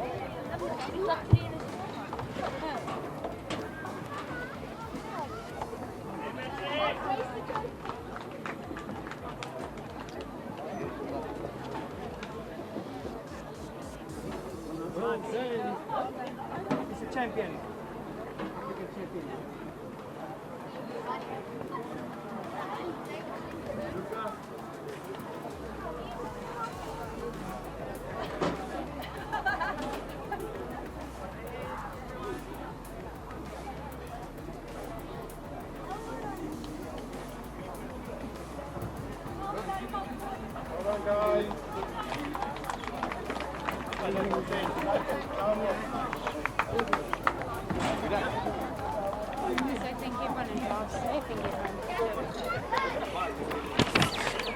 Thank you all so much for being here today. We really appreciate it. Get home safe and have a good night.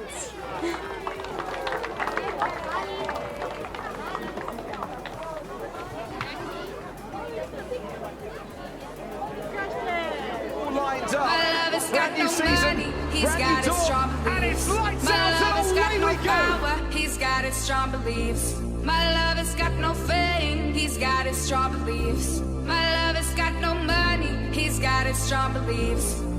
Want more and more, people just want more and more freedom and love. What he's looking for, want more and more, people just want more and more freedom and love.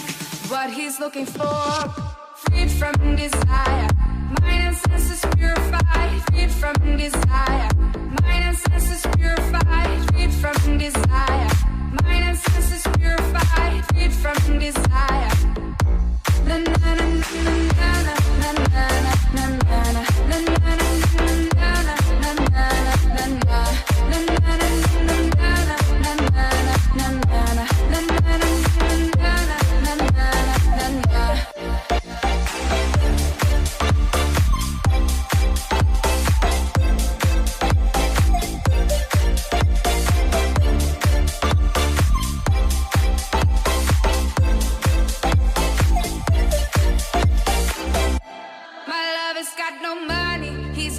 strong beliefs. My love has got no power, he's got his strong beliefs. My love has got no fame, he's got his strong beliefs. My love has got no money, he's got his strong beliefs.